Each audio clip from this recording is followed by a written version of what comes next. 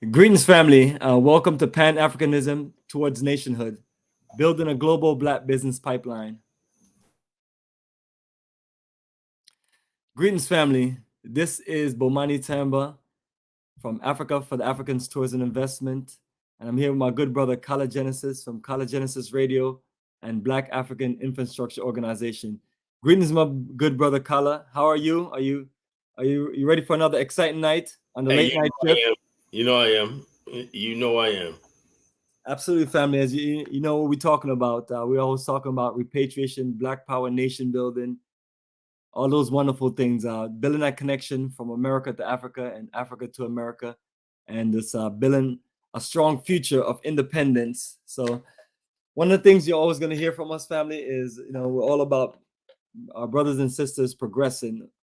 We're all about us stepping our game up, us being competitive, us being organized, working with the best of each other, and building an incredible future for our children. So that's what's on the line, family. So when we talk about these movements, it's important that we build success in these movements, because when we don't build success, our people lose faith in us, and then our children don't have anything to build upon. So appreciate our ancestors who built Liberia. You're talking about a movement over 200 years ago, and I appreciate Marcus Garvey and Universal Negro Improvement Association and their works that they have done to lay the foundation for Brother Kala Genesis and myself to build upon. So we're always reaching out to those who have interest in connecting with us, whether it's on the Liberia project, whether it's us working together to build a bigger, stronger energy for Pan-Africanism, us working together as far as supporting each other business. That's one of the things that we're always about, is supporting Black-owned business. So always want to encourage us that understand that the only people that support Black-owned business are Black people. So if you're not supporting our business as a people, and you're not supporting what we're doing, we're not going to get support from anybody else, and so we're not going to be able to build a future and this movement as we need. So let me share the subject with you tonight, family, so we can get started.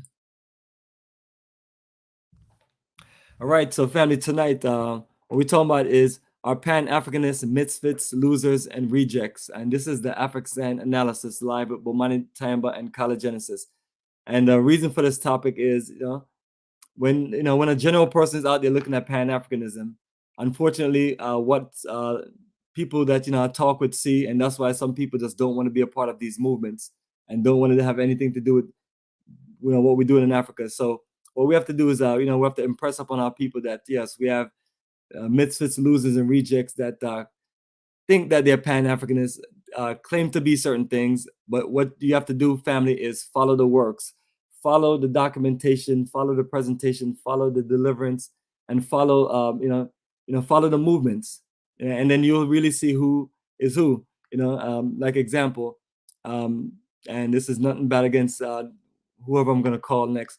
Umar Johnson. If people want to know what he's really about, it's up to them to do their research, and then you can say, hey, this brother is doing some great Pan-Africanist work, or this brother is not delivering. We have to learn to be judgmental, especially if we're the ones supporting the people that's out here pushing these movements.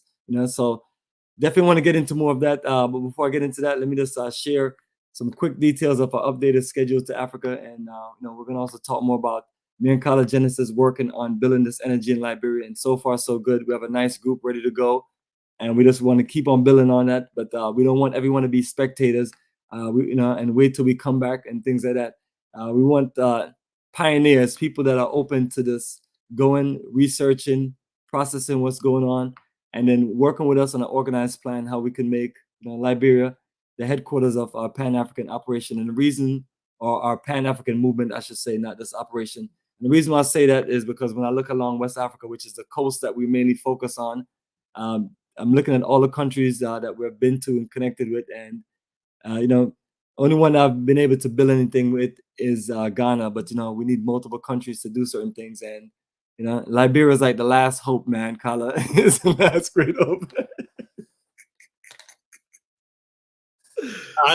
Honestly, man, we're putting a lot of work into making it work, and we're pushing Kala as much as I can push him.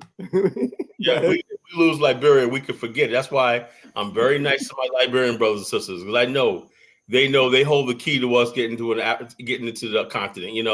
from Liberia, we could comfortably access the entire continent, you know? And we don't have that, man. Like, imagine that. Like, let me tell you something, right? I know we got to get back to regular schedule. No, go ahead. Yeah. You know, imagine you're in Senegal right now, right? And you bought something from Senegalese people over there, right? And you're watching the Senegal, the government you pledge allegiance to now, sending gleefully speaking in French, sending its troops to Niger to slaughter other black. How would you feel about that right now?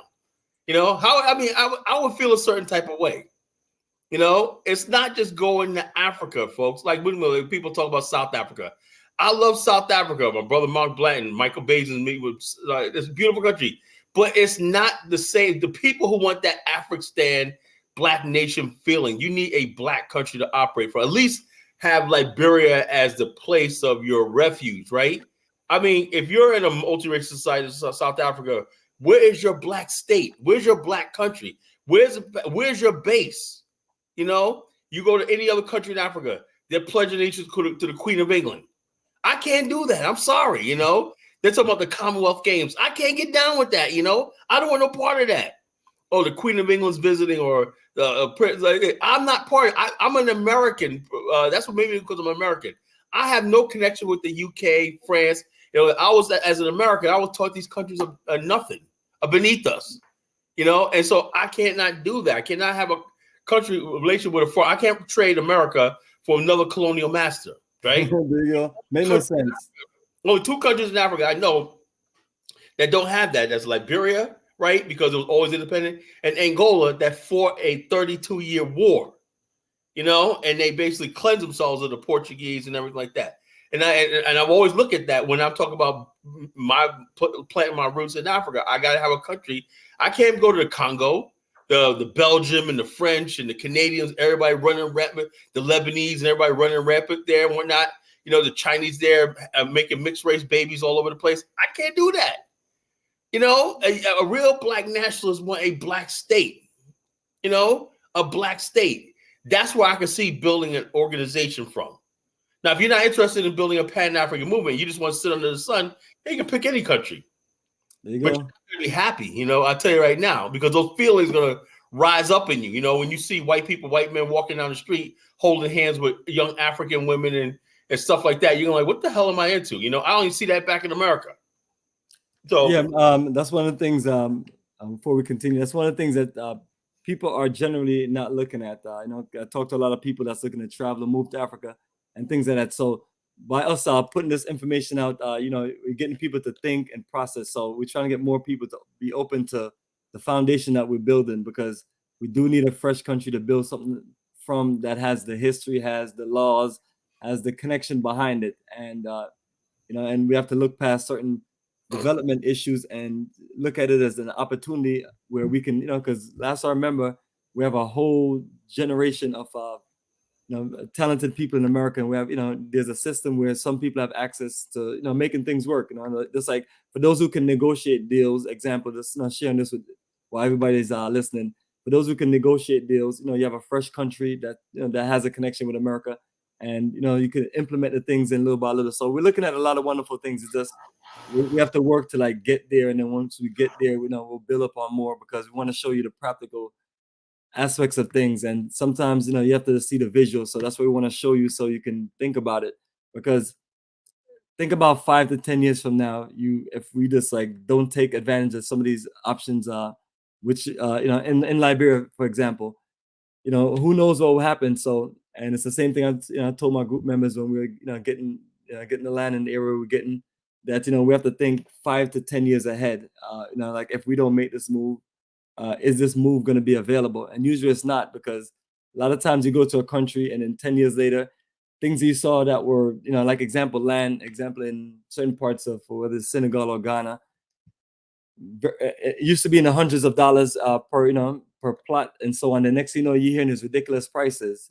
So everything goes up. So basically what I'm saying, family, if you invest in the foundation of what we're building in Liberia, your investment will grow, is what I'm saying, directly to the point. And then you have something to build upon, you know. So that's the best thing I think about when I'm here in America working every day. Like, you know, I have something that I can invest in that's going to grow, you know. So let's process that some more, family. And we're going to keep you linked with energy of Liberia. And let me just share with you a few details from our website, and then we're going to get back to our regular schedule program. And Kala is ready for him tonight. Oh, you know, as a matter of fact, Kala is always ready. I got to give it to our brother. Always ready. Yep, that's my job, man. It's a job, man. Another thing before you start, it's like another thing I'm gonna talk about before we start is consistency. You know, if you say you got a YouTube platform or not, you should have a consistent schedule, right? We've been doing this show for going on 2 years, you know, twice a week, going on 2 years, right? And the bottom line, we consistently do long shows. We're not like an hour and a half and this and then we're jumping off and whatnot, have 20,000 people on the panel because we don't want to talk and whatnot. It's mostly quality in us, and we're giving out information. We're playing videos. We're playing educational. People out there, use your head. That had to count for something. These guys these two guys are organized. They've been out for 2 years. They're consistent. Every Tuesday night, I didn't know y'all was on. I hate when people tell us that. Every Tuesday and Saturday night, what you wanted is you want us to disappear and fall off and just be like, no. This shows you what we're doing is we're bringing our professionalism, right, to this movement. And this little thing of us being consistent every week, right? Same time, same channel, every week shows that we're consistent. And we're starting to call on our cards, because it's just too many people listening to too many other people and whatnot. And I'm getting tired of that, and also what makes you a Pan-African is not how many YouTube subscribers you have. It's your consistent work over the years that you put in work. And so the bottom line, you think your subscriber, one more y'all say, I got millions of people follow. It doesn't matter how many millions of people you think following you or not. What's your consistent message and everything like that? What have you done? Have you been an example in your life to the people and everything? That people can be proud of you. Say, I follow this brother because he's doing the right thing. Or is it a popularity contest? So this is what we're talking about now. Okay, I just wanted to get that off my chest. Yes, brother, share away. All good. And family, that's the link. That's the link right there. Show us some love, share, like, subscribe. Hopefully we don't have to say it and keep telling you this. Show us some love. We're about our business. And, if you got good people that, that can, that's feeling, what we're doing, connect them with us. Right now we're in a serious movement where we're looking for serious people because we're already behind schedule as far as our movement. So, it's time to step it up. All right, so family, this is our website, africafortheafricans.org. And the goal is always to give you access to all of our Africa tours and investment information. So it is right there on the website. As soon as you click on africafortheafricans.org, you'll see the big banner, Africa for the Africans Tours and Investment, and an array of just incredible photos over the last 17 years of all the different countries that we have traveled to, and a nice MP3 player. So you can hear some nice, wonderful cultural tunes. So once you scroll down, all of the information is right there. And if you're on your phone or tablet or any mobile device, all you have to do is just click on the main menu, and you'll see all the things that you need to see and get access to, which is all of the tour information, all of the countries that we're traveling to, and the schedule. And once you click on any of those links, it just gives you the full details. So try to make it as simple and organized as possible. And then all of these things that we have, we can always send it to you via email in writing. As far as if you're looking to journey with us on any of these roots and culture journey.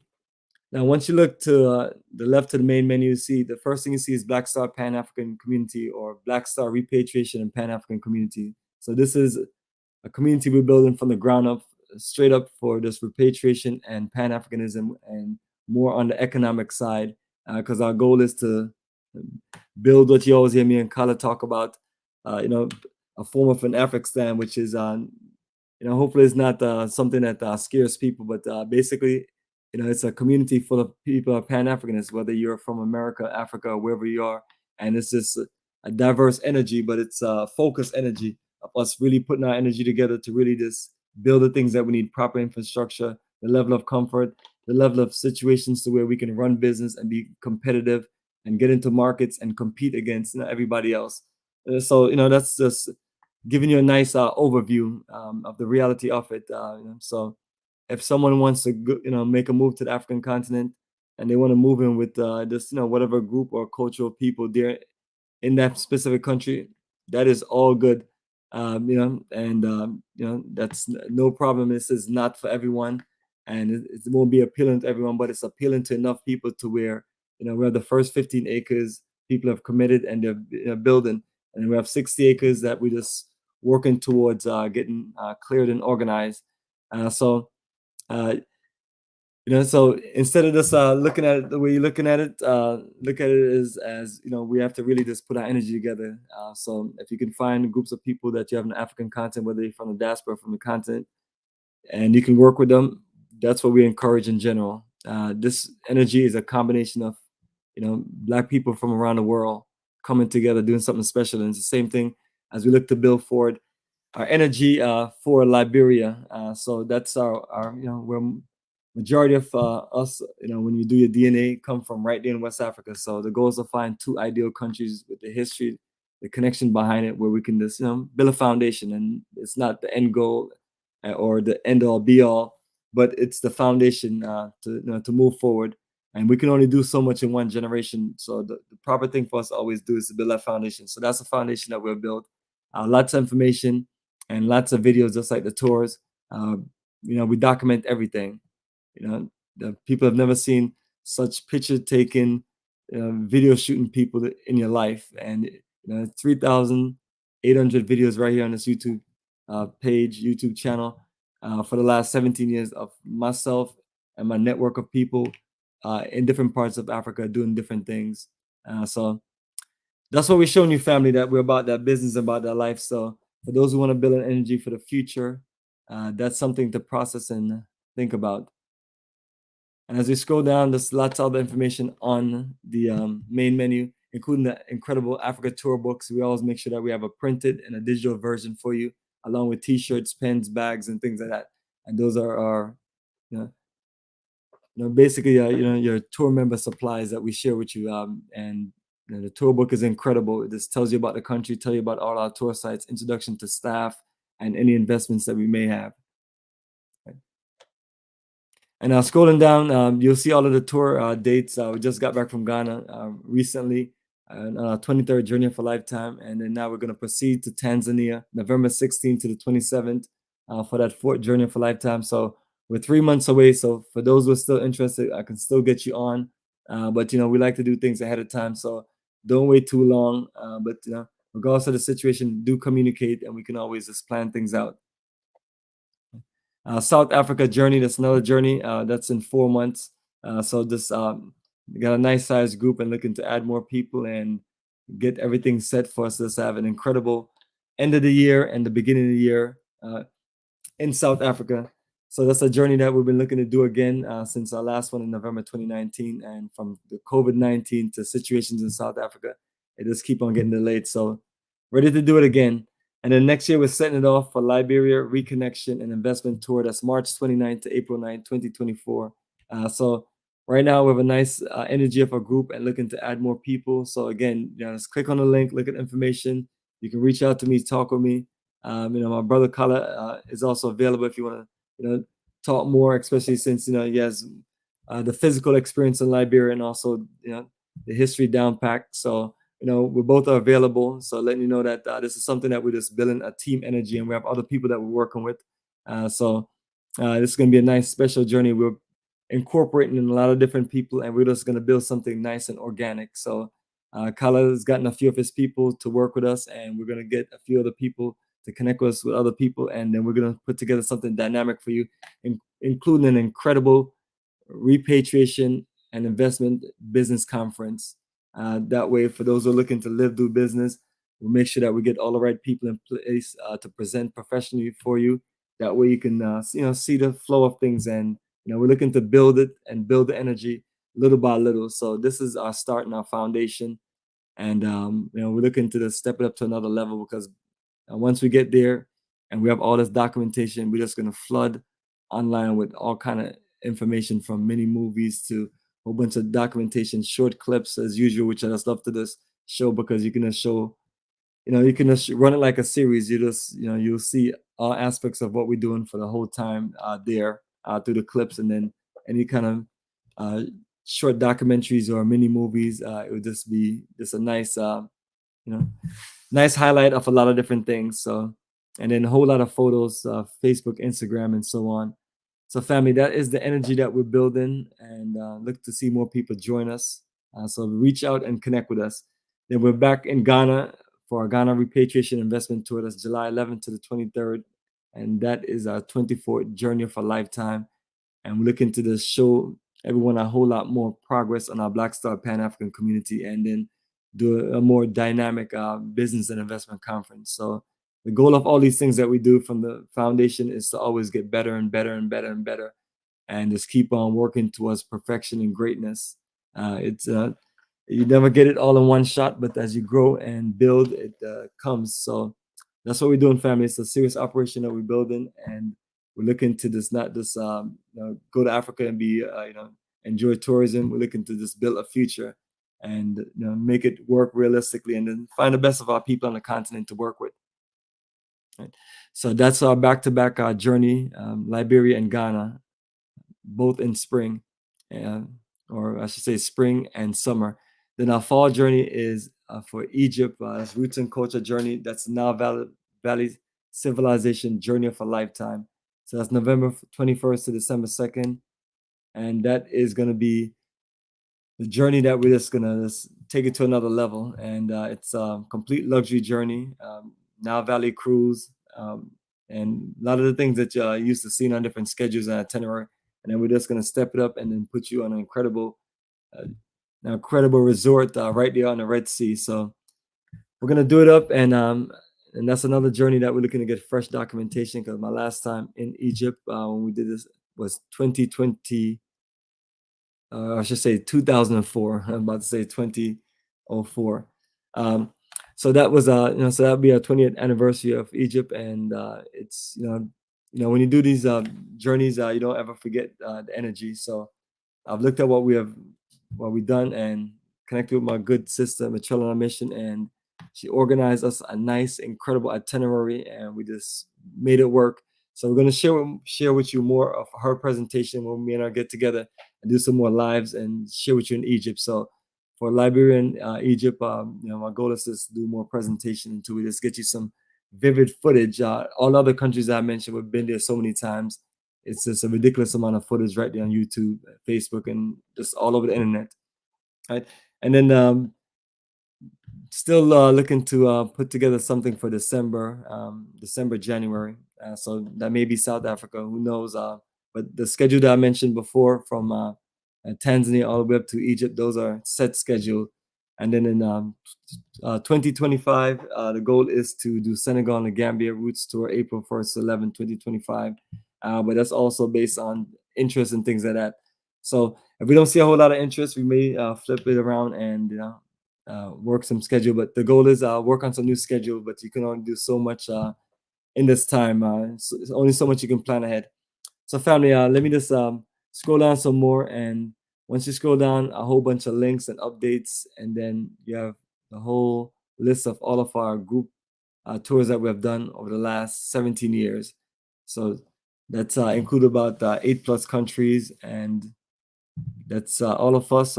Some in our Africa for Africans t-shirts, and some of us are in different things based on the group that we had. So a whole lot of history. It goes all the way down to 2006. But these are our last 2 journeys that we just took in spring and summer. So got a journey of a lifetime for you for all of seasons.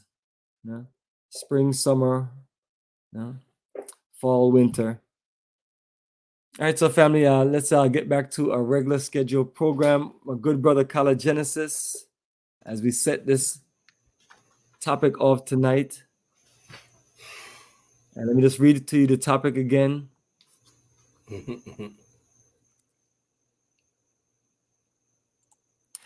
Yes, family, our Pan-Africanist Misfits, Losers, and Rejects. So Kala's going to break it down with the Afrikstan analysis. So Kala, yes, I'm sure everyone is waiting for you to break it down. And I can't wait to break it down. I was waiting all day for this, had a nice little nap before I did the show. I don't know, somehow, man, I did a lot of work today. Did my laundry today, and when I took a day off today, I just did my laundry. So you don't have a wife that do your laundry? Whoa! By the way, Isabella will be here in November. You know, she'll be here in November, and I'll never have to do laundry ever again. Let me stop that because that's not even proper to even say. I apologize. No, it's the truth though, yo. You tell that to. Nah, it's just I don't want a woman to feel like, because I'm trying to remember last time any woman did any laundry outside of at the hotels. It's been forever, but that's not what our women for. Our women are not our maids. Oh yeah, let me stop that. We shouldn't say that. So I don't ever want to put that out there. Yeah, we should stop that. Women aren't supposed to be doing laundry. But you know what I mean. But yeah, you could be in a household right now. I'll do the laundry if you cook, and vice versa. Yeah, we're just be respectful. So, some people look at it other ways, and like I got brothers tell me, there's like, nah, that's why I got 3 wives and things like that. And I'll tell you, hey, in a different situation than me, people like myself have to grow up to where you have to this. Yeah, we don't have to do for yourself. And because the goal was never to make your wife or your girlfriend your maid and your servant and things like that. At least that's the way people like myself look at it. You're trying to build a bond between us as a people, so we can build fruitful relationships and fruitful commitments. And if you're treating the next person like they're your servant or your slave, to share the laundry with, I can put it like that. I can share the laundry. We could both go. Yeah. Of course, that's a better way to say it. I didn't want to say like she gonna do my laundry. Colin, man, you a freaking. They're gonna get man. Why I said it? They gonna get a hold of that and say, "See, Colin, man, he's a freaking caveman and whatnot." That's what they always. Yeah, people say that about us. They say you guys are womanizers and all kind of stuff you hear from people. But you can never win in these things, man. But never win, Yeah. But back to the topic of tonight, right? The reason why I chose this topic tonight is the fact that I want to talk about something very, very, very dear and affects all of us, right? In the Pan-African world, right? We have to understand something, right? Black people like giving themselves credit for the civil rights movement and everything like that. But let me tell you something, folks, right? As I know the ADOS FBA, if it wasn't for us with civil rights and whatnot, you had nothing to do with it, right? The civil rights movement integration had everything to do with white America soul searching and saying, something, we cannot call ourselves the last hope of mankind and oppress and reject people just because of their race.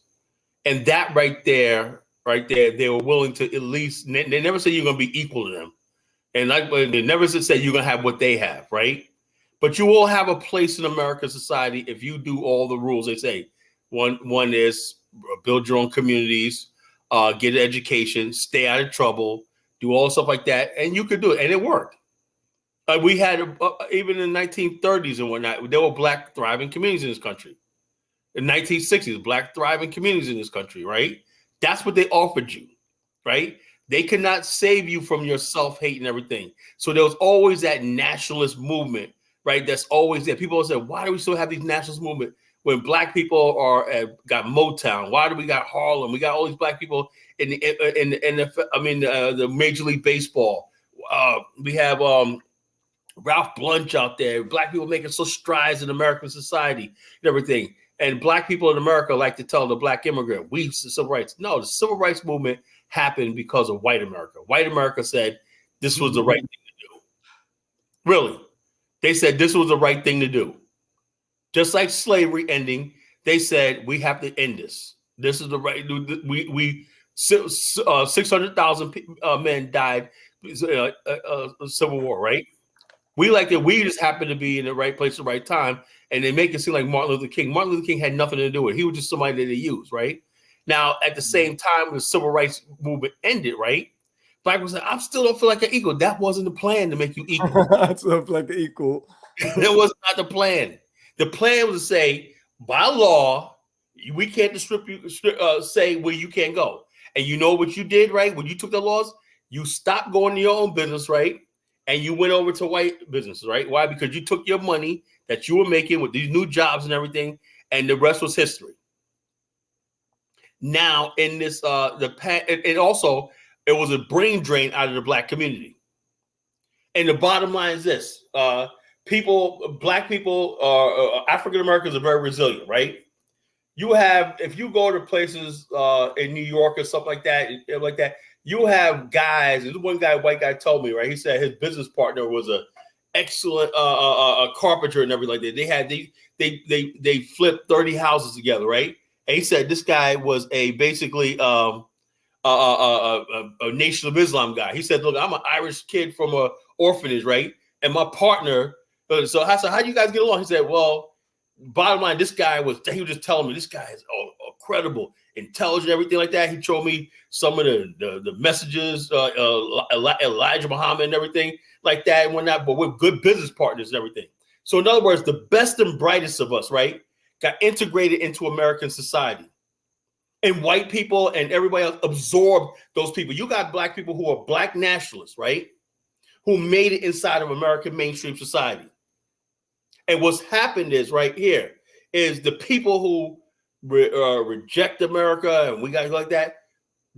Unfortunately, these are the people that are left without any skills, without any drive. And this is what you're seeing. People who are misfits. People can't fit into this new society that was dynamic, right? Because you could work with somebody Italian. He may be Knights of Columbus, everything like that. Human beings are very dynamic. We're not primitive like people say we are. People, you go to most cities and everything, until certain happen, you will have people from all different walks of life who will know how to work on a job and make a civil society work in their diversity. And they may go back to their own communities and everything like that, where I go to my Italian neighborhood, he goes back to the Italian neighborhood, he goes back to the Irish neighborhood, he goes out to the black neighborhood, he goes like this. But in the city, on the job for decades, when people know how to work together and build and make these cities in the society work.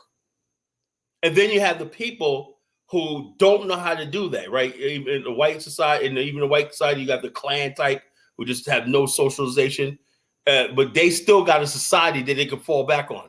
I know clan type of dudes right here in Virginia, right? I know they're clan type, right? They do jobs that they know they're not going to run into black people, like logging and stuff like that. They're outside the social spectrum. Majority of white and black people have to interact with each other. Now, the question is, where do the black people who don't want to be part of the social movement, where other people learn how to navigate, right? Like me, myself.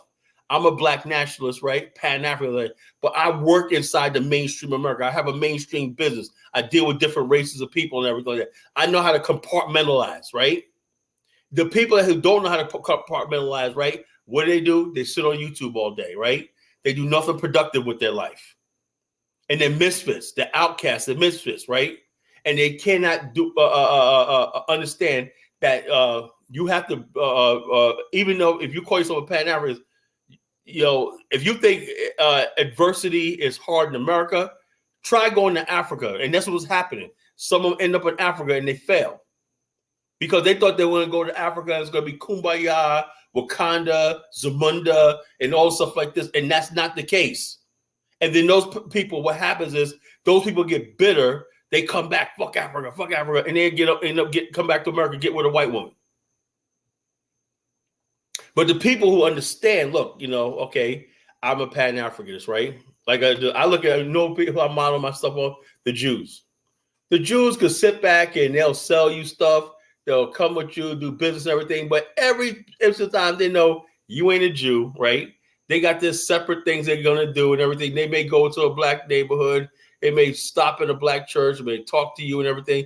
They may make money off of you and everything like that. But they know you're not a Jew. And when they have their thing, they got Israel, right? They have their events and everything like that. And nobody says we're not going to start. Right now, and we played a video a couple weeks ago. And one of my adjoining cities, I grew up in Bloomingburg, New York. Small town. It had the Fair Oaks. We used to go there because they had the skating rink and they had the drive-in theater, Bloomingburg right now. But there's Jewish guys trying to buy up the whole town. And just 400 people. The town's only like 300 people, Bloomingburg, New York.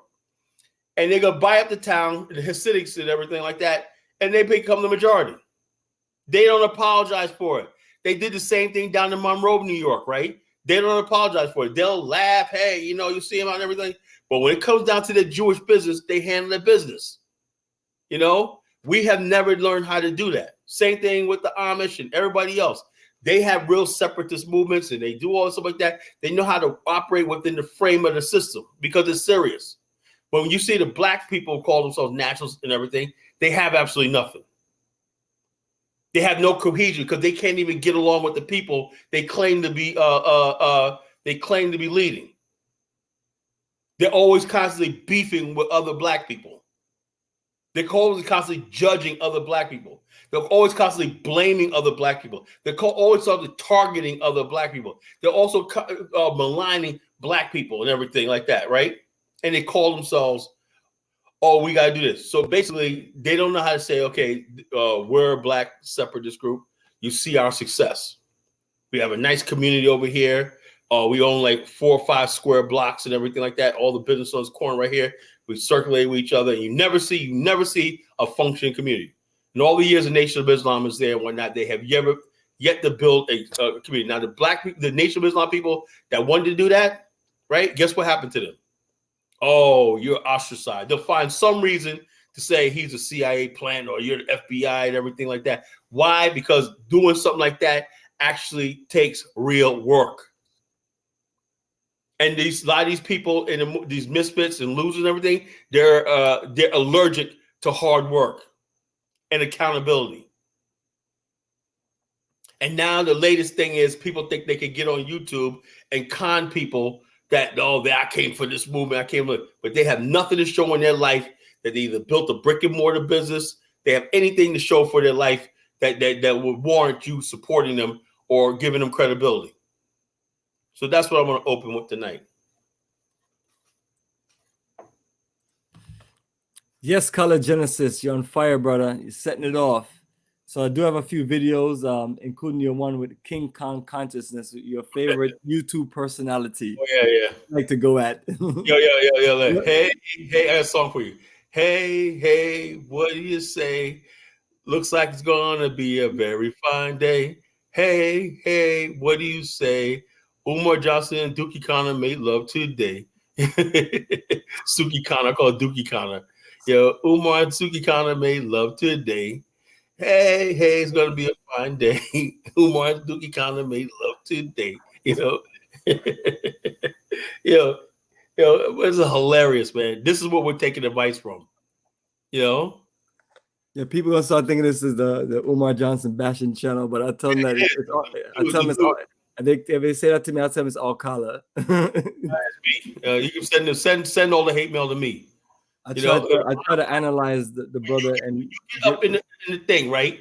And you start talking shit about black men, people or not. Yeah, I'm coming for you. It's like when people start talking this blame game shit, that's another thing we're getting sick and tired of, right? All the systemic racism and everything goes out the door, right? When it comes down to black men.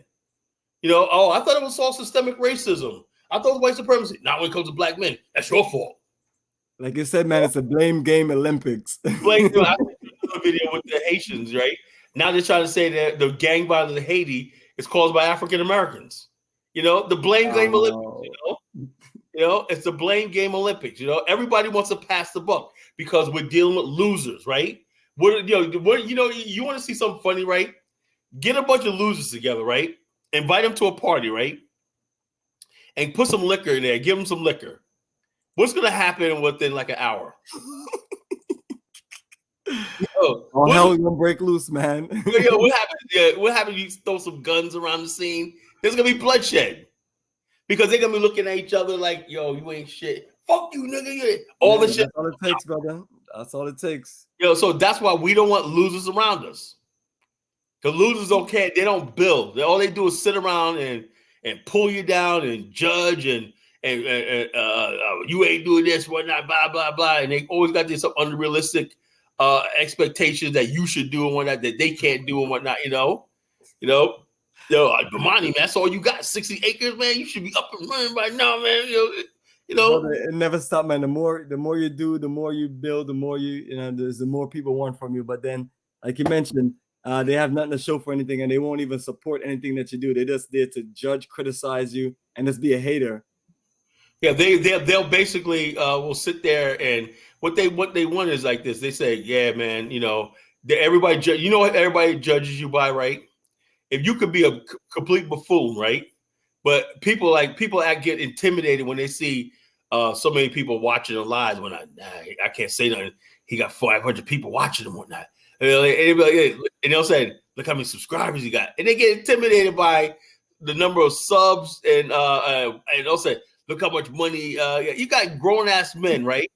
Sitting there talking about you pocket watching, you know, talking about YouTube content, YouTube super chats, you know. I'm getting all this money when goddamn, we went from selling crack to rapping about selling crack, you know, and now we're talking about we're making money on YouTube talking about how we used to sell crack and how we shouldn't sell crack and whatnot. Like that. And the white man's giving us all these tools to make us like to sit in mediocrity and collect a little bit of money and whatnot. He knows what the fuck he's doing. You know, you on YouTube telling all our business, you know, telling all our business to the white man. And you making a little bit of money when you think, yo, man, I got 5 racks. I got 5 racks. You got you a YouTube nigga, you know? Yeah, brother, they don't make these platforms for no reason. Yeah, they give you a platform. Smart people like you and I use it for marketing and build up our movement, but that's what I'm saying. That's all it should be done for, you know. But entertainment and all this stuff like that to make it say I'm a bigger YouTube. I'm the best that ever did this shit. When anybody say that shit, I'm the best that ever did this shit. Did what? Sit on YouTube and talk all day? Come on, nigga. Yes, sir, man. Losers. They're losers. They got nothing real. That's why they're on YouTube. Anybody tell you that they're great because they got a YouTube following, they're a freaking bunch of misfits and losers and bums. Let's see what happened when YouTube cut the YouTube cut the revenue stream. Oh, they'll be out like a light, you know. Niggas be gone. They'll be gone like the wind. Yeah, people like myself, you know, that's not how we make much of anything. So it's never a big deal. You know what I mean? I got a social network. Appreciate the little change to where we can use it to cover, you know, the things we do. But right. Other than that, I can't make that like, you know, what I mean, my career. You know, what I mean, it's just for me. That's the way to say it. It's like, you know, when you're growing up, you know, like people in my family are technicians and things. You know, it's always something about having a skill or craft, or you know, getting a college education or something. Right. And now your goal in high school is to be what, a YouTuber, a content creator.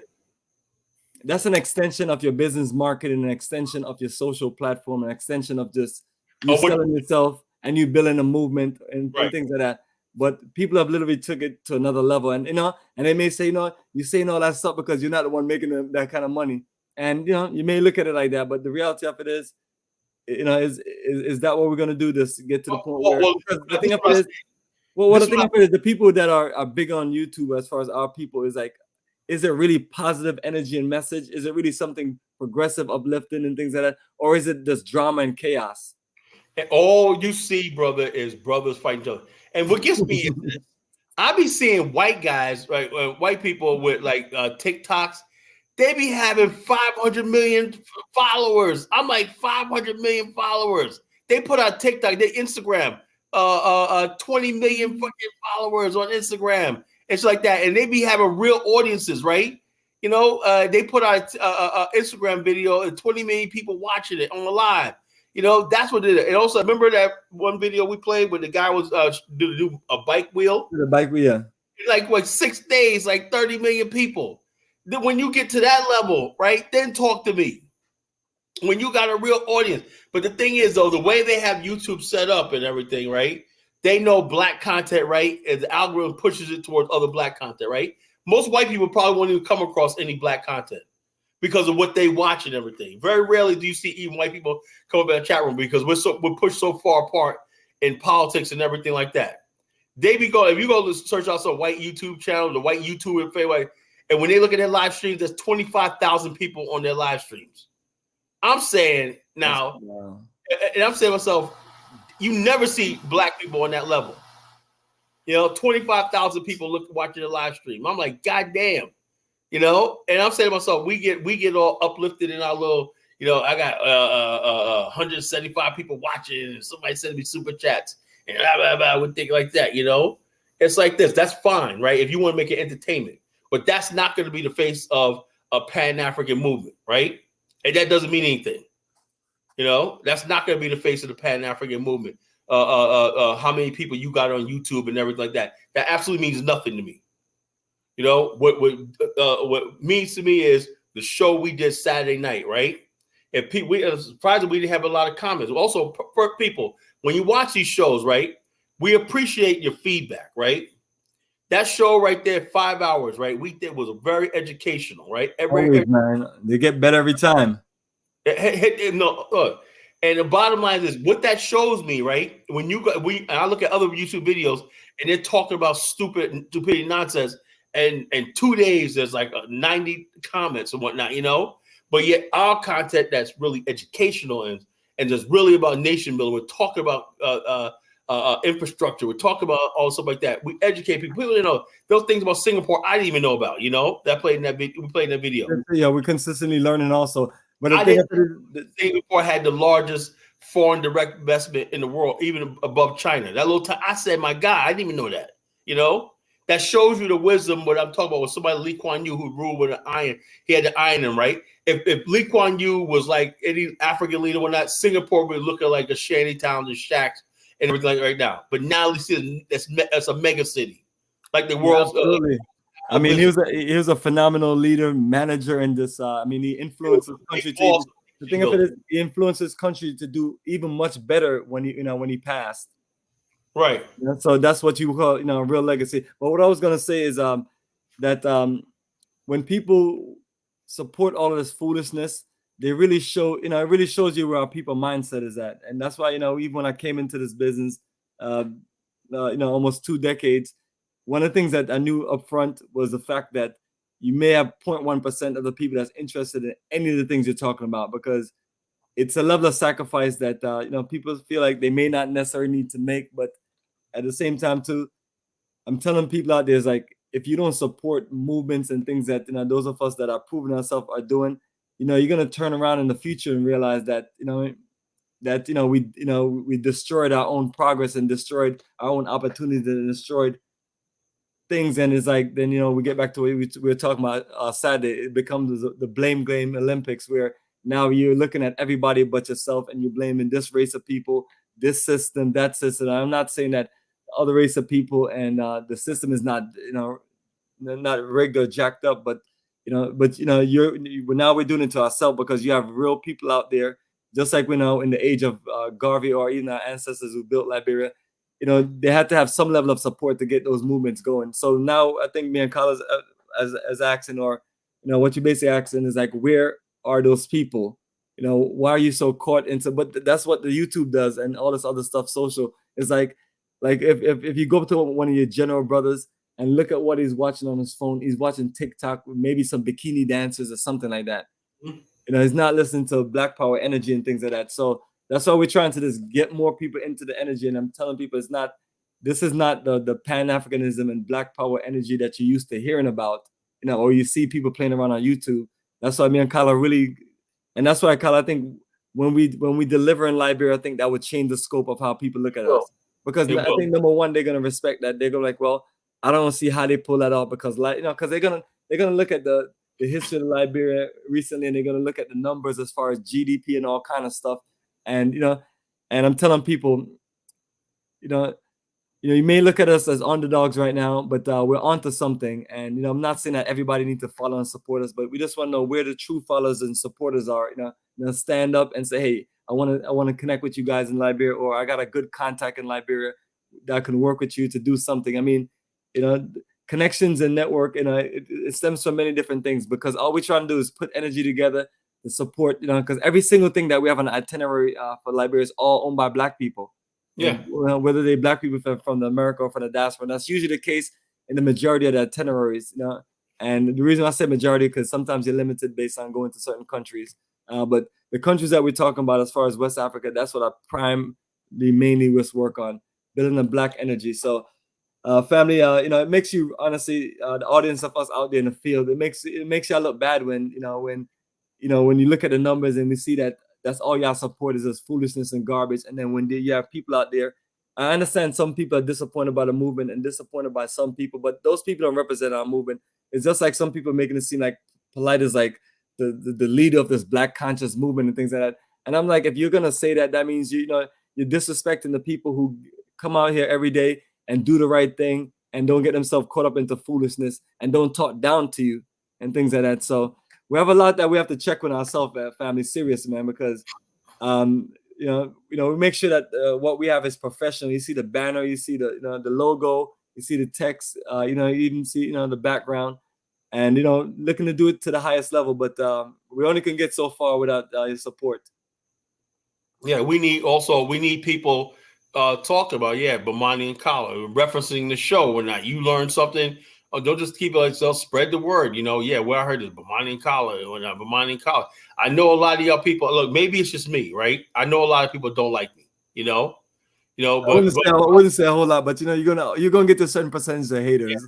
Yeah, I get that. My personality, whatnot. I get that, right? The way I come across, I'm overbearing, loud. But people want to see me down. They want to. But look, think about what I'm trying to do. Think about what I'm trying to do. Even if you don't like college Genesis, right? If you can't stand my guts, don't you want to see us have something, in Liberia, Ghana, Angola, and all these other countries, everything? Don't you think the Black African Infrastructure Organization is a good concept? Yeah. Why can't we build on that? Why can't we rise up like men and women and build on that? Do you think everybody liked Lee Kuan Yew? No, people hated his guts. But they knew that the bottom line is this. That's what it is. We in our community, right? We give it to charlatans. They gotta woo us into liking them and they hug. I can't do that. I cannot do that. I gotta be straight with you at all times, right? I can't be like sitting there telling you that, nothing's your fault and everything like that, make you feel good about yourself. I can't go pandering to the sisters, tell me, yes, sister, you're a queen when you're acting like a hoe. Let me tell you something. Let me tell you who I think is a queen, right? And it's not a shot at nobody. Oh, well, it is. Regina King. Yes. That's a queen. She could, a real Black woman, right? They could come up to me, call Genesis, right? And I would shut the hell up, right? I'm in the awe. Somebody like Regina King, right? She could tell me anything, right? I'd be like, okay. Felicia Rashad. That's a queen. Debbie Allen. Good example. Good examples. Great examples. That's a queen,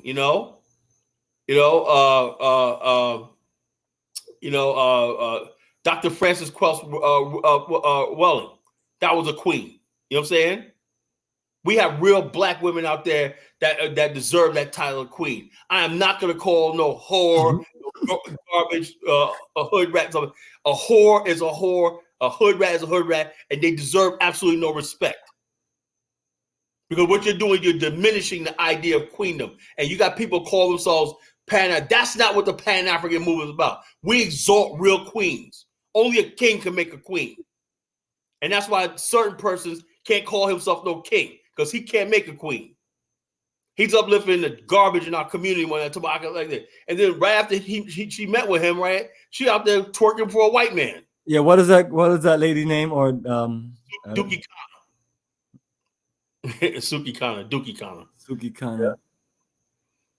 Yeah, so like I mentioned, I'm not here to bash anyone and things. What I'm here to always do, and what we're here to ultimately always do, is Afrikstan analysis. Is these behaviors in reference to nation building? We're going to build us something or not, guys? Somebody said Grace Jones, Whoopi. No, not no Whoopi Goldberg.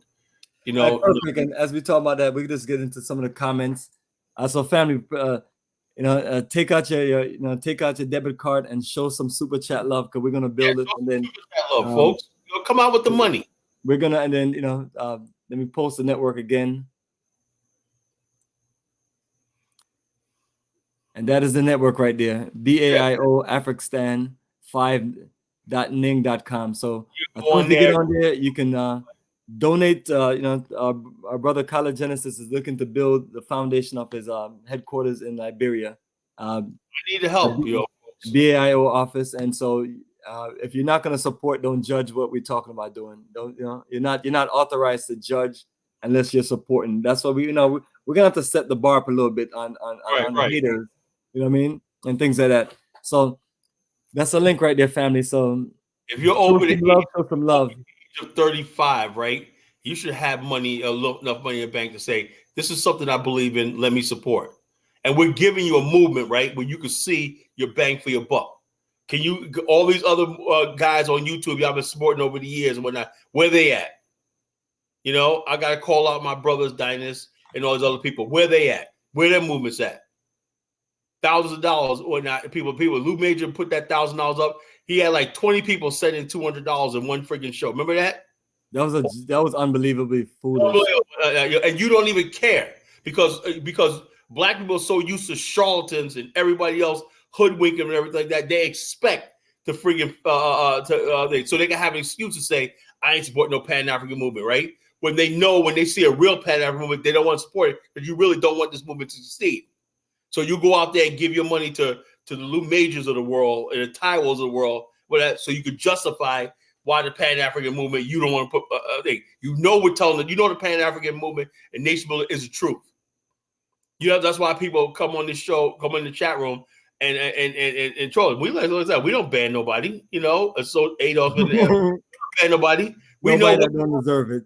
He knows what draws them here. They know we cannot friggin' they cannot get us out of their mind. I'm in your dreams. I'm in your nightmares, whatnot. When you're eating down at night, you're thinking of collagenesis. I haunt you every friggin' day. We're telling the truth. And we're not going any place. So you either get on the board or get out the way. And all these other people you guys supported right now, they're all falling down thing. And you see Bomani and I, the strength we're putting behind this movement. Show me anybody in the Pan-African world that can match what we're doing right now. Not even bragging. So you want a real Pan-African? Did you be part? Join the Black African Infiltration Social Network, right? Join your local chapter, right? Have local meetups. In each chapter, why not have a meetup in your city, right? And connect with the local Black African infrastructure and Africa for Africans, the two Pan-African groups out here and whatnot that's doing it, right? That's what we want. We want to build a fellowship, a new nation. Nation starts with fellowship. It starts with our fellowship with each other, And so this is what we're talking about. This is why it's important, right? In the future, one of our members, right, Mike Roebuck, right? Him and I, we're not on really good terms. He was trying to. I saw it back then, right? But 2 years ago, when he was about to go to Angola, he's a computer engineer, software engineer, and everything. He had designed a platform, something like YouTube, right? And he said, "Look, this is how we're going to replace YouTube." And I said, "Okay." But it was linked to StreamYard and everything. He said we can have our own platform. I said it's good, but he can never get it up and running. He can never work the kinks out of it, right? Say if you ever do this, that'd be great. We have to look to the point. Even though we use YouTube, YouTube streams on StreamYard streams on multiple platforms. So in other words, even if you're on YouTube, right, you can stream on Facebook, Instagram, I think, Twitter, and everything. And he wants to create another platform that we can stream off of, that we can start basically using ourselves, upload our own videos and content and everything like that, and eventually monetize, right? Imagine if we got somebody like Umar Johnson say, you know something, I'm not going to use YouTube, right? I'm going to go on your platform. You think that'll ever happen? No, because these people aren't serious about building Black-owned platform. This starts with the platforms. That's why we have the Black African Influence Social Network. I want to basically replace Facebook because I see what the nonsense and foolishness of Facebook. This is a place where real people who are into Africa and nation building, repatriation, and the Afrikstan ideology, right, can meet together and basically do everything you do on a thing. Friend request somebody, start your own group and everything, subgroups and everything. You can create your own groups, create your own blogs, upload your own videos and everything. A fellowship, That's why I love the Ning system, When I first got on social media, it was all about Ning. And then I said, okay, it was Ning in MySpace, right? And I like this, right? But over the last couple of years with Facebook and all these other people that came in and just took over the market, now it's so mainstreamized and everything, I don't feel like we have a community anymore. I don't feel we have that sense of privacy and everything, secrecy and everything like that. I don't feel like I'm part of a social network anymore where everything's on YouTube and everything like that, right? We want to start building these social. Remember, we used to have Black Planet back in the days. You meet people that, we're in a place where we have a space for our people who believe like us. And that's what this is so important, having our own social networks and everything is so important. You can't listen to this show and then you're on YouTube and Instagram and Twitter and debating on Twitter. Let's get to a place where we got people who believe like us and whatnot could be communicating with us and sharing notes and everything like that, sharing pictures and everything like that to our own site. And that's what it's here for. That's what I bought the site for. I paid thousands of dollars for the site for, so we can have something for ourselves. All people have to do is just use it. I can't get people. You giving YouTube every time you type on Facebook, you're making Mark Zuckerberg money. Facebook, you don't even make money off YouTube. At least share the ad revenue with you. Facebook don't even do that. But every time I look around, you Negroes put everything but your baby butt pictures up there. Every 2 seconds, every thought, every time you're like, and I me too. I do. Because like I said, by the end of the year, right? Somehow, some way, by the end of the year, I'm getting rid of Facebook. That's it. I'm not doing it. I'm a lead by example. Lead by example. Maybe I might have to keep it to reach out to certain people for our trip and everything like that. But I think beyond next year, that trip and everything, once I have the office up and running in Liberia, I'm cutting off Facebook. I already got rid of Twitter and everything like that. I'm just going to focus on what we do on YouTube and this social network. Because I'm tired of people playing it. I don't want to know about your favorite YouTuber. I don't give a damn about them anymore. I don't see no progress towards nation building and everything. All I see is people just doing their own thing, having fun in Africa and stuff like that. It's not getting anything done. It's not building anything. Oh, and look, is there any black group, right, from the diaspora that has a securities firm that's on any other stock exchange or the floors of any of African stock exchanges? None. Africa is about to go through a major transformation with this war in Niger and whatnot. Are we organized to have a group or not talking about our interests in Africa? What are our interests in Africa? We don't have any. Now, like I said, the BAIO has a chapter for each country. Imagine if everybody was in a chapter, was meeting up in each country, Ghana, Kenya, and everything on a regular basis and sharing notes and whatnot and building something. Under the idea of the Afrikstan, who are the Afrikstan? The returning Africans who are trying to build a homeland for themselves in Africa. Very simple. And this is what we have to be on the same page with. And people, and I'm not saying that, I'm some leader and whatnot. I'm just saying, look, who knows who might become the leader. Somebody might rise up one day and be like, hey, and I'm like, hey, look, this guy's dynamic. You could take the leadership. This is just a social network. I'm not no dictator or leader or not, but I'm just saying I'm the architect. I give guidance and everything like that, but I want somebody else to step up and see what they can do. College, what you consider a merger be a Arthur Jargo? What? Hold on, so we can get to the comments. Let me open this up. But what I wanted you to get myself back alive. What I was wanting you to do was to talk about the website, and then we'll get to their comments. Okay, the website. This is a BAIO donation page, right? I got a Cash App donation, but you can ignore that. But right there is the Liberia project and development. I finally got my PayPal back, right? And so I did that. You could do. I don't want any big donations and everything like that because I want nobody saying that. I donated, so I know. Look, small donations, reoccurring. I don't care if it's $10 a month. If you want to send me $1 million, family, send it to me because I can always send me. Okay, well, you did done. Myself do when we get paid, we put that money to work because that's all I want. All we're about is billing, billing black enterprises. Right. So, we always got a lot of people to pay. I know you got people to pay every month. Oh yeah. Right now, if I had 100 people, payroll is no joke. $25, right? That's $2,500. You know what I could do with that in Liberia? The people I could pay and get stuff done. Who's going to be our first person to commit $25 a month? Come on. This is what I'm talking about. The Pan-African movement has to stop having losers. I want the winners. Who are my winners out there? Who can afford $25 a month and say, look, I know how you can get some donations. Let's say you're going to build a Pan-African school. Oh yeah, say I'm going to build a school. Yeah, no, not any school. I mean, a Pan-African school. yeah. Say I'm going to build a school.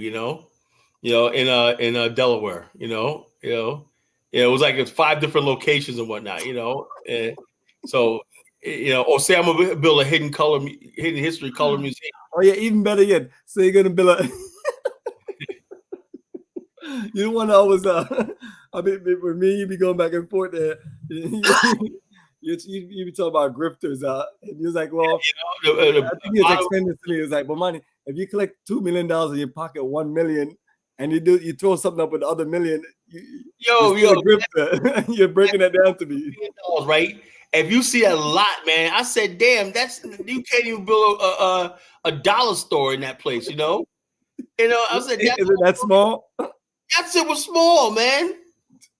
In a crummy ass part of town, neighborhood and whatnot, I said, that don't look like the picture we were showing, the Hidden History Museum, and people were just, yeah, it was like this. And then now it's just a lounge and everything like that. So the bottom line is this. All we're saying is this. If you really support real Pan-Africanism, and you really support real nation, you really support what we're doing in Liberia, the Liberian Development Project and everything, make a donation, Is that okay with the Cash App up there? Is that okay? Yes, okay. You could send a Cash App. I prefer to do it on the thing. If you send a Cash App, make sure you tell me what it's for. Make sure you tell me what it's for. There you go, man. I learned that from Umar Johnson. I used to watch some of his videos, and I just started. I had to just like turn it off because he kept on saying Cash App so much. Hit the Cash App. Hit the Cash App. I was like, brother, I was feeling what you're talking about. Then you flipped over to some Cash App stuff now. Bottom line is this. You have to admit, right? All the years I've been doing this, people say, I learned so much from you, Colin, and I never charge a dime. Yeah, the brothers, absolutely. Show some love. Time and everything like that. Now I'm saying I reached a point where I'm saying that if you're really rocking with us or rocking with Bomani and I, you really want to be part of this Liberia thing, you want that, we need your financial help. We need your financial help. That's what we're talking about at this point in time in our history. We need that financial help. We need that. And it's not something you're going to do tonight, right? I want you to think about that, and we're going to keep reminding you, we're going to keep reminding you, It says, Colin, would you prefer emerging? I'm not emerging with anybody, have a STEM group in the BAO. All we need to have people come in and join. There's a STEM group in there. Somebody could come in there, join the STEM group or not, and then get with whatever state they start staff. We used to have STEM study groups and everything. YouTube destroyed everything the BAO was doing, because the YouTube attracted all the engineers. The BAO, we attracted all the engineers, building everything. Anybody who's into Pan-Africanism, I think everybody from John Cashin to Harold Hayru, all these people came to BAO because it was the only game in town. Now with YouTube and whatnot, it's become. I get tired of it, Everybody, oh yeah, so I watch such and such show. Who the fuck cares? What somebody some goofball on YouTube is saying. I'm tired of it. I'm tired of these fucking clowns. Getting all this attention. Wasting time. Distracting people. I don't give a damn how many times you went to Africa. I don't give a damn how much money you say you got in Africa. You don't have a real mission in Africa other than run your freaking mouth. We have to. The people that's serious about this need to join the Black African Infrastructure Organization. I put that in. I would defy anybody to debate me on this. Would you interview? Hold on, let's get right to the comments. Yeah, let's just roll off the comments. Some of them are interesting. Go back to the beginning. This was this first person. Seemed like one of your newest hater. I've never seen this one before. Yeah, any movements on our own? Well, the Garvey movement issue. Look what happened with that. The civil rights movement was not on our own. There were some people that did civil rights movement, but the bottom, what made the civil rights movement work, and they started smelling themselves a little bit, was Jews and homosexuals and liberal whites, right? They made that thing in Hollywood. It was people like Frank Sinatra and those people, Dean Martin and whatnot, Sammy Davis Jr. And it was the right thing to do. It was the right thing to do. I'm sorry. Let me tell you something, folks. Let me tell you something. This is why what I'd say about an Afrikstan, right?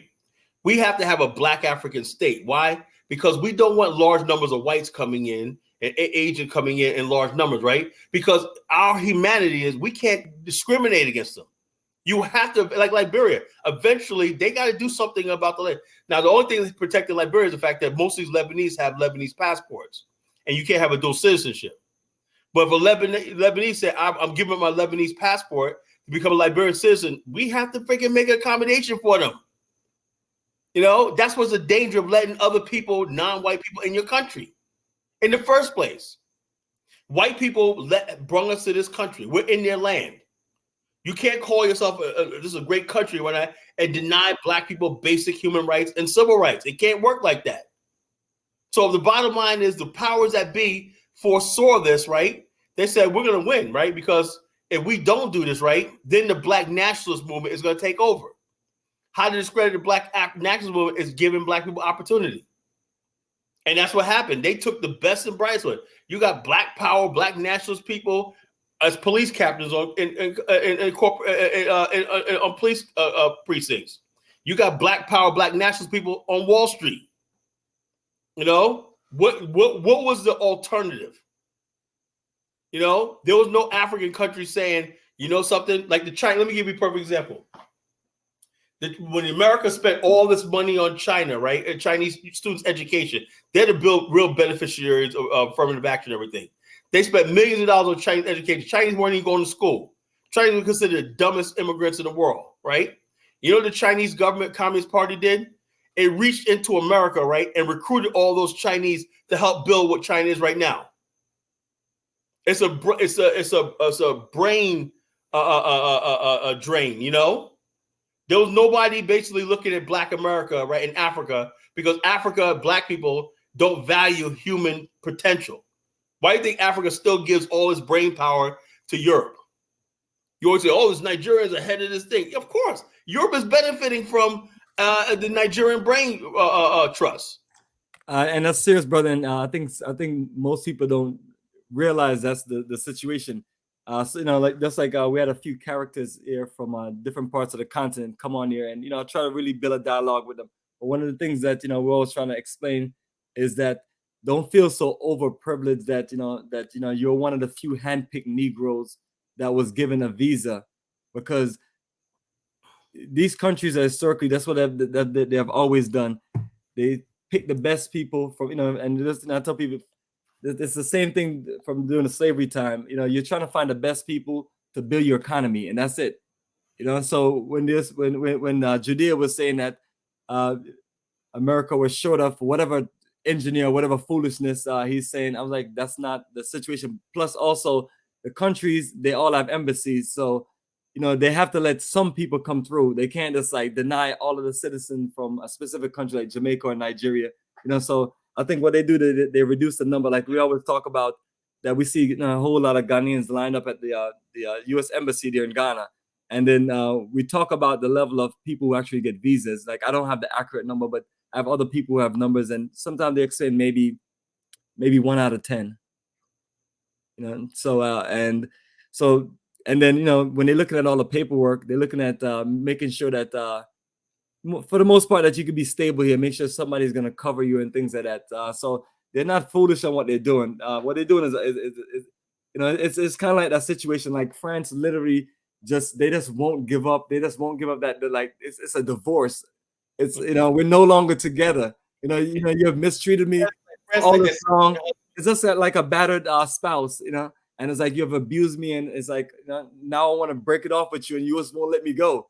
And it does feel like that situation. But it's like these people want to get the best of us. You know what I mean?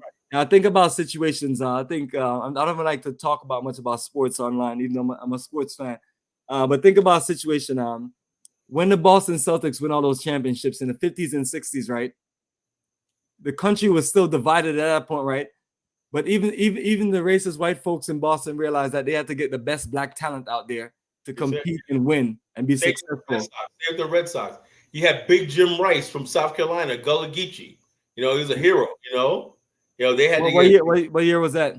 That was it back in the late 70s. Big Jim Rice, big guy, man, really good looking brother, man, real good looking brother, man. I said one time one of his players fell out and he was carrying him off the field. even though I was a Yankees fan, right? This guy, man, the way he just looked, man, he was just so handsome and just so strong. I said, I want to be like him, you know. And the bosses, racist bosses was, they loved Jim Rice. He was a hero. You know Isn't that something? Yeah, that's what I'm saying. That's I what mean, I'm you saying. think about some of our famous boxers back in the 20s and 30s.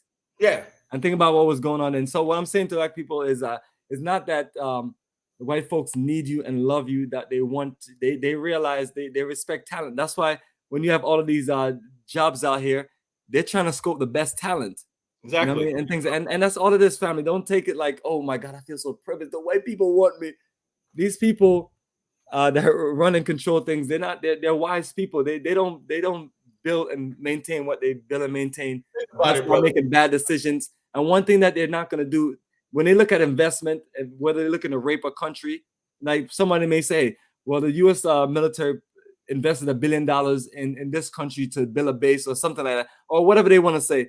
I'm like, they're not just building that base right there just to build a base, and just it's an investment that they're gonna reap. Whether they're and who knows what kind of dirty stuff that they're doing. But it's like you're trying to get your people to think in their mind that even the ones who have got this great job and think got some of these great positions, like if some of you niggas will step your game up and get better degrees and I was like, it's not even all about that. You were just one of those handpicked niggas. Not saying you're not qualified or anything, but they look for the best talent, and maybe you're more talented than the rest of us, but they're not gonna like stack up a whole bunch of people like you there. Period. You're just one of the few. Let me say this. Let me say this, right, brother. Let me cut you up. Check this out. Why is it that when it comes down to employment and everything, I was watching this video. Nigerians are doing good. Nigerians got education, everything. Do you know how many people who got education, got college degrees, still got to do Uber and whatnot for 5-6 years, can't get a job or not? So how all of them are the only people that's getting jobs? Where you got all these white kids, black kids, everything sitting out there working in a bookstore, driving Uber and Lyft and whatnot. I think it was like, oh yeah, I'm in college. I had one guy that was a Filipino, right? And this was years ago. I was doing actually Uber. This is back 2015. He was like, he was about to do. He does what you computers and stuff like that. What you do, and everything, right? The stuff like the software engineer, stuff like that. He said he has to go and take another year because what the technology that he learned is already obsolete. Yeah, you have to keep up. You have to keep on learning. Right. You need continuous training, so your brain has to keep on working.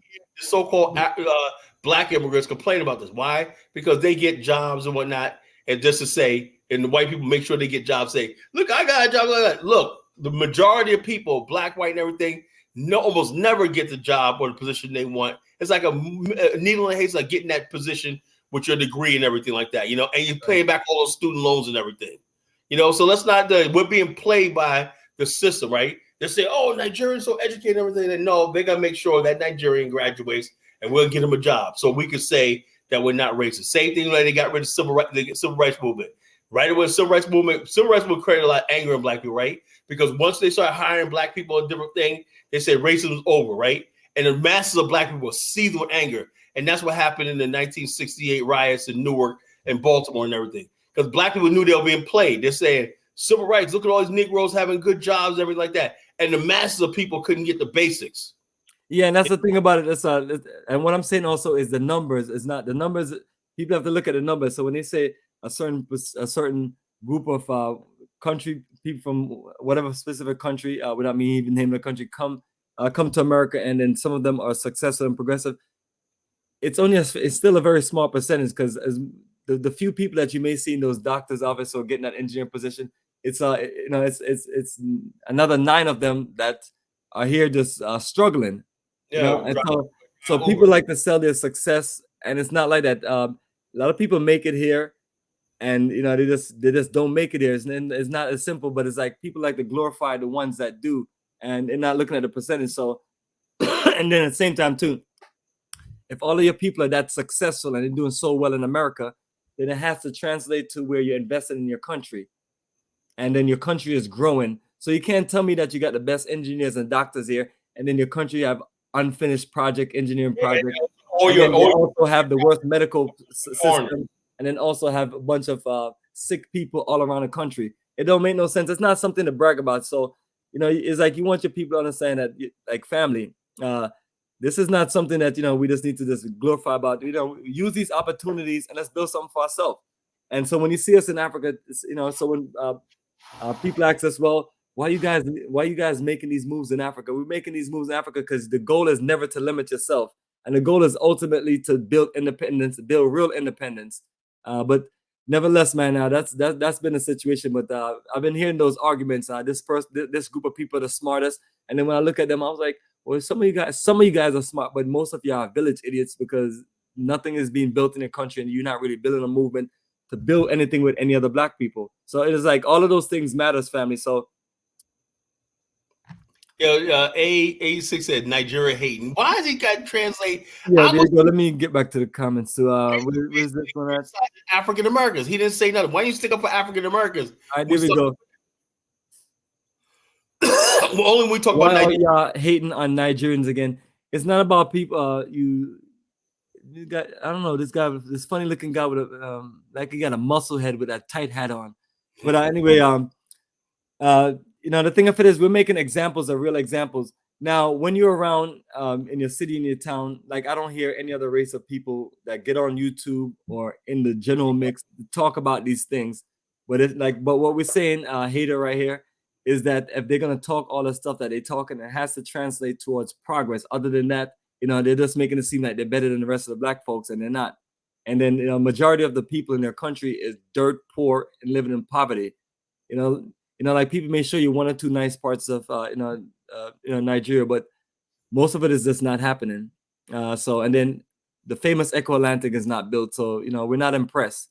And people have been telling me that they thought Nigeria was going to be a superpower 20 years ago. We all thought that superpower because they had all of the access to, they had the natural resource, they had the manpower, the brain power, but that didn't translate to anything. So I wouldn't go around the world bragging about all these things when you have a failed country. I thought Nigeria was liquefied natural gas, right?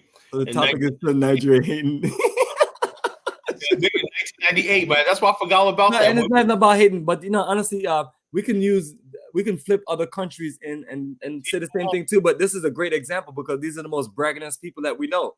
But they have to, we have to know. But this is our Afrikstan analysis. Right. Does what you're talking about translate to nation building and us building what we need to build and securing the future for our children? No, then yeah, we got. Can we say that it qualifies for Afrikstan status? No. In 90% failed projects, incomplete projects. No. Infrastructure. A whole bunch of and I mean the most scamminess. Like I said, no one from Nigeria was scammy, but that don't mean anything. But I got scammed. I mean I know other people have, but it's like it's the most scamminess culture in the world. I was watching one of these scam dating shows where some lonely old white woman and somebody puts up a picture and it's like they're texting back and forth. I'm like, you people are foolish. It's like if I can't do a video call, I come see you or whatever, you're gonna be limited. You may get me for a little bit of money at the beginning, but but these people continue the foolishness. So the brain power is there as far as scamming, as far as doing production, but it's like even both of them has to translate to nation building. So, for example, if you're scamming all these white folks in America for a ridiculous amount of money, well, build a whole town and create opportunities for our children in that specific country. And since the guy talked about with Nigerian hating, that's one of the perfect example. But yeah, it's like whenever you turn around and you see these things, it's like I don't know. I guess they got a hub set up in Lagos and other parts of Nigeria, and they're just working on computers. Maybe whole cafes of people scamming whatnot, whole thing like this. Be like, they got me, man. They got me for $500, man. They get you for one of your social pages too. Yeah, you remember that, right? They jacked my page, everything, man. I just started get me to send them a donation, man. That's not color. Yo, man, what the fuck, man? I'm sitting there. I thought this is information. I was like, that's not color. I was like, that's my brother. I know him. Yo, man, they got me, man. They got me. You're good. You're good. They're good. Them niggas are good. Them boys good, man. They got me, man. Got my page and everything. You want your page back? We want $5,000, man. I was like, man, you better keep that motherfucker. Exactly. So when I'm telling people, even it's not like we have all these diverse group of people doing the scamming. It's like it's pretty much the majority is who we're saying it is. you know, because that's all whenever they do these cases. I'm not saying that these things don't happen in America and you know, people in America don't do it, but it's like the highest percentage and the people that you hear talk about, that's the situation. Maybe because, you know, they have a bigger population. But let me see what he's saying. Okay.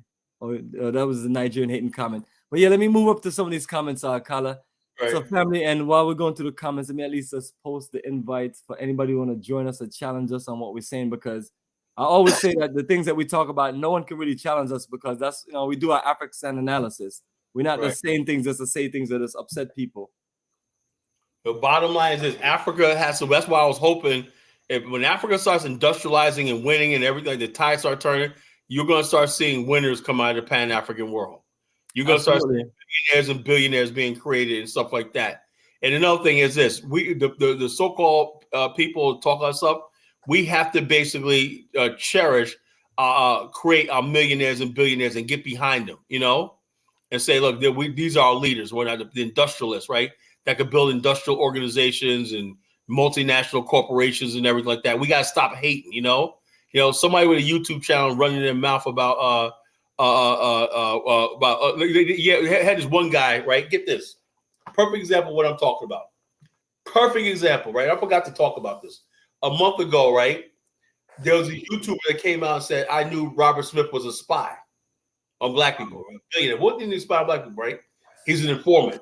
What happened was Robert Smith's white partner, right, that he was involved with, right, got charged with something. He got named in the indictment, whatever like that. And he basically gave a statement, said this is what happened, whatever like that. And he agreed to some thing that someone was inappropriate and everything like that, right? And he agreed to basically testify against some other people, right? These people went around and said, yeah, see, I knew Robert Smith was working for the government and everything like that. He's an informant and everything like that. And I was like, dude, man, how about why don't you show what you're doing? Well, Colin, why are you saying that? I know the guy even knew who I was. Why are you calling me a traitor one night? I said, why are you attacking a black man like that without all the facts?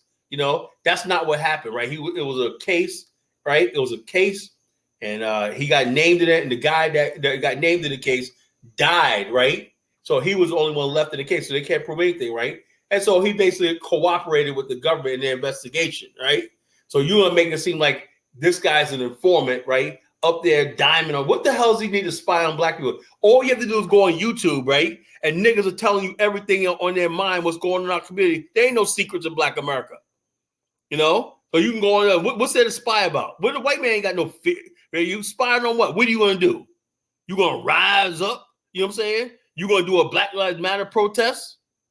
You know, anything to basically discredit somebody because you don't like the guy because he's a billionaire and you're jealous of him, you know? And I know some people got a problem with his white wife and all that, but he gave $40 million to the graduates of HBCU. That I can live with. He gave something back to the community. And he's constantly donating money to the black community. You know? So the bottom line is this, you know, all these people and these fake ass Pan-Africans, right? I said, look, what you talking about something? What do you build? Wouldn't you, if you're a Pan-African, wouldn't you like somebody like Robert Smith to take $100 million, invest in what you're doing? But you want to run all the people with the money and the power away, right? To do what? That's what I said. Movement run by misfits, losers, idiots. Chris, what's going on, brother? Long time no see. I kind of on the street. Just flow through these comments. Let me just put his up since it's right here. Nice to hear, Bomani. Not be sensitive to their failures. So-called countries are poverty-ridden. In some cases, absolutely filthy. So no different. Yeah, we look. The bottom line is this: no, everybody basically. Well, the part that is questionable, it's no different in Africa. No, we don't have areas. All that, you know. Let me just think about all the countries I've traveled to, including places like Brazil. I mean, it's still a big difference. I mean, I can look at some of the worst hoods. In America, people got running water. They got, you know, summertime. But it's not like the difference is like the countries that we're talking about is not just a small hood. Like when I think about Atlanta, you know, you think about a few pockets with hoods, you know, But when I'm talking about cities like like Lagos, I mean, you're talking about a whole lot of hoods, a whole lot of filth, and a whole lot of things. So and again, what we're talking about is Africa. We're not talking about situation in America, because that's not what we're going to build. We're looking to build in Africa, and these are discussions that we have to have, and things like that. Just like yes, like in Atlanta, you have a big homeless population, but I go to Johannesburg, and it's like you'd see a street lined up, and you just see people just sleeping on the street. Now the homeless people in Johannesburg, are they on drugs?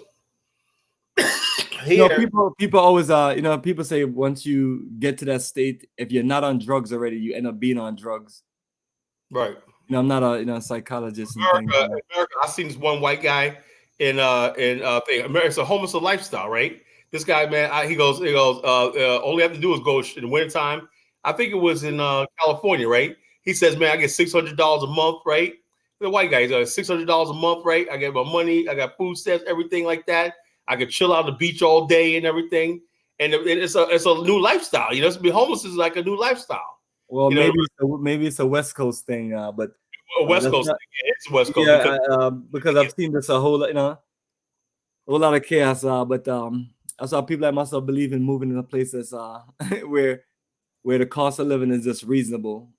But yeah, I couldn't live in them places. It's just your whole salary is going to your rent. Yeah. Or your mortgage or whatever you're paying. But they said rent and mortgage has gone up for the last 15 years, 300%. So that we're paying for. Well, the good thing is the mortgage should be a lot more stable than the rent.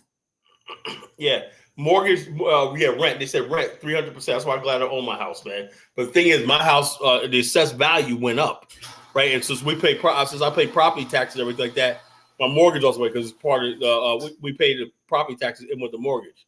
So but I live in a really nice neighborhood, and the property values keep going up. And the only way to stop that is to start building some of these other neighborhoods, right? So people can stop trying to move out to Virginia Beach and area and that. We need to build up Norfolk, Hampton, and everything like that. Make that a nice place, right? Everybody wants to move out the hell here. Virginia Beach was always going to be expensive. It's just the primary ideal location to live. Man. It wasn't like that. It wasn't like that before. Now everybody's uncle wants to move here. It's crazy, brother, because I was there in 1996 to 2000. Yeah. And I saw all this coming in. That's why I'm telling you, family, the growth of what you see in these cities in America. Like people talk about the urban areas where where we used to see this broken down, abandoned buildings and open lots. Like I went back to New York, and it was like all of those things I saw before I left the Navy was just gone. Right. People bought them up and established it. So the same thing we're telling you, family. Kala went to Liberia. He's a visionary. He's seeing, he's telling you what we can manifest based on what he's seeing, based on what you've seen grown and where you live at. And this, even New York, when you go back to New York, you see some level of difference. So I'm telling you, family, let's think about the future, because I never thought I would see rent go up like that. I never thought I saw the cost of food, the cost of anything to go up like the way it go up, and then your paycheck didn't go up like that. So that's why it's important that we get land in Africa, build towns, communities, and build all the aspects of what we need. Even beyond infrastructure, the basic needs of food, of just growing the plants that you need and growing the trees that you need, and literally just being prepared for the future, because it's like people sit around and they hope and they pray things are going to change. Things don't change like that. When you see a trend and then you see things going up the way it is, that's the way it's going to trend. And so when we're talking about come to Africa with us and be a part, not just come to Africa and just like check it out and just run around and with your wheels spinning and try to hope that things work out. Come to Africa with us with an organized game plan, and let's build this to where our people who are retiring now, when they're retiring, their money will go further, because now you can build them apartments and homes that's reasonable cost. Because now when they retire and they got to go live in these retirement homes, they give you a little small box. I think some people home, I remember it was big as this living room space, or big as this. Let me tell you a story, let me finish. I'm getting somewhere with this as far as people. So when they're getting ready to retire, whatever income they get, or I usually have people tell me all the time they're on a fixed income, and I really understand what that really means. That's your fixed income, and the cost of living is going to go up, and then you're gonna feel, you're not gonna be prepared to take care of yourself. So what we're proposing is we literally build what we need to build, in a very reasonable country. I would say, as far as land and build in Liberia, and then we build the towns and the community, and we can really just put together a situation where people can move and have a better way of life. And it doesn't have to be people who are retiring. I'm talking about working age people. Naturally we'd have to figure out what we're going to do for your career and things like that. But it has to be that level of solution. I mean, if you move to Florida is probably a lot more expensive. Yes, you can move to the Caribbean or Central America, but it's like you're not gonna have, like, keyword, you talk about autonomy and have what you really need to just build a nation. And then plus, we really need to build the future in Africa, because based on the races and nations of people I'm seeing coming in, you're gonna be trapped in America, and then you're just gonna be outdone in Africa. So flow with us on these game plans. We're not just talking to be talking and saying these things. But go ahead, though, brother. Yeah, like I said, you absolutely right. I remember, I never forget this, right? Back in, what year was this? 2013, right? I had a client, right? I was writing it, and she just turned 65, so I was writing it into a Medicare plan, right? And she basically worked for this bread company, right? She's worked there 25 years, right? And this place in Portsmouth, it was a new building called Phoebus Square in Portsmouth, right? Nice building, right? It was brand new. But she would basically, the way it was like at the feet, she was like 65, right? And she's like, oh, yeah, I'm here. When a nice apartment and everything like that, right? I'm retired. Yeah, they gave me a big party and everything like that. She knows she's never going to see these people ever again. And and so basically she was like, and I thought to myself, right? She has absolutely nothing left, She's 65. That's not even old, right? And this is what they're gonna do. She got a retirement, and they put you out the pasture, put you out the pasture. And I'm and I sell products with AARP. They said one of the things, the growing number of people, older Americans, 55 and older and everything like that, they're basically traveling more, right? They're doing other things. They're not sitting back retiring anymore. Some people are delaying retirement. You got people living longer, and they want a quality of life, and they want places where they can play golf and do things like that. So that's a whole mark, right? Especially with the baby boomers, the baby boomers and everything. That could be the foundation of building all the stuff we're talking about in Africa. Like that. Now the Filipinos got wind of this, right? And you know what they're doing? They basically saying this. Filipinos got a market on nursing, so they got the healthcare infrastructure built up, right? So a lot of Filipinos can retire with American pension, right, and go to the Philippines and live like kings one night, right? Because exactly, that's my point. Exactly. Live like kings and everything. And then the younger people, when they see this energy, right, they come over, maybe spend like a month or whatever like that. But and so someone might get lucky. You might have a young Filipino person who might find a business opportunity, and come there, But that's not. Most people know they got to still stay in the U.S. We could be in that situation, but we're not even trying to get out of America. That's the problem.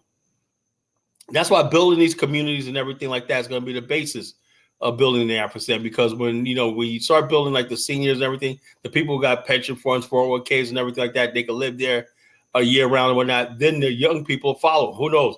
Because the younger people could be the ones that establish the businesses and services for these people. Exactly. And then you're reinvesting all of that money back into the town, the city, the community, whatever you're building. And like that's why everybody else have done it. Like a college town, right? Where college town comes in, right? The money that comes in, or a factory. You ever see white people like when Boeing or Lockheed Martin? We never like this. When they're sitting there saying they're trying to get this contract from the government to build a new helicopter. You're in the Navy, right? You see those things, right? And they're sitting there. The next contract goes in, and then they're in the hangar, and the whole town up. Yay! Why? Because they know billions of dollars are going to come to that town. We want to be in a position to bring investments to us in Africa. Absolutely. And a key word I would say is Singapore. No natural resources, a very small country, like a small island right there around giants. And they're one of the richest countries in this world today. So that's what you want, family. We want to be, it's like some of these people we can't get rid of. So the best thing to do is make sure you make the right deal and follow like Singapore leadership. Make good deals with the people who are even more powerful than you. you know, So and we make yourself, benefit. Our people benefit. yeah. So this relationship in Africa is not it's not work it's not been working out because we keep on getting committed in these bad relationships. It's kind of like the situation on day-to-day life where people keep on getting themselves committed to bad situations and they wonder why they can't like come out of poverty or build anything. And it's the same thing that's going on in our African continent. So that's why we as a people in these Americas or Black America, the African continent need us. No matter how much trolls get up here and talk like they got a lot of pride, you shouldn't. I mean, what you need to have a whole lot of pride for. Your country is failing and is struggling, and you have other Black people that could be a part of the future, and we can work together and figure it out. That's respectful or honorable, but nevertheless, man, Kala, some folks just always have that pride. Like, we have people come up here and talk about how much money they make and things like that. And it's like, where does your money translate to? Your country is one of the worst countries in Africa and things like that.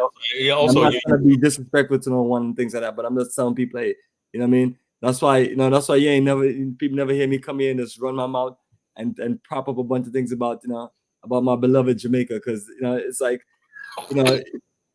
you could be saying one thing, but then people be like, well, okay, isn't your country a country where people go there and do this? And so let's be respectful and things like that. And I'm talking about the people who come and talk the stuff that they talk that frustrate Kala, because Kala is like, he's pro Black American, is like, that's you're coming on here, you're running your mouth, but it's like you're not looking at the other situation. Like when we talked to Judea about Cameroon, he's not going back there in Cameroon.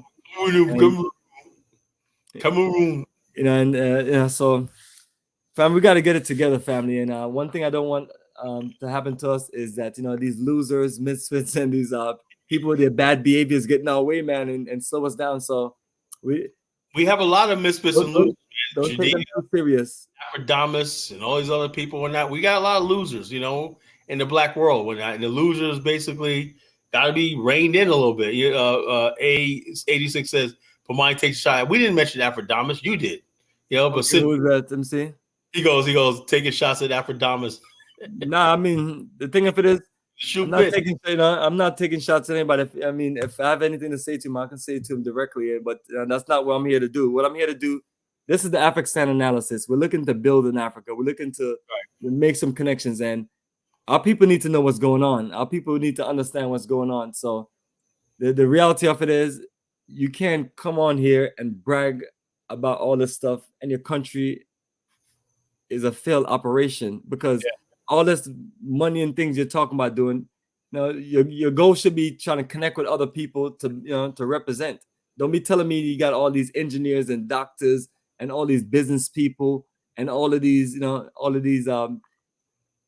what's that new music in Africa? Afrobeat. Afrobeat.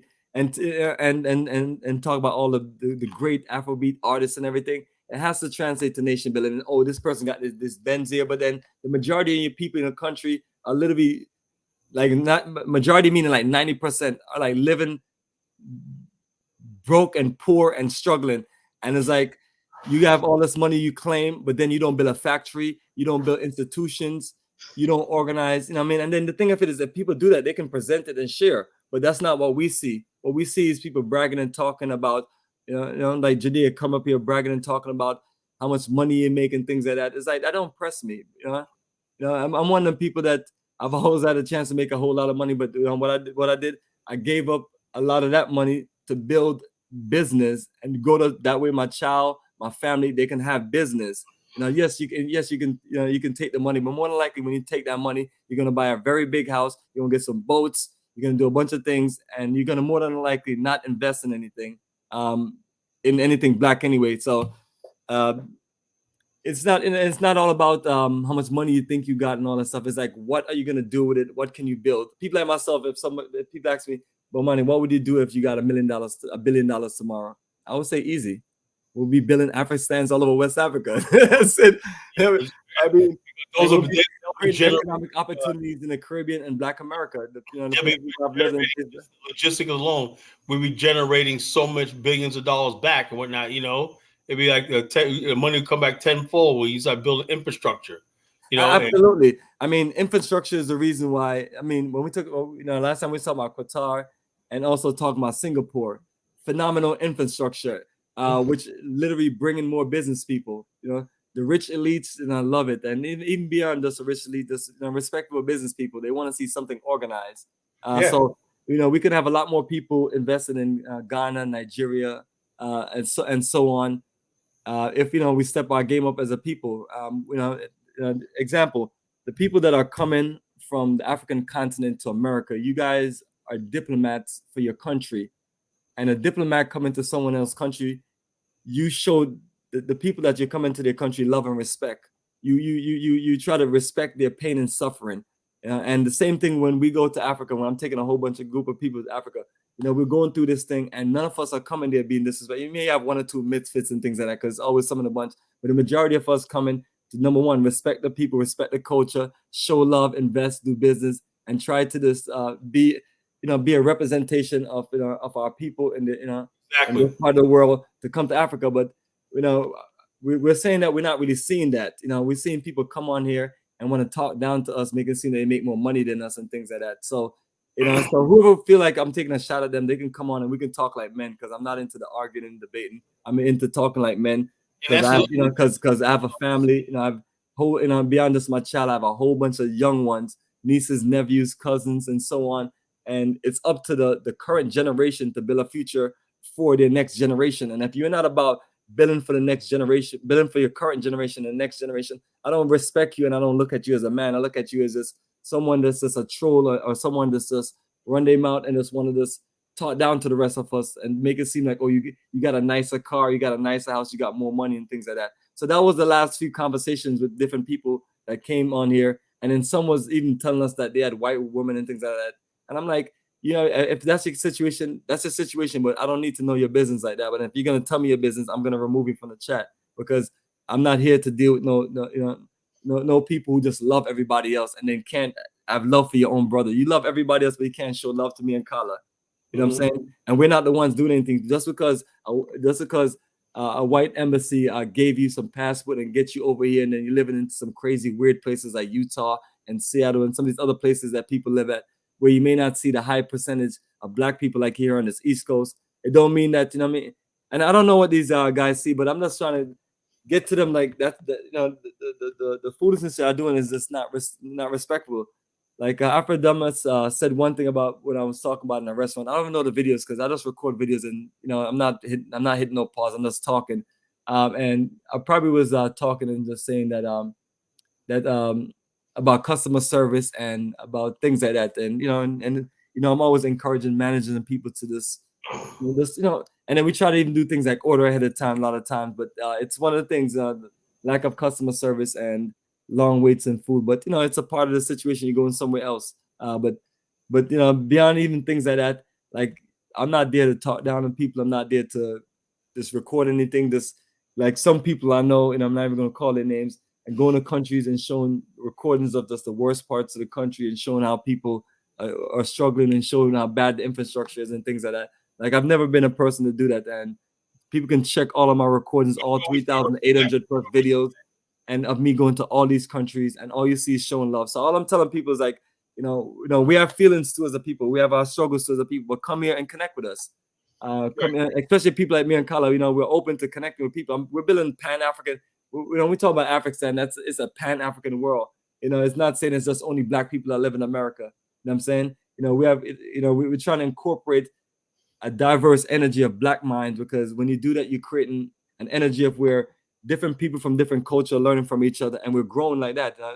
And it's just that simple. But that's what we want to see, family. We want to see people come from the African continent and be diplomatic and say, hey, and even be a person that say, my country, we need certain help in the country. Can you help us organize some supplies and things like that?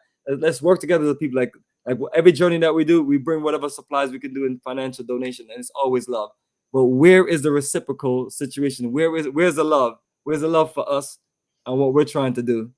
So when they come on the platform, and even when I listen to other people's channels, yes, we have an issue with that, because that's not gonna, a one-way diplomacy situation is not gonna build anything. Yep.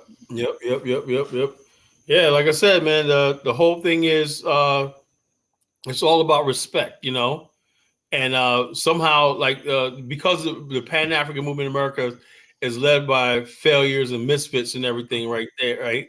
It gives off the energy that anything goes, you know. And when you're a Pan-Africanist, right, you represent. I'm a Pan-Africanist. I'm representing Black America, to the diaspora. That's what I represent. I represent Black people from the East of the United States. That's where I come from and everything to the world, right? And so, therefore, although I believe we're all Black and everything like that, when I meet somebody from Liberia, I expect my Liberian brothers to always represent Liberia, even though we're all Black and everything. They got to represent their set. There's nothing wrong with that. We could all meet in the middle. That's the whole thing about meeting in the middle. That's why we created the social network, the Black Africa. So every country has their own chapter, and they can meet and everything. You could join a chapter, meet with other people and everything. So we're having a Pan-African dialogue that's above all this friggin' foolishness that we see out there. All this ADOS, FBA, all this friggin' tribalist nonsense, back and forth, doing what, who's getting the ass kicked the most, and all stuff like this. All that stuff is foolishness, And so when people come up here and people ask a question about Black America, right? Well, look, why is it that every time when people talk about Black America, right, they always take the worst element of Black America, right? The worst element. We understand that you go to Detroit, but the thing is, there's never any case where you see thousands of bodies and skulls lined up on the beach, in Black America. That's never happened, and we don't even like pointing that out, right? But when people start talking about crime and everything in Black America, have you been to Rio de Janeiro lately? Have you seen dangerous place? Have you seen Johannesburg and all these other places like that? Another dangerous place.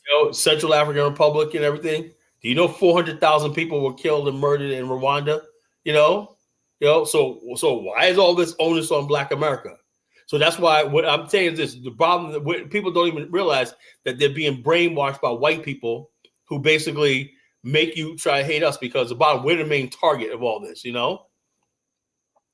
And he goes, Black America will tell you, look, bottom line is this: stop listening to. Why don't this guy have a real name? A86 Lio. How about you? Come on, you have a lot to say. We could talk like men. Why can't you just make your name something easy like Lyle or something that we could pronounce? A86LO. It doesn't even make any sense. Get a new freaking handle first of all. And so that's the link. That's the link, homie. Just click on it and join, and then turn the camera on.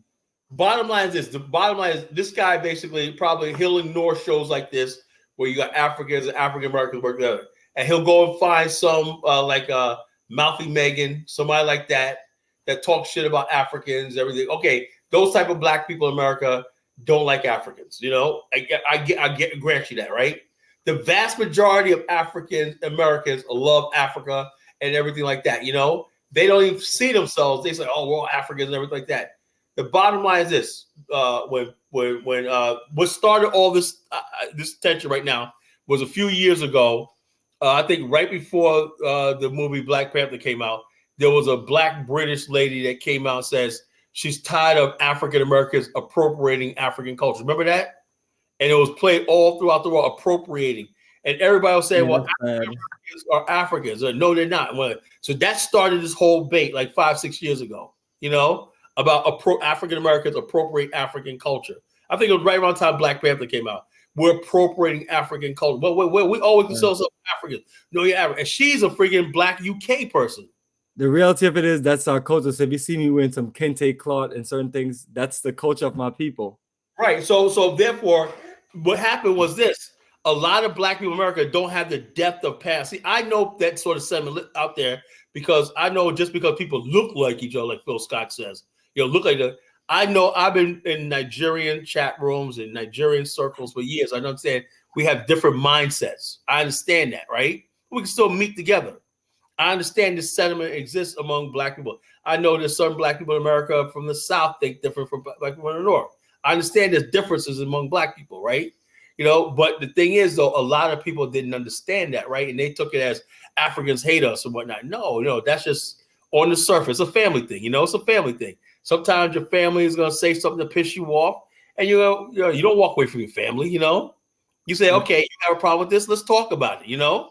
But what they do is that's their excuse to run and jump in bed with the white man. Oh, Africans said this about us and whatnot, and so that's their excuse to run off the reservation and with the white man. They use that as excuse. Africa hates us and whatnot, so we're supposed to stop what we're doing, shut the BAO down because Africa said this about us. Okay, so what? Yeah, that's too much generalizing in things that every time we're on the content, we always get love, but these folks, and I feel people pain at times, but sometimes we have to go beyond us these little sensitive feelings for these comments and let them go. I personally don't take any of these things serious because these people that say these things, they don't represent a movement of what we're doing. Like if people in America, if some people in America feel a certain way, that means they're usually not the ones going to Africa and building anything or doing anything.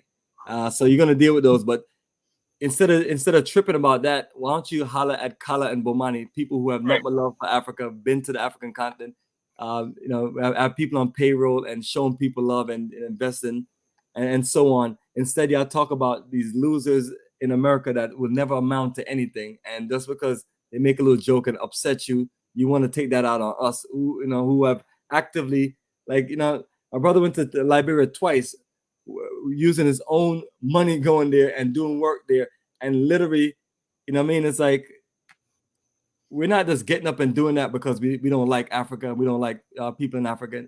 So I tell people sometimes that's my issue with the majority of people out there in the field. It's like y'all just have this village idiot mentality, and it's like, like we keep on telling you, follow the works and follow the documentation. What do you see us talking about? Going to Liberia, being a part of the future. So you think we're just getting up and going because we just don't like the people in the different countries that we're going to? That makes no sense. And again, if y'all trying to connect with people in Black America, find the real people that are interested in Africa. Some people have nothing to do, don't want anything to do with Africa, and I personally don't blame them. You think about all the traumatic stuff that we've been through, all the things that's been pitted against you, and then you think about most of my people. You think about all the people that have gone to different African countries and then been disrespected, rejected, and show no level of love, and had to come back and have been caught up into bad situations. Other people hear about those things. People have been getting scammed for land, getting scammed for their house, getting scammed for this. And I'm not saying that these things don't happen in America, but it's like you're leaving your country where you've established everything and you're making a move that should count for something, and then these things happen.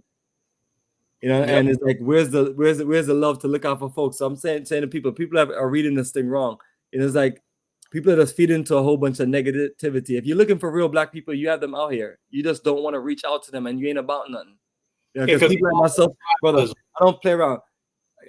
This phone is available to call if anybody want to do business. People like myself are available, and as long as you call and communicate about business and communicate about serious stuff, we can communicate and we can build from there. So, but if you're gonna just hope that somebody who is just they're struggling, they definitely don't have no money for a plane ticket, and they definitely don't want to hear nothing about nobody from another country coming here and doing better than them. They're gonna be in their situation, so leave them alone, keep far away from them. Do what you have to do with them, keep far away from them. But my thing, once again, I've said several more times, you're not connecting with the right people, and then you're not, so it's like, if you just like myself, who am I connecting with? Like, I don't even mess around with people on YouTube and things like that, or people that's in certain other organizations. I connect with Colin. I got about several other people I connect with and things like that. And when you look at them, they're all people, about the movement, about us building something.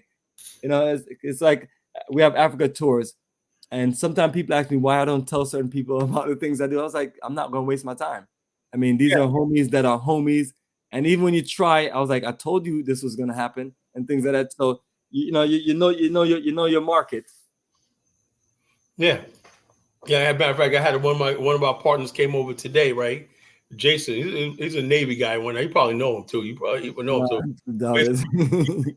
Computer engineer, man. Guy makes like $170 a year. Between him and his wife, they make $300,000. They're friends of ours, right? He came over today. I didn't even notice, right? He'd been to Ghana twice. So yeah, man. I said I didn't know that, because when I was in Liberia, He's at my mother's having a birthday party and everything like that. He's always like, "Hey, what up, man?" Jason's a life of the party. Anyway, he's like, he just told me today he's been to Ghana, and I said he said he heard you. You know, he was Dr. Kwesi. I don't know who that is. You know, Dr. Kwesi. Kwesi. I said there's so many Kwesis when I, you know, he went there on you know. I said, yeah, I know him. So anyway, he said, yeah, I've been to Ghana twice, and I'll try to tell him about the Liberia trip, but we got lost in the conversation. But he's going to be gone. He says he's going to be gone until the end of January. His ship is about to go out. You know, he's about to be gone to the end of January. So I don't know. I said, I'm going to try to see if I can get him on a Liberia tour. I told him about the Tanzania tour, but he said, I'm be gone. You know, so I told him, I said, we got other tours next year, you know, so. But he goes to Africa. He said, I've been to Ghana twice, man. You know, it's not for me to get on a plane going on tour. When I say, I got people like that. You know, I didn't even know that, right? I said, all this time, I did not know you've been to the continent, you know? Yeah, sometimes we never know certain things, and, you know, that's why you have to engage people and talk with them all. But that's wonderful to know, though. This is what I'm talking about, right? I want to be proud of this Pan-African movement, you know? I want to be proud of this, right? But I can't be proud, right, with half the goofiness I see online. Because people, you got educated people, right, who are watching this stuff, right? And they look at these clowns like, I ain't being involved with that. Absolutely. He got a life here. Got him and his wife got a house, daughter in college, and everything like that. They're not gonna let somebody tell me, "Oh, you gotta do this. You gotta do this." Like they go to Africa, whatever. They travel the world. They travel all the world. I got friends of mine coming in from Texas. Stay with my brother, right? I got John, right? He's a retired Navy chief, right? He been to Africa several times. Travels the world. I got people with money and whatnot. I want to basically present the Pan-African. I'm proud to be with Bomani, right? Because I could show them any of these shows, right? And they'll be like, okay, I can get down with that, you know? I can get down with that, you know? I can get down with that, you know? I pass out Bomani's flyers, like, okay, I can get down with that. I like professionalism, you know? And people doing things on a higher level. You know, this is not a movement with clown because contrary to popular belief, right? Black America is not ghetto. Akon's finding out right now. Oh, niggas that come to Akon. This nigga actually using street jargon to describe black people who are freaking like this. This is what I'm talking about, the disrespect. Misfits, bums, losers have hijacked the movement. Akon is actually being taken seriously as a Pan-Africanist. This is what I'm talking about. You know, Umar Johnson, come on. You know, all this stuff like this. When we talk about Pan-African, we want to see our best football. When we show up to meetings, like you should have your suit and tie on, right? You should have a briefcase in your hand. You should be like you're ready for business. You know, like you're ready for business. Like you call to business. You should be groomed. Look how Umar Johnson looks. You should be shaved and groomed and look presentable when you get on camera. I hope people think this is a bashing channel, but I'm telling people we're not bashing people. We have to question. I mean, yeah, I mean, we're together on this. We have to question the people that we are worshiping. We are worshiping too much idols and things like that.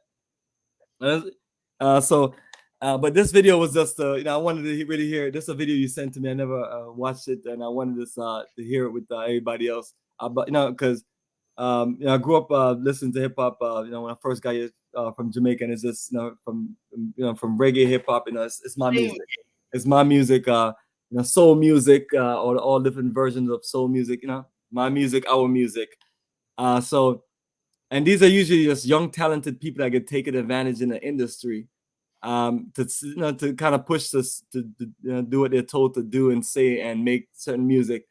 But Omar Johnson is always great on breaking things down. So I really wanted to hear what he had to say about hip hop being responsible. I don't know how much of this we should play, or how much of it do you think is good? About a good 5-10 minutes. Yeah.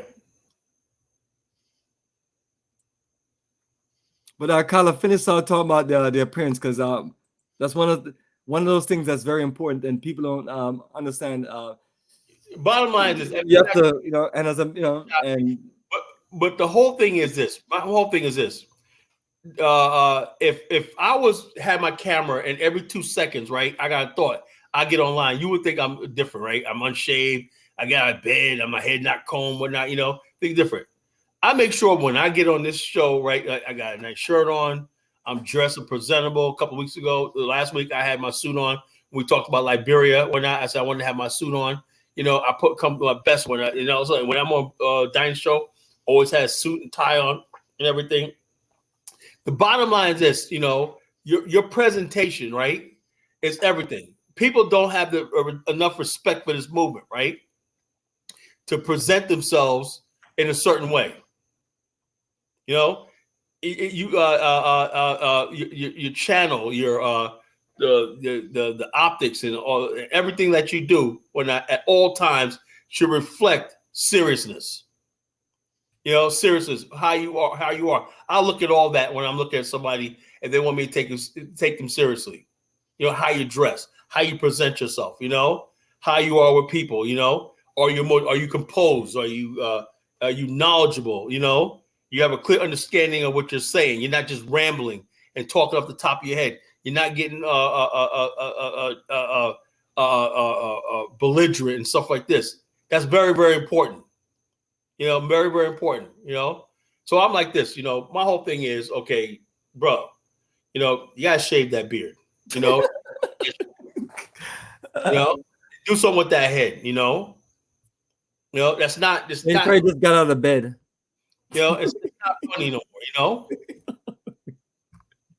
And then he gets up there and says, I'm the king of Pan, I'm the leader of Pan. Dude, come on. This is what we have, right? You remember Marcus Garvey? I don't think I've ever seen Marcus Garvey in any picture without like a casual or suit and tie. Right, yeah. Look, even Farrakhan. Look how Farrakhan looks when he goes out. Look at the people that we actually look at as leaders. Right, you know. But the bottom line, the Pan-African movement, they don't feel they have to because there's no respect for this movement.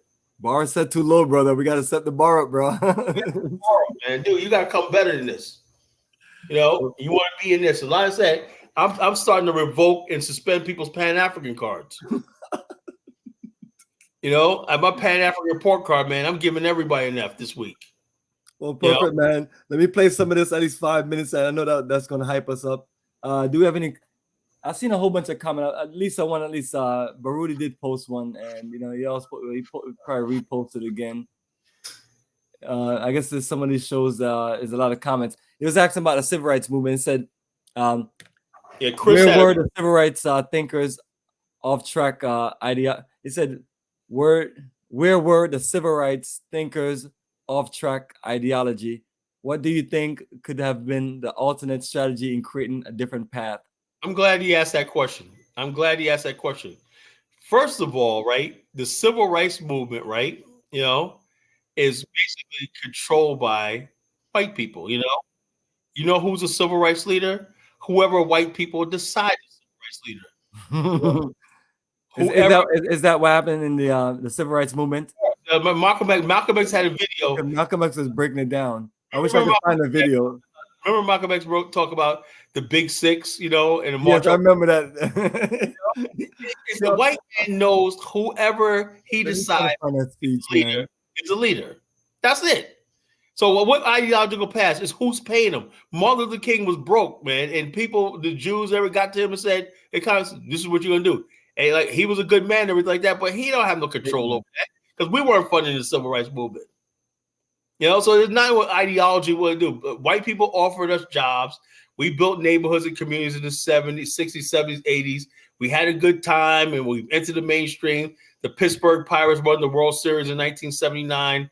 And that was when Black America was really on top. The Pittsburgh Pirates came back and beat the Baltimore Orioles in 4 games straight and whatnot. You know, Willie Stargell and everything like that. Man, we were America. We had arrived. We're in America now and everything like that, you know. And then the 80s, up into the mid 80s, until it all stopped when that Howard Beach situation happened in 1986, right? And it seemed like America was turning on us, you know? And that's what happened since then. 1986, then you had the Tawana Brawley situation, 87. You had the Central Park case, you know, Yusuf Hawkins, you know, and Black America's situation, this incident in Forsyth County, Georgia, and stuff like that. So Black America, then you had the rebirth of the Nation of Islam, and you had the rise of David Duke and everything like that. So we've been through a lot, you know. Then the civil rights movement, right, was all about integration, you know, integration of white people, right? It wasn't about nation building or building communities and everything. They were not talking about that, you know. So what strategies? There's no strategy, you know. right now, proof of which I'm talking about, I'm going to end it right here, is that the black people have sold their soul to the Democratic establishment and agenda. The black people have no political power in America, right? Charlie Rangel and all these other people stay in power for 40 years. The only group of people, districts where you could, where a congressman is a lifetime job, right? Because you're there, put them a Democrat, is in the black areas. White people in their districts change congressmen like they change their underwear. You know, we have black congressmen sit there. John Conyers was there for 60 years. You know, it's a job. They don't have no intention to do anything. So how can we talk about the civil rights movement? They have no intention because you can't remove them from office. The Congressional Black Caucus, you saw that guy Meeks the other day we played right there. Yeah, you ignorant self talk about we got to restore democracy and all that. Ignorant. We got the most ignorant people. You know, not just a Pan-African movement. Rejects, losers, misfits are running the Black American politics. You know? So you're muted, Bomani. Yeah, you always have these handpicked Negroes running the show, and I'm telling people that's what the system is going to pick. They're going to pick those people, and that's who you're going to be around. So if you're looking for any true black people to build anything, it's going to be in the grassroots. It's going to be people proving themselves. Like us. They say, our panel misses, losers, rejects. Answer, probably yes. In college, lots of the parents were students that failed and dropped out. Successful students. Woo, that was hard. The jugular, Mickey Mackey. You were for the jugular, man. I didn't want to there. Yeah, you break. That's a heartbreak right there. That was a tough one, man. Woo, he went for the jugular on that one, bro. That's why I tell folks, you know, get your education, build your career, build your skills and talents, and then find real black people that are about things and work with them.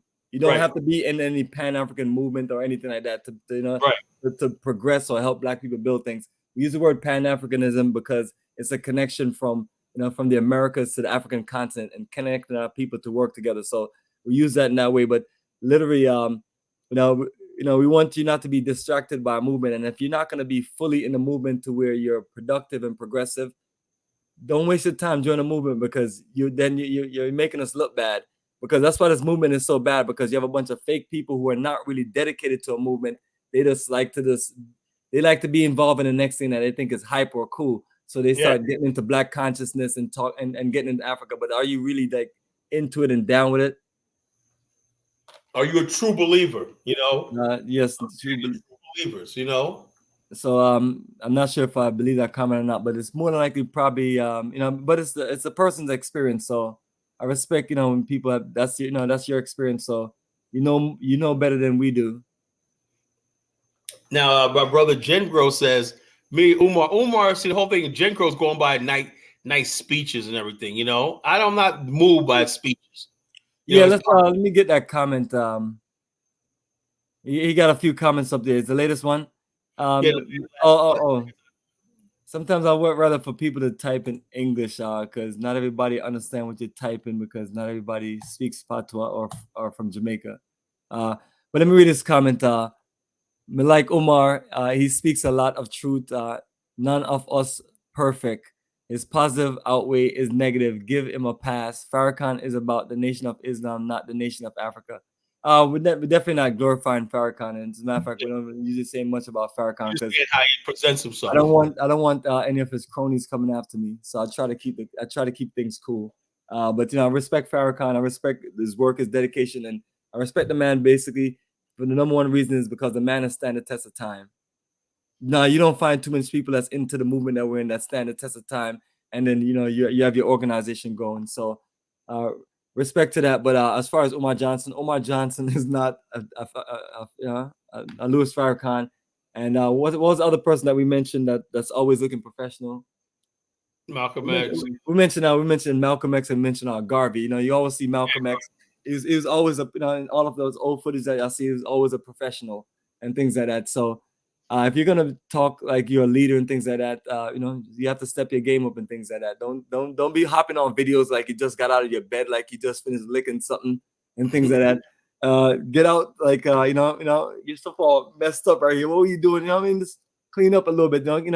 Nowadays it's not like back in the days where you have to just get shaving things. You can literally just get an electric shaver. It's very inexpensive. Use some of your donation money and trim up a little bit. You know what I'm saying? At least no, at least that. Not gonna say if you have your afro, you know. Sometimes I love to rock the afro, you know what I'm saying? Represent that energy of of black strength, you know. But yeah, you know, so again, family, none and I know people hear us call a lot of people name, but you know, usually why we call a lot of people name because they be on some fake stuff. And sometimes when people say, well, the positive outweigh the negative, you know, it takes, in my calculation of my math, it takes a lot of positive to outweigh the negative. You know what I'm Yeah, saying? So example, we had people that are drug dealers, they not to how people make their money, because I'm not here to talk down to anybody or anything, but you have people who are or drug dealers that do nice things that are, you know, they help, you know, they help people in the community. They have, I'm not saying that they're philanthropists and things, but you have some people look after the neighborhood and do certain things. Like example, my greatest example is the Italian mafia. Their communities were safe, you know, and things like that, and they you know they use that energy to do something. So but then at the same time too, can I just look at them as these upscale great figures? You're still killing people, you're still hurting your people, and you're still doing a whole lot of wicked stuff. So now should I look at the the nice percentage of good stuff you do and then let it just outweigh the bad? Now you're a murderer, you know, you're a criminal, you know, you're, have soup no kitchens. matter how smooth it look, no matter how much suits and ties you wear and everything, and I'm not knocking any mafia figure or anything. I'm just simply just making an example that we can't always look at like, okay, the positive outweigh the negative, you know, unless you're doing a whole lot of positive and then maybe one or two negatives. You know what I mean? Like example, you know, so you do a whole bunch of positive things, but then you molested a 14-year-old, 15-year-old child, and that was the only negative thing that you ever did. And then you did number wonderful things. Are people gonna go for that? No. You know, it's like people have to be realistic. So same thing in Omar Johnson's situation. No one gets a pass. You know, we all have to be on top of our game. And again, not bashing the brother, but it's like I would say like this. if he's gonna talk the way he talk, he has to show more and more production. I personally used to rock a Umar. Remember when we used to sit All back. all of us used to like him. I still like the brother still to this day. But we have to criticize our people. Sweater on or stuff like that, and he was in the room and he was just talking, yo, you this.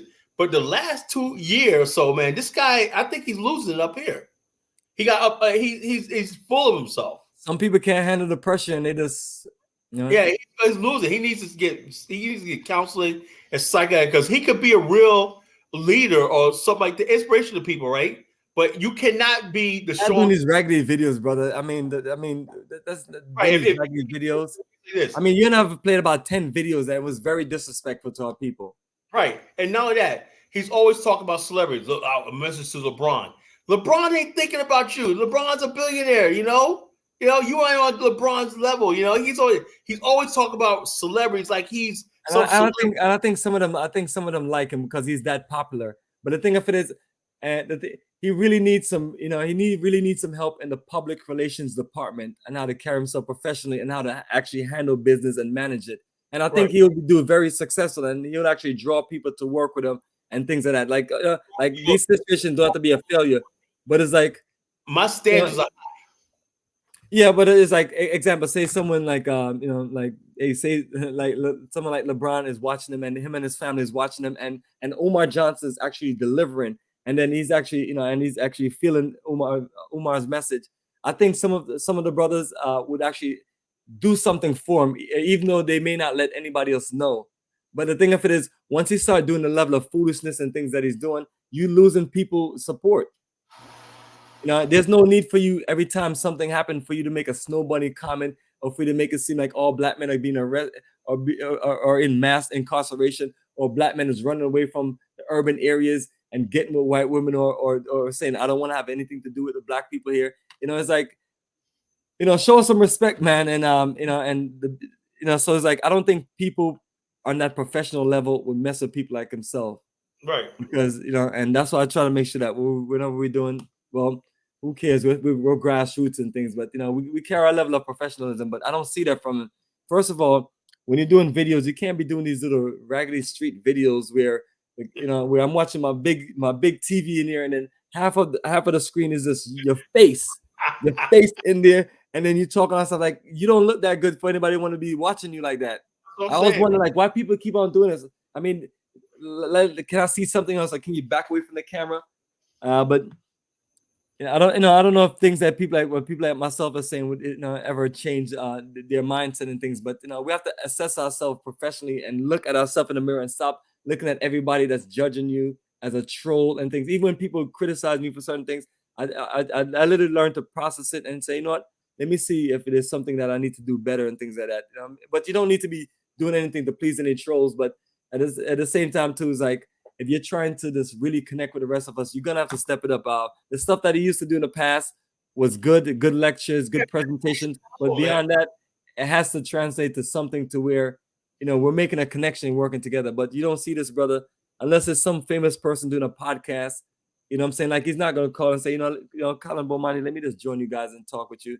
All right, we have to pay him $3,000 for him to get on a podcast like this. That ain't happening. And check us out. Years ago, back in 2011, right? The BAO hosted him in Chicago. We had Chef Rob. Who was your guy in Chicago? Chef Rob. Chef Rob, that's what's up. He cooked for him and everything like that. Brought him. Chef Rob picked him up, showed him around Chicago and whatnot, and cooked for him and whatnot. And he gave a shout out to the Black African Infrastructure. I thought he was going to join. I made a point of not.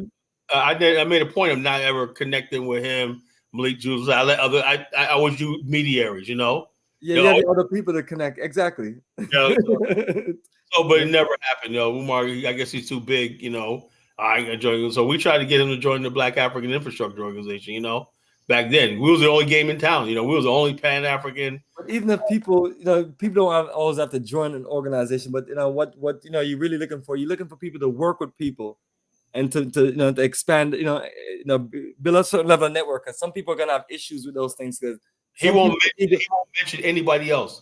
Well, some people's ego is so big is where it's just like I was telling you about this one organization which I won't mention. Biggest supporter, Brandon, right? You would think Brandon was defending him against Tariq and everything. You would think Umar would call and say, "Thank you, Brandon," or "I got Pan strikes back." I'm sure he doesn't even know him or acknowledge him because he looked at a lot of these guys on YouTube as trolls. Yeah, so the bottom line is this: I'm like, yo, why are you defending this guy? Well, Umar guys, dude, man, stop being a sucker. I told Brandon, stop being a little sucker.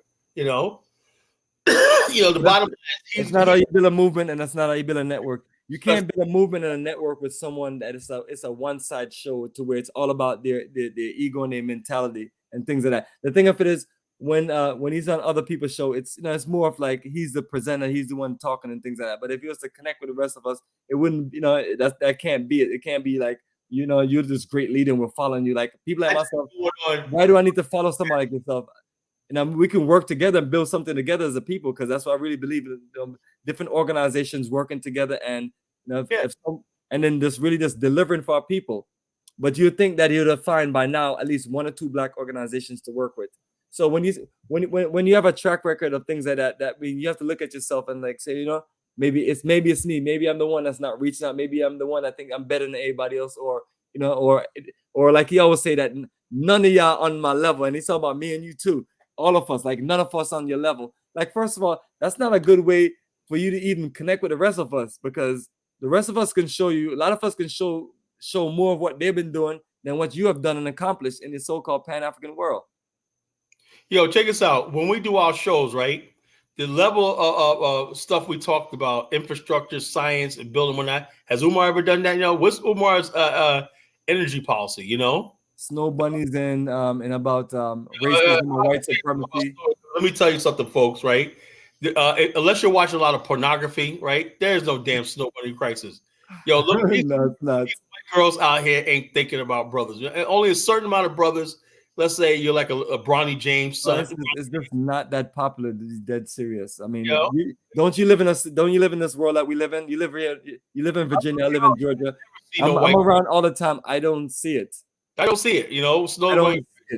And then when I talk to every single last friend of mine, none of them that I know of is married to any white woman, except for you have like usually 1 or 2 people, and that's out of a lot of people. Yeah. So where's the numbers adding up at? And there's not enough celebrities or rich basketball player, football player to marry all these white women. Right.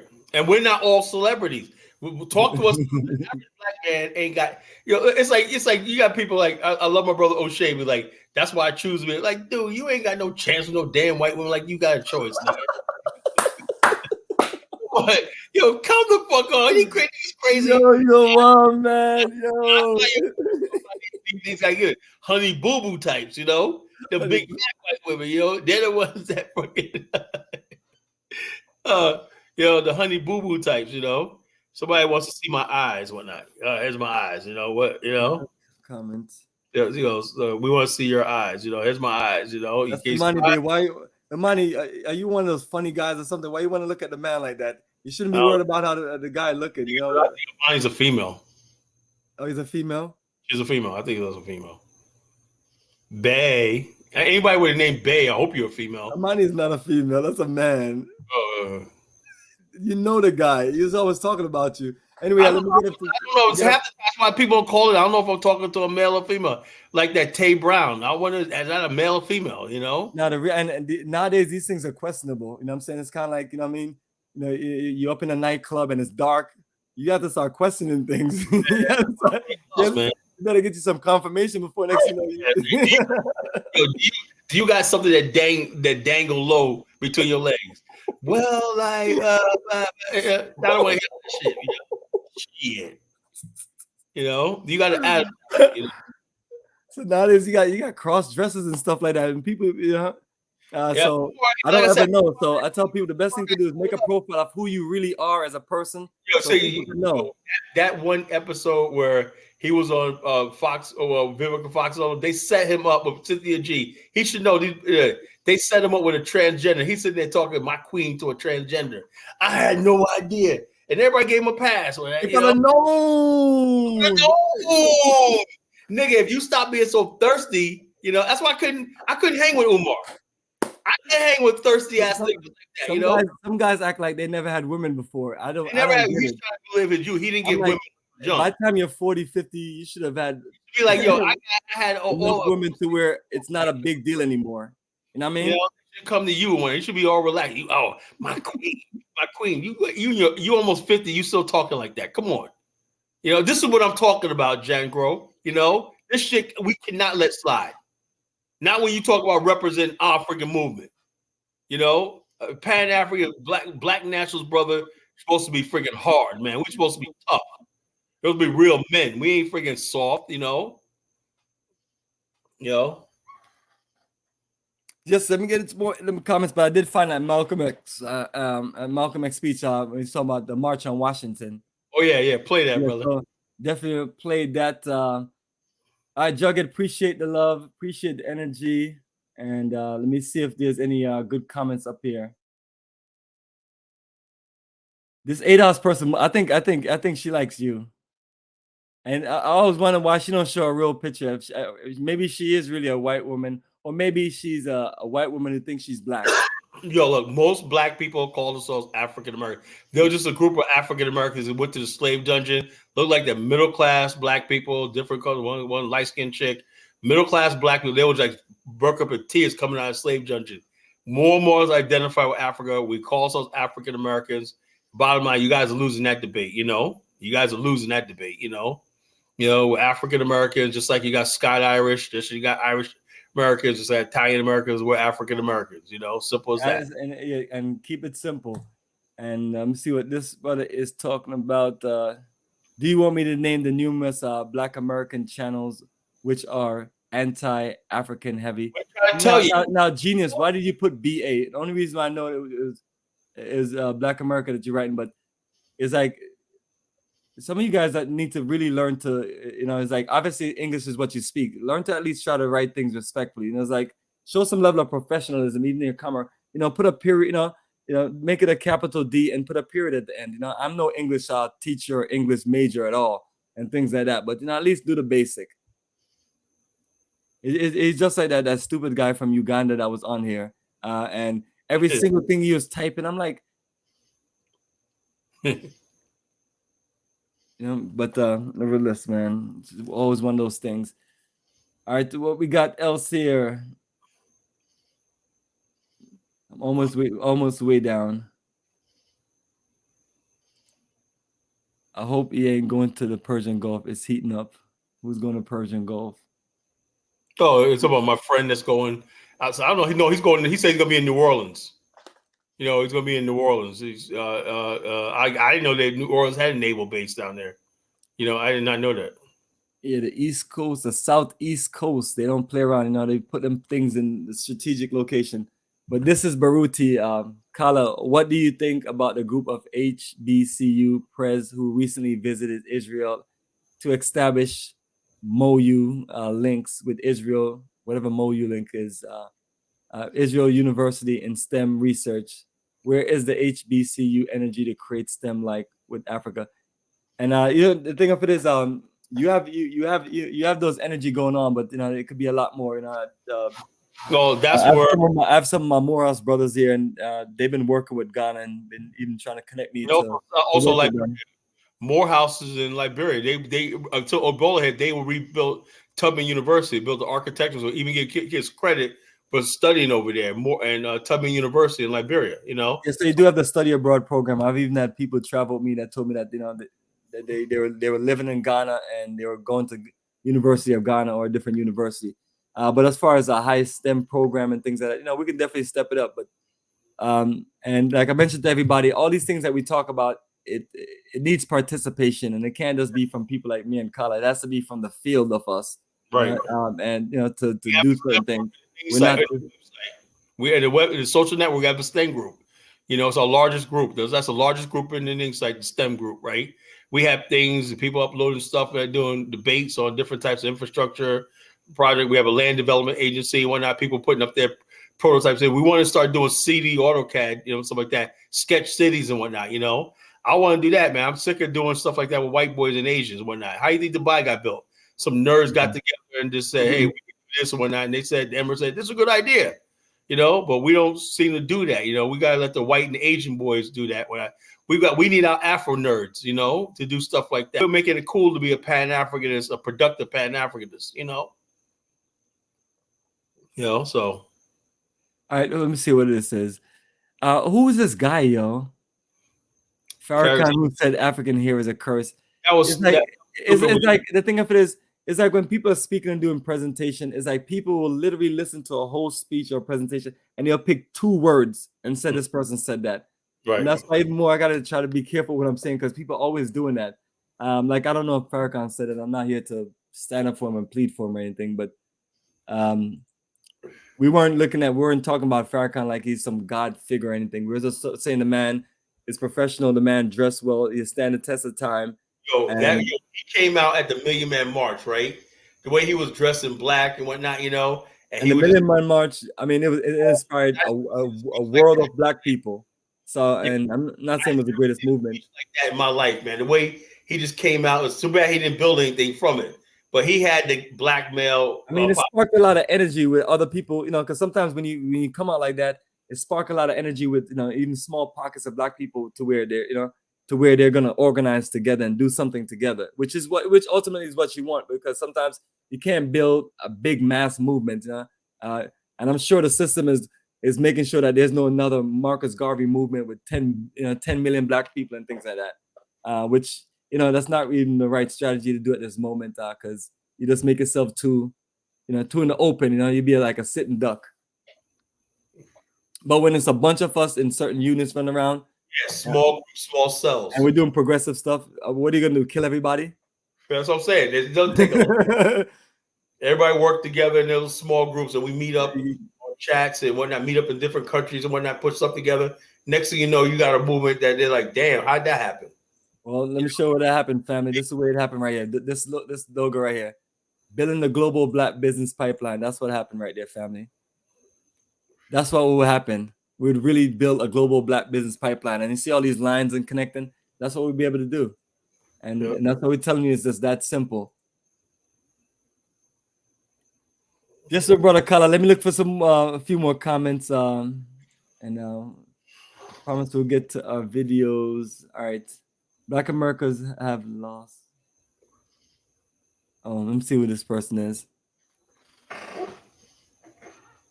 Well, I can't look. Hold on. Some people say black people lost their way. I don't think we have. I just think the narrative is not there. Most black people are just doing what they normally do, paying their bills, working, doing what they got to do. There's no organized Black America. That's what I'm trying to tell you. YouTube and the media does not represent Black America. The majority of Black America, right? Like I said, the working class people who don't have time for YouTube. People working 2 jobs. People working overtime. People taking care of their children, their family. You think they have time to mess around with y'all crazy people on YouTube?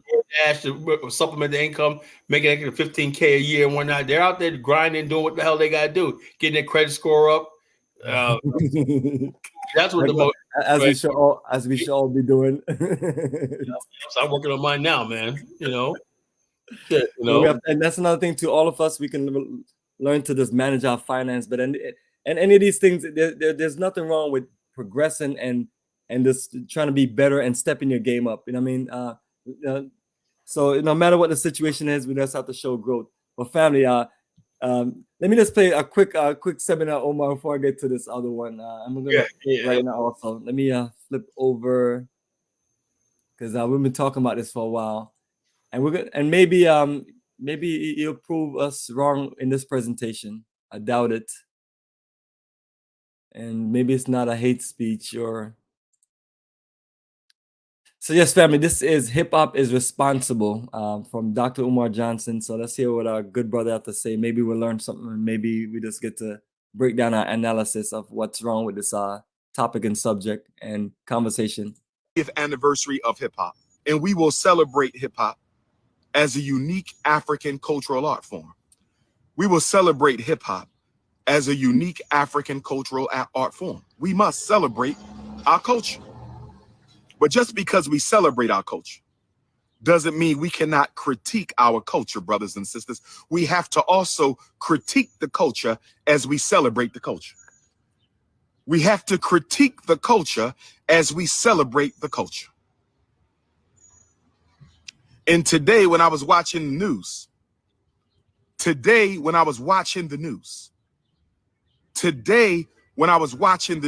I heard it was alleged today on the news that the hip hop community, and they didn't say who, the hip hop community is trying to reconcile its history of quote unquote homophobia. They said the hip hop community is trying to reconcile its history. Excuse me, the exact words used on television was the hip hop community is trying to reconcile its struggles with homophobia. It struggles with homophobia. It struggles with homophobia. So I'm trying to figure out who are the leaders of the hip hop community, because it is a very disorganized community like the rest of Black America. The hip hop community is a very disorganized community like the rest of Black America. But somebody got to help me understand who's trying to reconcile hip hop with the Rainbow Gang. So are we saying that the next 50 years of hip hop, I'm trying to understand, overstand, and understand this. Are we saying that the next 50 years of hip hop will be focused on embracing anti-Black masculinity? I need somebody from the hip hop community to confirm or disconfirm these allegations. I need someone from the hip hop community to confirm or disconfirm these allegations. I need someone from the hip hop community to confirm or disconfirm the allegations I heard today on network television, where they did a segment. I don't know if it was Good Morning America, Wake Up, I don't know what show it was, but they said the hip hop community going forward is trying to reconcile as we celebrate 50 years of hip hop culture, which is African culture. Let us be clear about that. All the ingredients that went into hip hop are distinct ingredients of African culture. But they said that on the 50th anniversary of hip hop, a Black African art form, the hip hop community is trying to reconcile its historic struggles being homophobic. So are we saying that the next 50 years of hip hop are going to focus on anti-Black masculinity? That's what it sounds like to me. It sounds like the next 20 years of hip hop, we're going to see the promotion. We're going to see the promotion of anti-Black anti-black masculinity. So y'all better get ready for this. You heard it from me first. Y'all heard it from me first. Y'all heard it. They're saying that rap has never embraced the rainbow gang. Nor should we. We have a right to disagree. I'm trying to understand, where did the white power structure? I'm trying to understand, where did the white power structure get the notion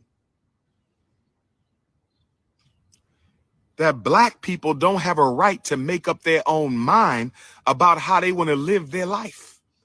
The same people that enslaved me are telling me I have to accept anti-African cultural expressions. The same people that dehumanized, murdered, beheaded, sodomized, castrated my ancestors are telling me that I have to accept European versions of culture and romance. I'm a bad human being if I don't accept anti-African expressions of romance. I'm a bad human being. But nobody's bad for killing black people. Nobody's bad for miseducating black people. Nobody's bad for gentrifying black people. Nobody's bad for the genocide of black people. But we are bad because we don't want to accept your global African depopulation strategies. Because we recognize that this is a global African depopulation strategy. And I see what's going on because hip hop is the most influential musical art form in the world. Because hip hop is the most influential musical art form in the world, y'all want to tenderize the masculinity of hip hop. Because if y'all can tenderize hip hop, if y'all can co-opt hip hop with your population control agenda, then wherever hip hop goes, so goes your agenda. I understand President Joe Biden. I understand Vice President Kamala Harris. I understand Secretary of State. I understand National Security Agency. I understand United Nations. I understand Rockefeller Trilaterals. I understand Rockefeller World Population Council. I understand Rockefeller Foreign Relations. I understand, family. I understand. I understand.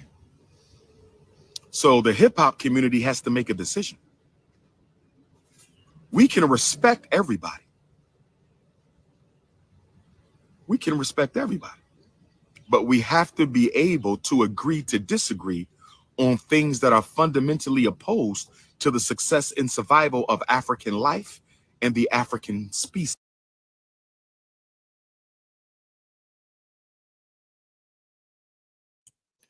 I'll be honest with you, I agree with him. I agree with Yes, him, right? Omar Johnson, drop it, Omar. What I thought he was talking about originally was gonna blame hip hop for a bunch of things, but but that was just a title. Yeah, we can't have these people infiltrating our movements and pushing. And I guess what he's also probably saying is that these people are really working hard. Because when you think of hip hop videos, what do you think of?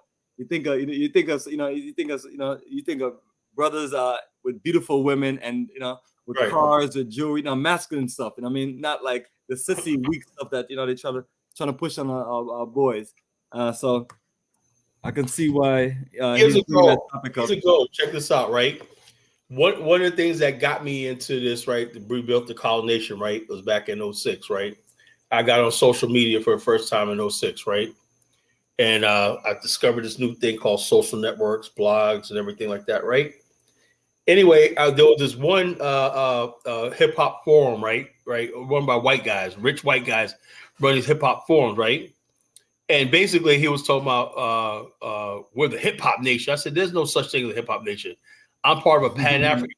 They all came at me like, "Man, come on, Mr. Black Panther, get the hell out of here, right? We're hip hop nation, right?" And all of a sudden, the one guy named Omega, right, some white Jewish guy, right?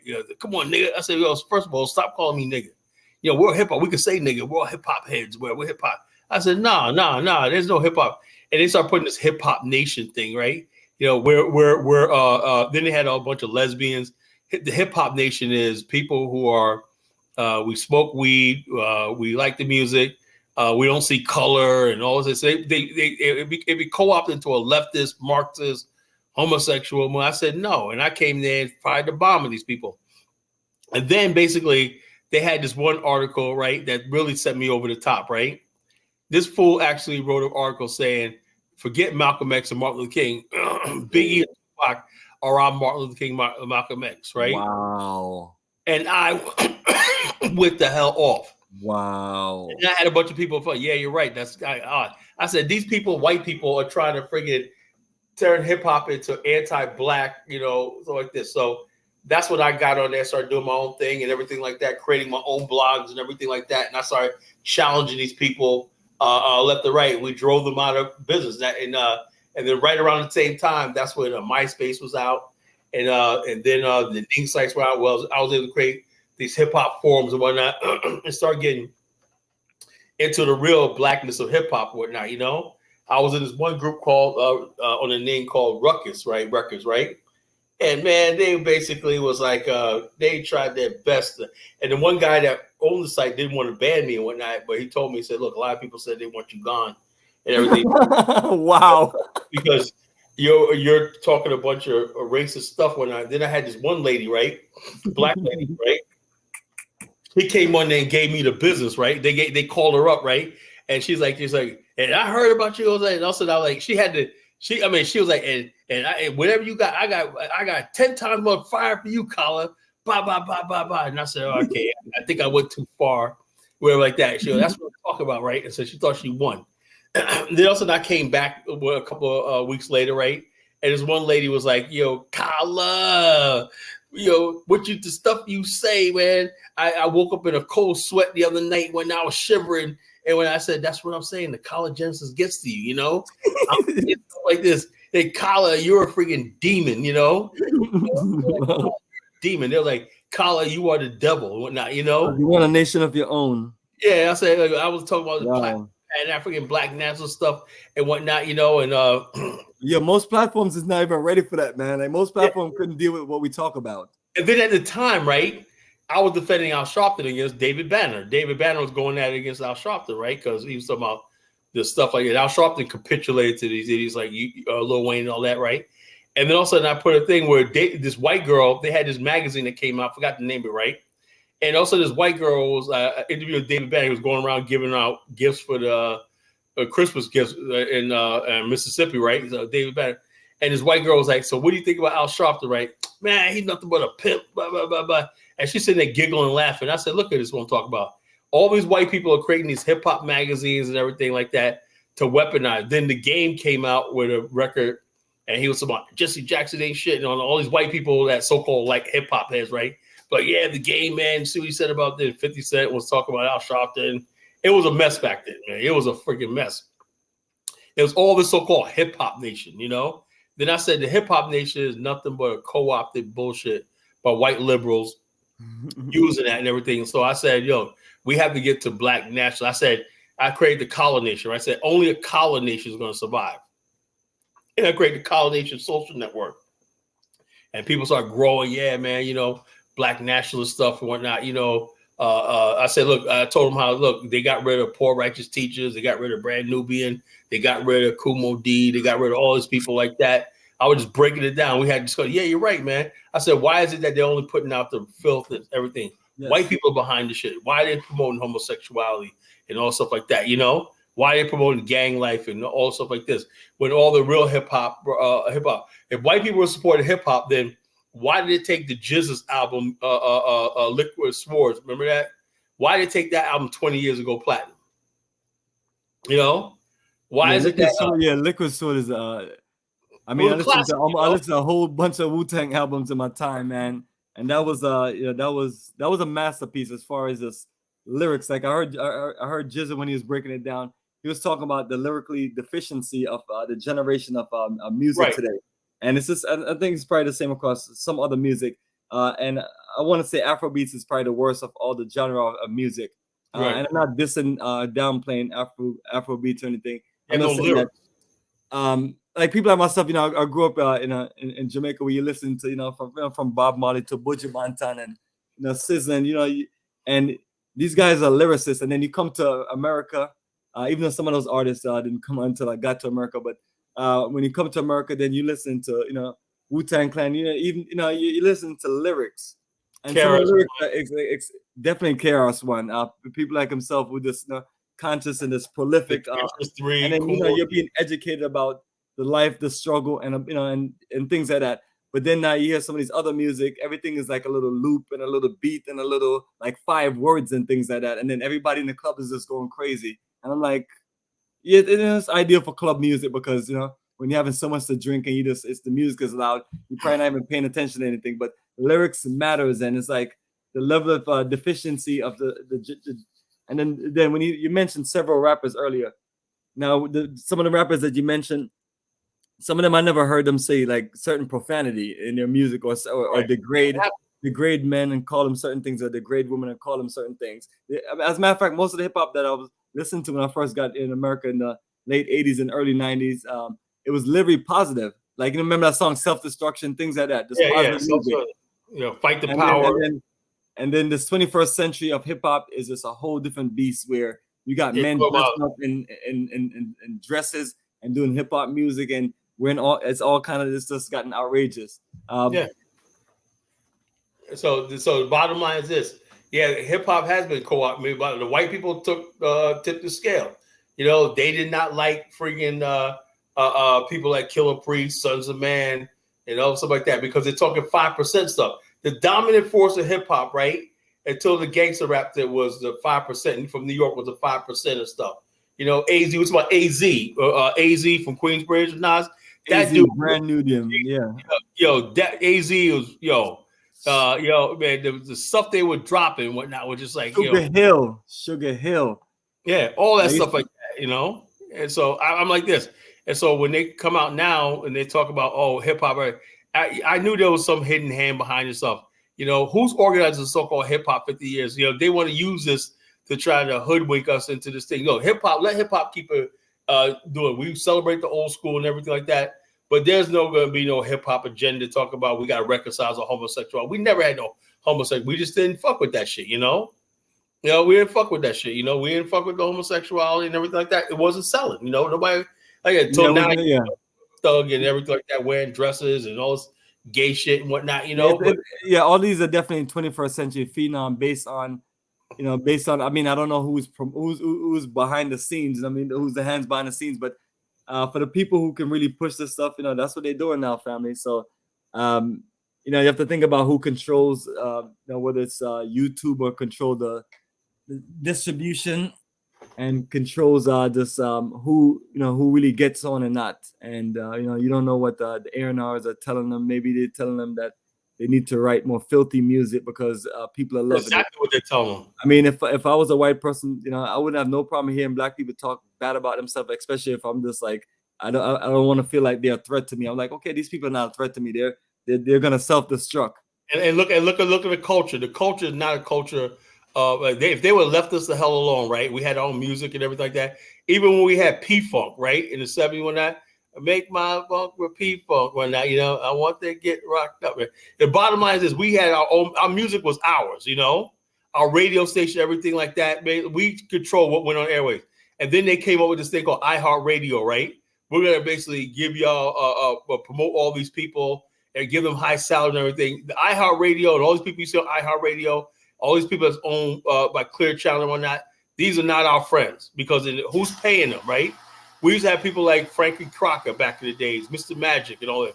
They made sure when something went on the air, the record producer, everything, that's not gonna happen because that's not gonna help our people, you know? Think about it. You know, they could have made a lot of money back in the days, right? But they said, yo, stuff had to have no cursing in it, no this, that, the other thing. I mean, it was a true art form, brother. Yeah. Right. Yeah. And where it's based on skills, lyrics, and it wasn't based on every other word out your mouth is M's and B's and MFs. And you know what changed the directory? When we started, we thought that our own awards, shows, and everything wasn't good enough, and we had to be on MTV, you know, and we had to get a Grammy and stuff like that. That's what because white America, right, was not feeling, like I said, white people were really into hip hop, right? You know who like you go to places like Europe and Russia, they like 5% and real hip hop like that. You know, they say, okay, That's why Wu-Tang sells, brother. That's why Wu-Tang sells shows out all around the world. All around the world. But in America, no, white people are not. White people only want to hear Travis Scott and all this kind of filthy stuff and whatnot. You know, that's what they want to see. Black America in that low state. You know, that's what it is. You know, and so like Putin, right? Putin loved Tupac. You know, he's like, yo, the best only thing America ever produced is Tupac Shakur. That's a Putin. You know, and he could play Tupac. They got a Russian version of Tupac music. Putin could play all Tupac's lyrics, like on the piano, you know, stuff like that. He just plays it, whatever like that. He just really got good, you know. He said, yeah, a lot of Russians and whatnot. They said they like that stuff like that because they can relate to it, you know.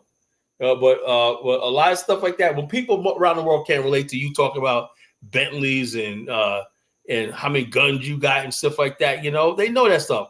That stuff doesn't sell around the world. It only sells to America because America loves seeing black men self-destruct. That's what it is. Jake Rowe said Jews co-opted music in the early 90s and took it to a whole direction. Meek Mill said, yeah, it's the truth. Yeah, Meek Mill said that they paid him more money to promote trash. Yeah, well, what are we going to do about it? You know, that's the whole thing. What do we do about it now? You know, these people also, this is also a business for them. So, you know, they're not looking at, oh, well, we care about your culture. We want you to promote things like that. We want you to do whatever sells. And they know people like negative stuff and they like trash and garbage and things like that.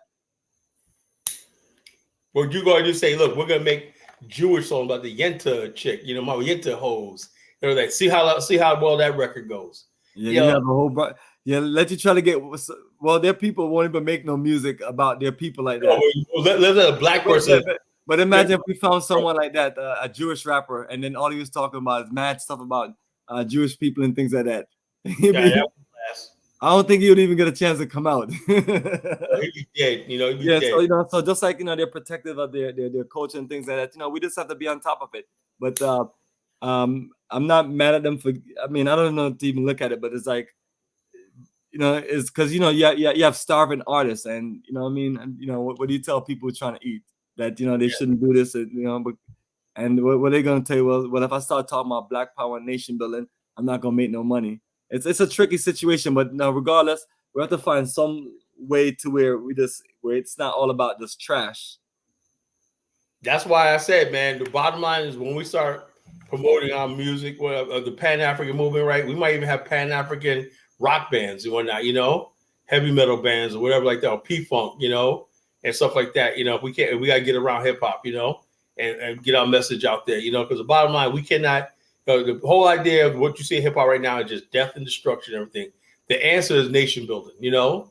If we have people that are talking nation building stuff in their lyrics and everything, this movement will grow like you won't believe, you know. Yeah, that's that video. Malcolm explains the march on Washington, and he's talking about the big six in this. Well, this is the answer to Baruti. We talk about the so-called civil rights leaders. This is the answer right here. Let me see which comment came in. All right, yeah, put a comment up there. And most of the music execs are Hebrews. Clive Davis is a Haribu. Yeah.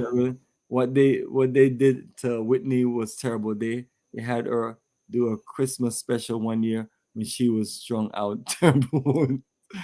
Now, you know, I'm not, you know, I don't know how to even say about that, but you're an artist and you have, you know what I mean, and you have music to do, and that's how you make your money. I mean, I'm not telling people that they shouldn't use drugs or they shouldn't get high and get nice and things like that, but the system was out of control at certain points. I mean, I'm not here to talk about it. She was a wild one, right? Bobby was the one saying, they always said that Bobby let her down, let her stray. It was actually her that was a wild one. Bobby was the one stable. I think she was one of, you know, nice ladies that grew up to where she was never around that kind of life. And no, they said something happened to her when she was a teenager, and she was battling demons. You know, and the bottom line is that's why she act like that. You know, she looked like on the surface is a nice, wholesome girl, but Bobby knew something about her that something wasn't right.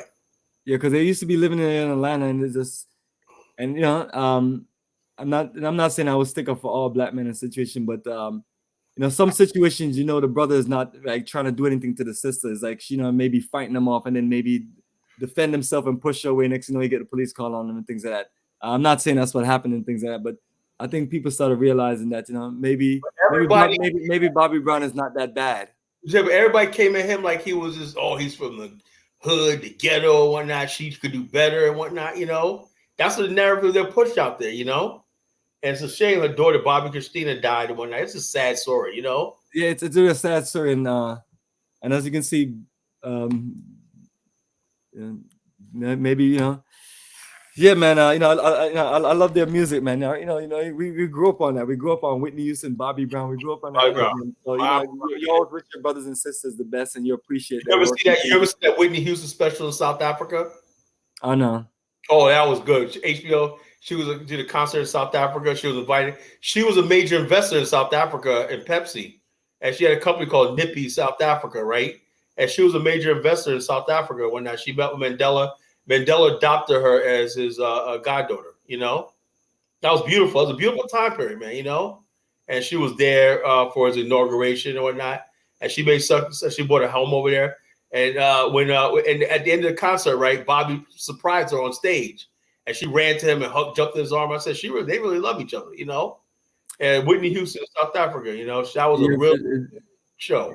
It's just the unfortunate things happening in these situations, and instead of people trying to really help you, they're just like, you know, none of us have had that level of fame to where, you know, you break down and you get into certain zone. Next thing you know, you're on some things, and you know, so I wish our folks the best, but it's like, you know, we're seeing a corrupted situation to where, you know, you know, it's like you're the talent and everybody's getting rich off you, and next you know you're not in a good situation. Everybody done gotten rich off you, and then now this is your life. Now you're on drugs, you're strung out, you're stressed out, you're burnt out. And even look at Elvis, good old American Elvis.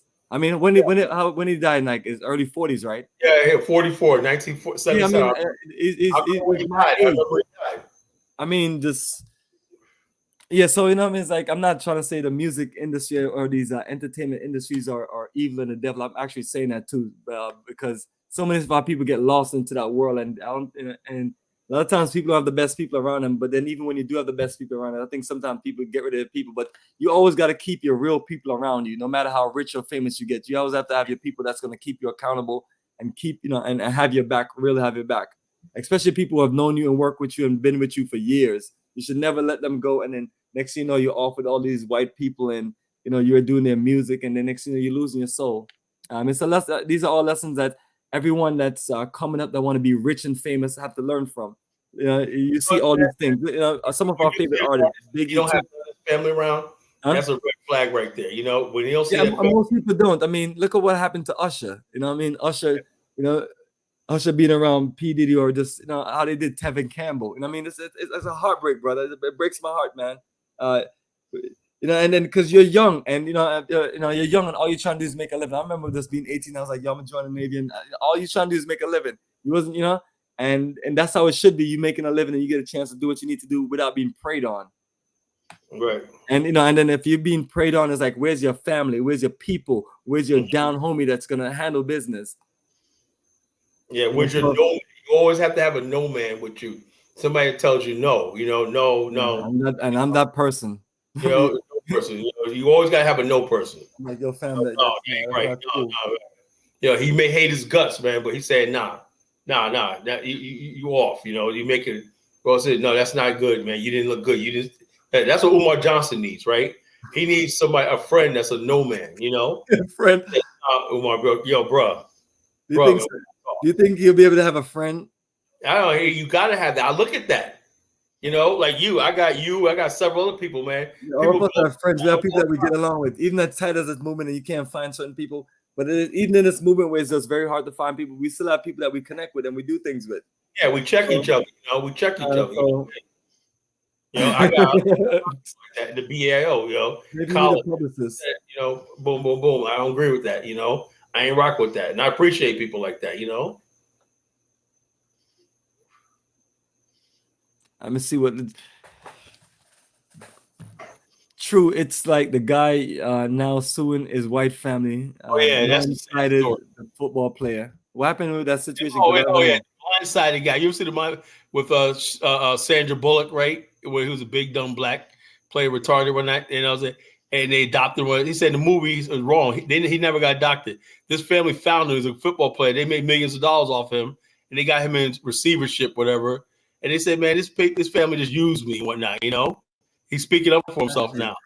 Exactly. So it's a situation where, okay, oh, this nice white family want to adopt a black child. And people bought into that story. These people, can white people do things without having an agenda? I don't think so. You know, not when there's millions of dollars at stake. You know, shit. No, that's just. I mean, it's just the nature of everything.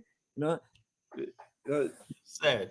They didn't show up to Africa to do trade and to work with the people and build anything. The people, look what happened to us. We got sold into slavery. On their ships. You know what I mean? So no matter what. The bottom line is this: 500 years, the white man wanted human bodies from Africa. He got it. Right now, the white man wants minerals, and Africa's still sending them their best and brightest to work for them, whatnot. Nothing, that damn thing has changed. And so, like I said this a long time ago, right?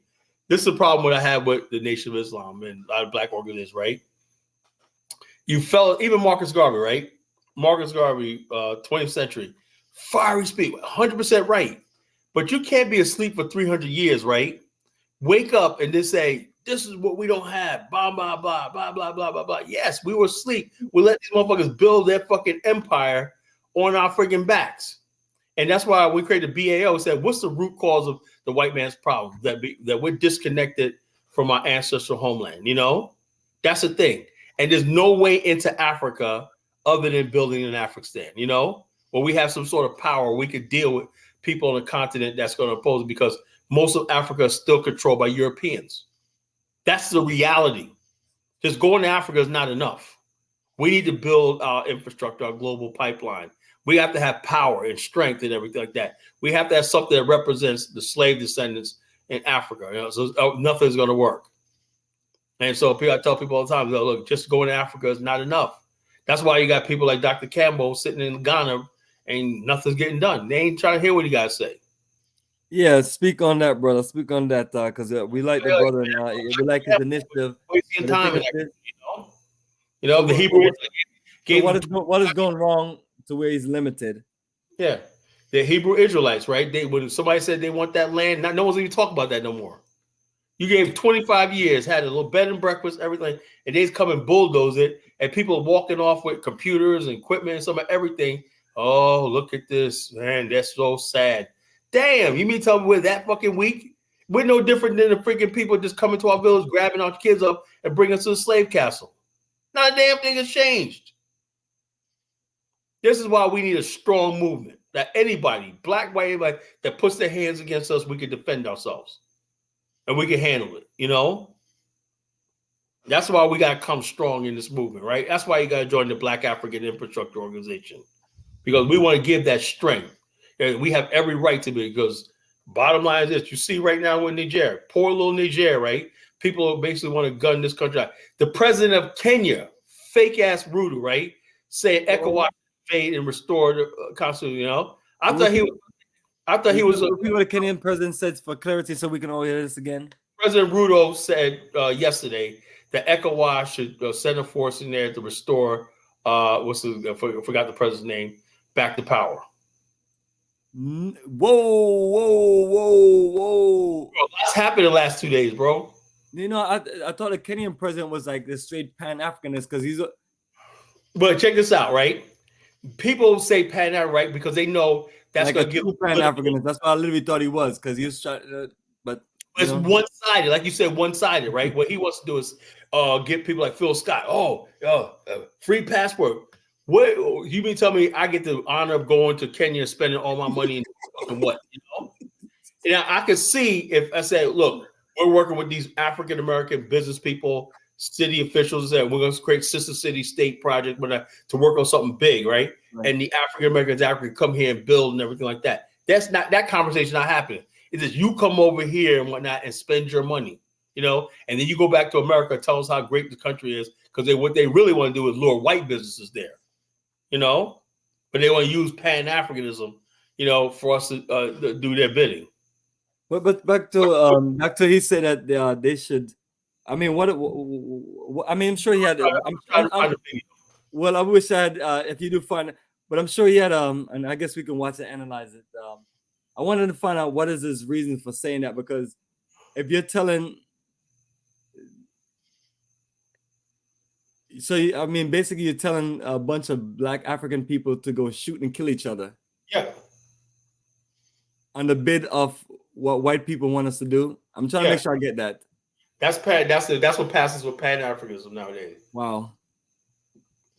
Okay. Yeah, when you're looking at that situation, one of the simplest thing you'll see is like, okay, if they send troops in, where those troops are going to come from? Ghana, Nigeria, and I mean, all of those countries are so close to where you have so much of the same ethnic group in the different countries. So they got villages, right, that have the borderline. They got in the same freaking village. One village in near northern Nigeria. One village is the border between the two countries. Yeah. So if I'm a Fulani army man, how am I gonna feel if you're telling me to go, the other side of the border, go kill other Fulanis? So that's the thing that's gonna be a trip. I don't think they have a choice but to make a peace deal. But as far as whoever once you overthrow a government, it's against the rules of a coup d'etat. You don't put them back in. You transition into another leadership. Yeah, where at least both parties can just say, that's the decision. But this is gonna be some wild stuff to play out. Because I think ultimately, if they try to do that, the rest of their people are going to be against that, because realistically, brother, your family's across that border. Yeah. So that's going to be interesting. After you play the Malcolm X video, let's play that one. I want to analyze. Yeah, absolutely, brother. Because I want to hear his justification to see a whole bunch. I mean, people get tired of seeing a bunch of this Black people that's getting gunned down by each other. Instead of Asian countries are building infrastructure together and whatnot, Africans will talk about war. Look at the mindset we're at. Yeah, because think about it, is with the exception of China, because China is just aggressive because they want to be the next superpower. But Japan, Korea, Vietnam, are they at war? Indonesia, they're trading billions of dollars with each other. And even China may be posing aggressive, but it's not, and they may launch a few missiles and do a few great crazy things, but you don't literally see them actually pushing war like that. No. If they can get what they want without war, China's never waged an aggressive war in its history. No, I've never seen it historically. No, historically they have and I think their aspiration for being the biggest military is just the fact that America is an intimidating country, especially when they ban all of the other European partners together. That makes a whole lot of people against you. So, I mean, if I was China, I'd do the same thing too. I'll make sure I have the biggest army, more naval ships, and try to get build new partnerships with different parts of Africa. Of course, Navy chased them out of the South China Sea a couple of years ago. Those Singapore chasing Chinese out, man. Say, get the fuck out of here. Those Singapore Navy fired on them, chasing by the South China Sea. You say, get the fuck out of here, you cross the line. So people always asking me these weird questions like, what y'all be doing out there? So I told them, I was like, I fix planes, and then planes take off and they do their mission. Other people, the supply and support other parts of a whole operation. But obviously I don't know what kind of business deal they made with Singapore and all these other countries, but they're literally it's kind of like you paying for a bodyguard.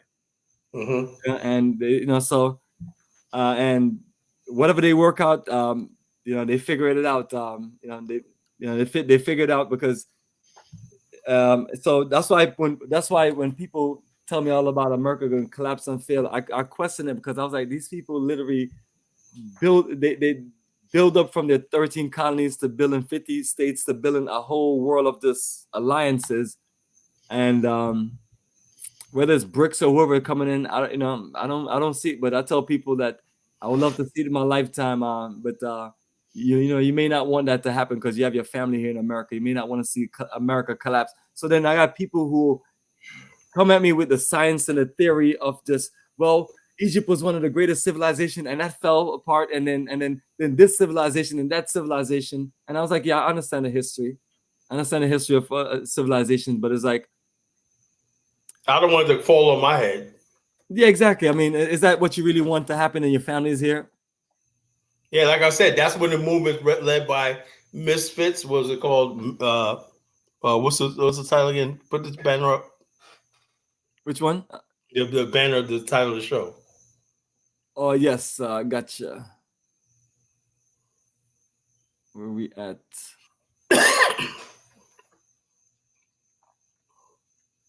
Yeah, That's our why. Pan-Africanist misfits, losers, and rejects. Yeah, people that don't have any infrastructure in America, they have nothing at stake. So, oh yeah, let's let it all fall. No, well, we can't do that. You know, misfits, losers, and rejects. You know, leading the Pan-African world. We need business people, professionals, and people that got good sense in leading this movement. You know. Absolutely, family. And we're recruiting and looking for good leadership and looking for people to work with us. Now, you don't need to come under us or do any of those things. You know what I'm saying? And do all this foolishness and things like that. People, brothers and people, and our people, we have to learn to connect together. You know, we can have 5 organizations working together, and all 5 of them operate in different ways, and then we all benefit from it. You know, that's a simple thing. Just like you know, the modern day conglomerate. Like my favorite conglomerate is the Disney company. Yeah. Yeah, all different operations, everything, but they're and is it Berkshire and Holloway? Excuse me, I'm not even pronouncing the name of the company right. Let me see if I can find it. But nevertheless, you know, that's the way we look at it. Trying to get us organized to where we can run our movement and our operation as a conglomerate. I mean, you know, multiple country, multiple projects, and so on. So, family, we're building the foundation, but we can't build it without your help and things like that. So don't just sit back and hear us talk and everything without giving us any support. So let me get to that video, brother. The video, and I'm hoping it has a part that he was talking about the Big Six, because I was certain this seemed to be it right here, because he's talking about a march on Washington. So this is 8 minutes. So okay.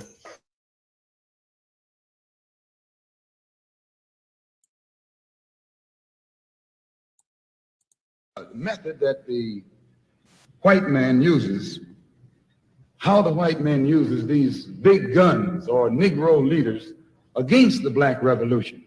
They're not a part of the Black Revolution. They're used against the Black Revolution.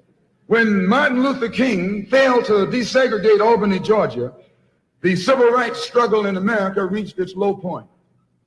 King became bankrupt almost as a leader, plus even financially. The Southern Christian Leadership Conference was in financial trouble, plus it was in trouble, period, with the people when they failed to desegregate Albany, Georgia.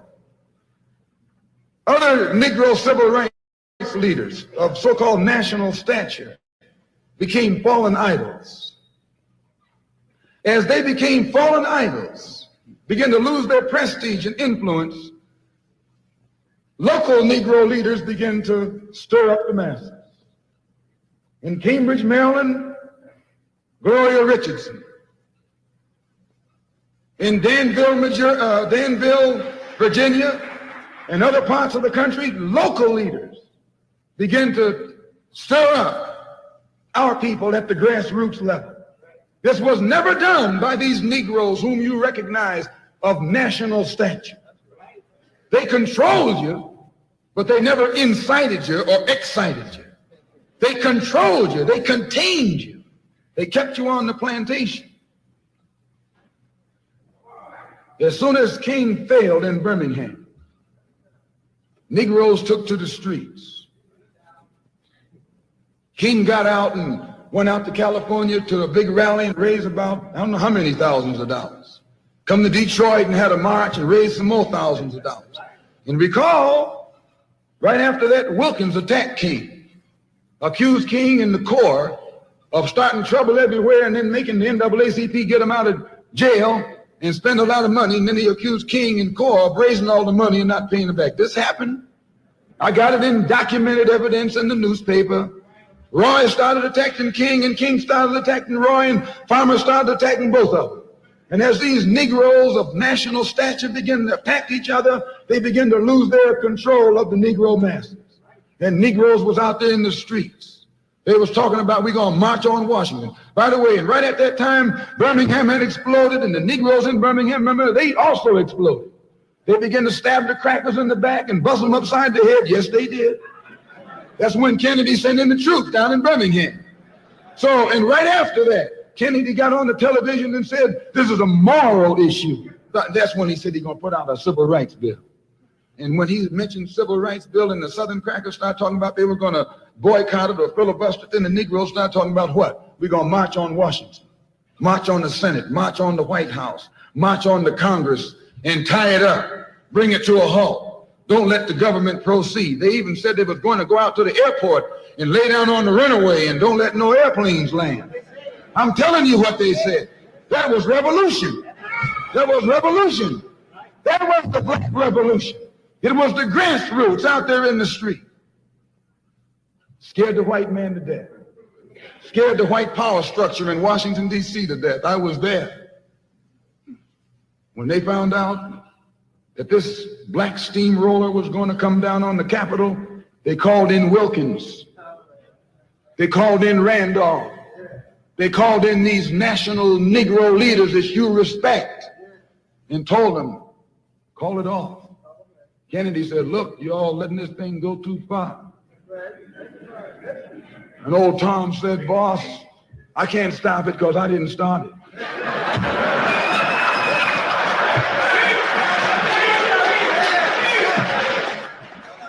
I'm telling you what they said. They said, I'm not even in it, much less at the head of it. They said, these Negroes are doing things on their own. They're running ahead of us. And that old shrewd fox, he said, well, if you all aren't in it, I'll put you in it. I'll put you at the head of it. I'll endorse it. I'll welcome it. I'll help it. I'll join it. A matter of hours went by. They had a meeting at the Carlisle Hotel in New York City. The Carlisle Hotel is owned by the Kennedy family. That's the hotel Kennedy spent the night at 2 nights ago. Belongs to his family. A philanthropic society headed by a white man named Stephen Currier called all the top civil rights leaders together at the Carlisle Hotel and told them that by you all fighting each other, you're destroying the civil rights movement. And since you're fighting over money from white liberals, let us set up what's known as the Council for United Civil Rights Leadership. Let's form this council, and all the civil rights organizations will belong to it. And we'll use it for fundraising purposes. Let me show you how tricky the white man is. And as soon as they got it formed, they elected Whitney Young as the chairman. And who you think became the co-chairman? Stephen Currier, the white man. A millionaire. Powell was talking about it down at the Cobo today. This is what he was talking about. Powell knows it happened. Randolph knows it happened. Wilkins knows it happened. King knows it happened. Every one of that so-called Big Six. They know what happened. Once they formed it, with the white man over it, he promised them and gave them $800,000 to split up between the Big Six, and told them that after the march was over, they'd give them $700,000 more. $1.5 million split up between leaders that you've been following, going to jail for, crying crocodile tears for, and they've nothing but Frank James and Jesse James and brothers.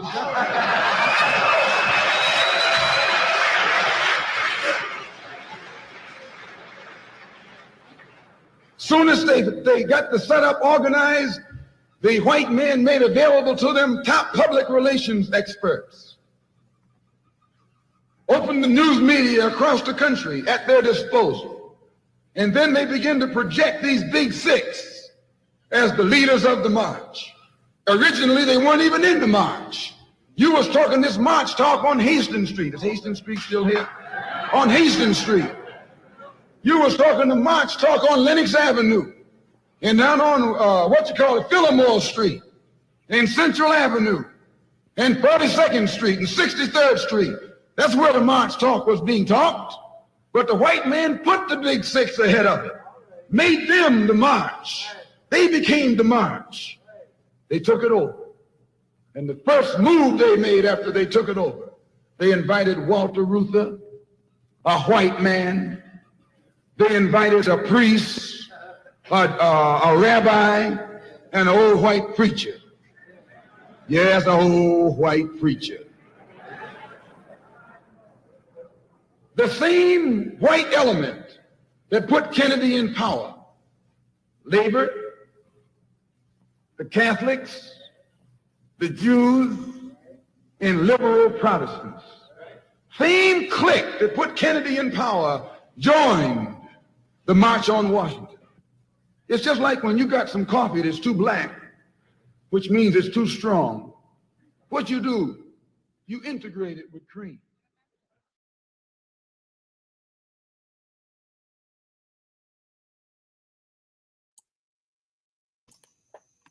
Yes, they cut part of the speech, but yeah, I didn't expect them to play it. It's that long, but yes, that's why we love Malcolm.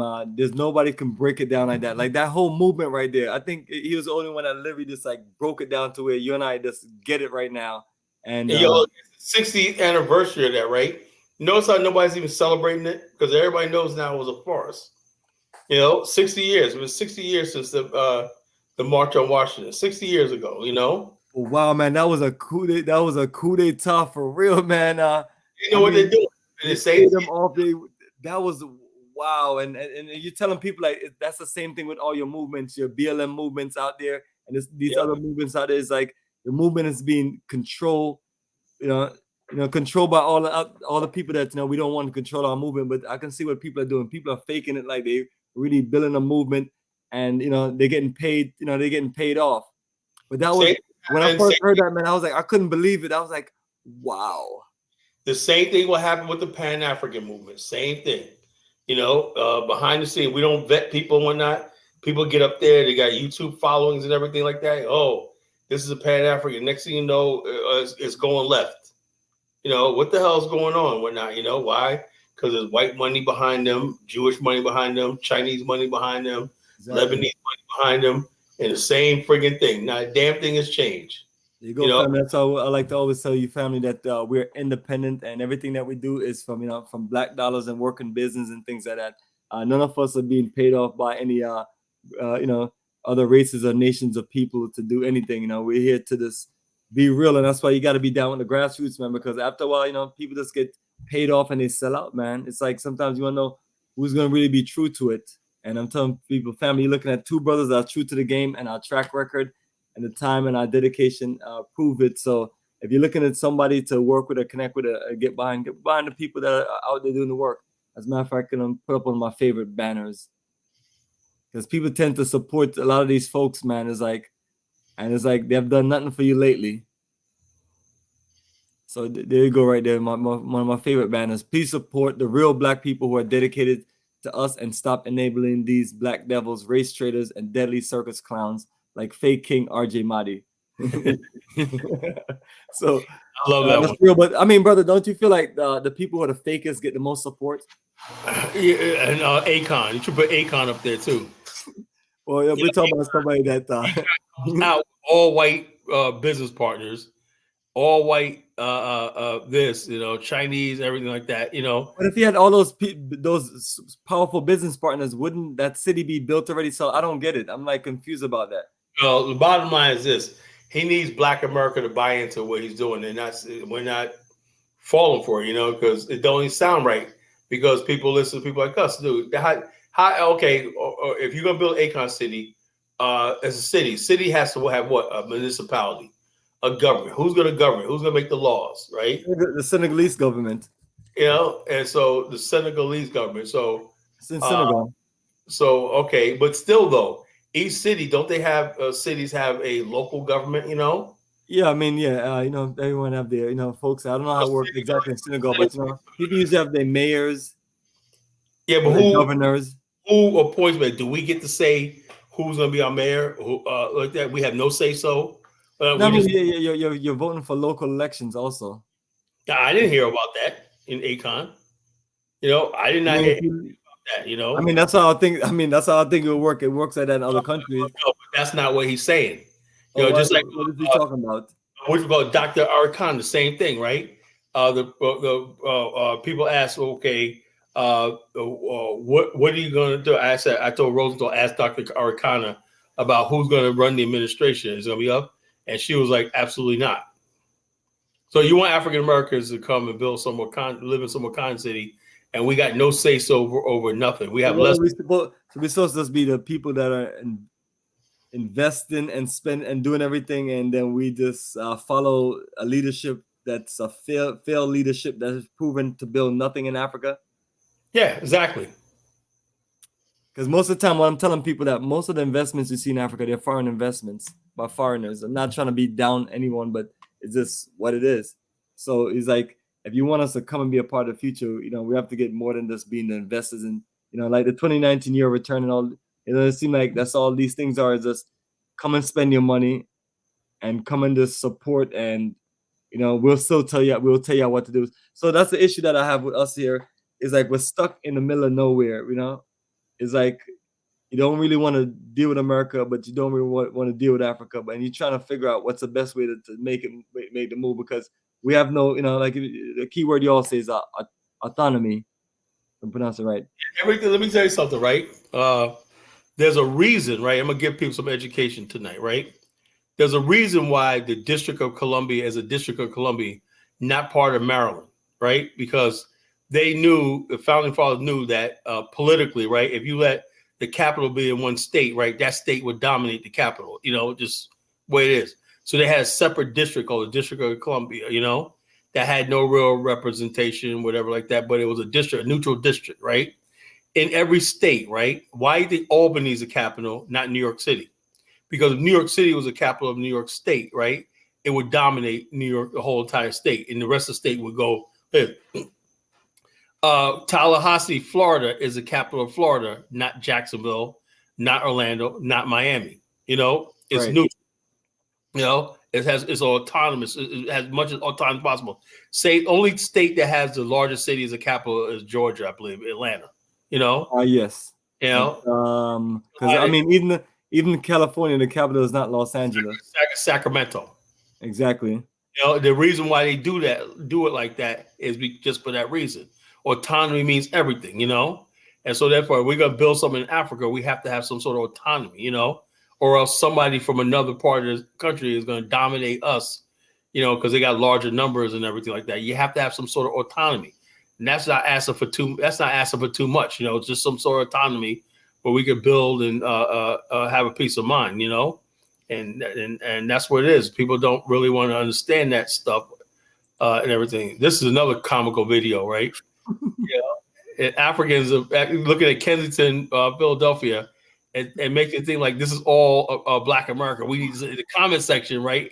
Oh, raise money for Black Americans or whatnot. I know that part of Philadelphia is raggedy, but Philadelphia is also a metropolis. But these people are tripped, man. It's like people go. It's kind of like if they could do the same thing in Atlanta. They wait till they just drive up to Atlanta and then go by the bridge area or just downtown Atlanta, and you could have a field day with your camera.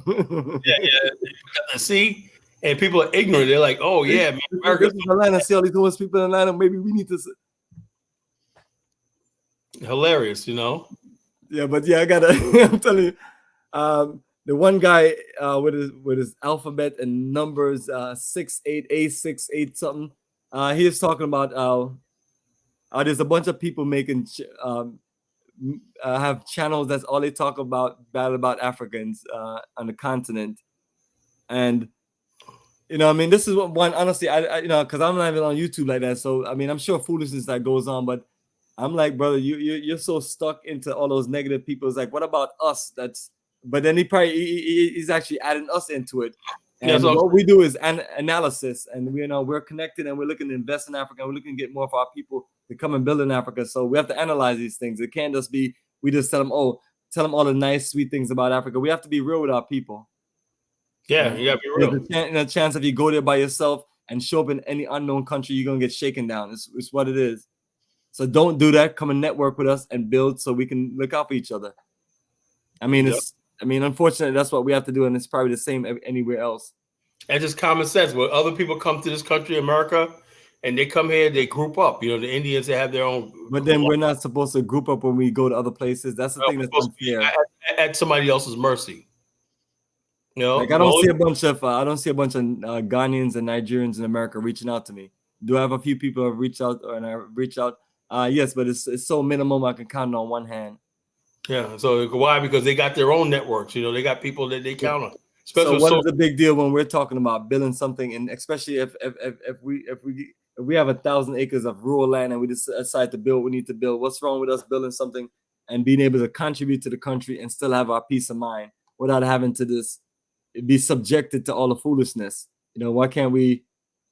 Yeah. So you know, Khaled, people can say whatever they want to say, but no one has been able to prove what you talk about wrong, or what, you know, and likewise what I talk about, building the communities, building the town, building our Afrikstan. So that's the thing with me and Khaled talk about on the highest level.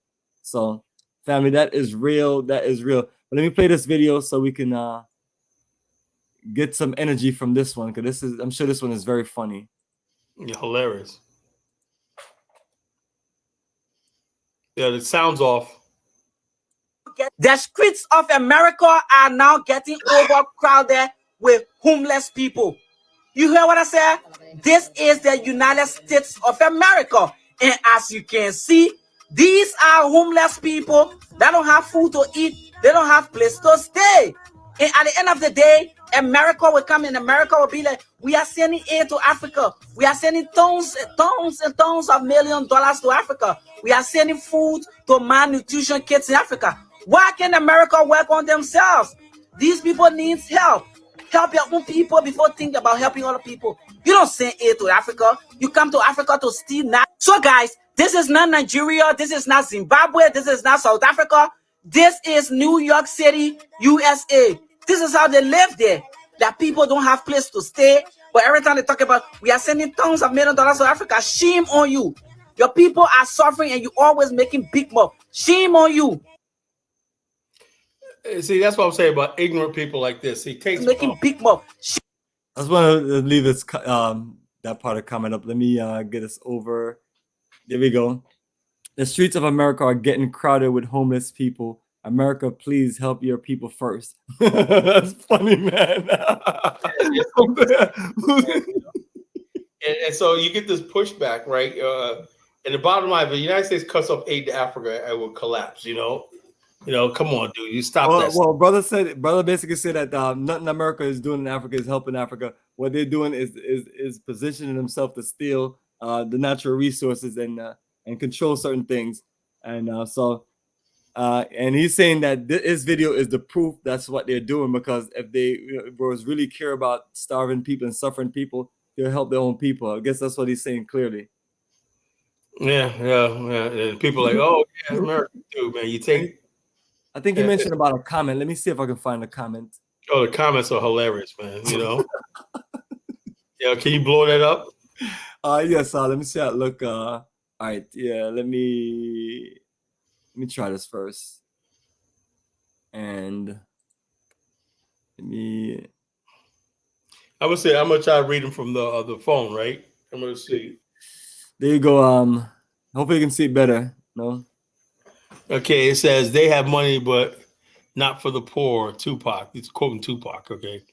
I live here. U.S. has serious homeless problems. Some places don't have running water. That's a lie, you know. Come on, stop it. I love this one. We Africa Brotherhood are going to send aid to the United States of America. A country built on maintaining the blood of the innocents. Why are people trying to come here? You know how many there's Congolese at home. They're in the field, bro. They're in the field day. You know how many Congolese are in New York City right now? Part of migrants and whatnot. One Congolese guy got arrested for rape and whatnot. You know, in New York.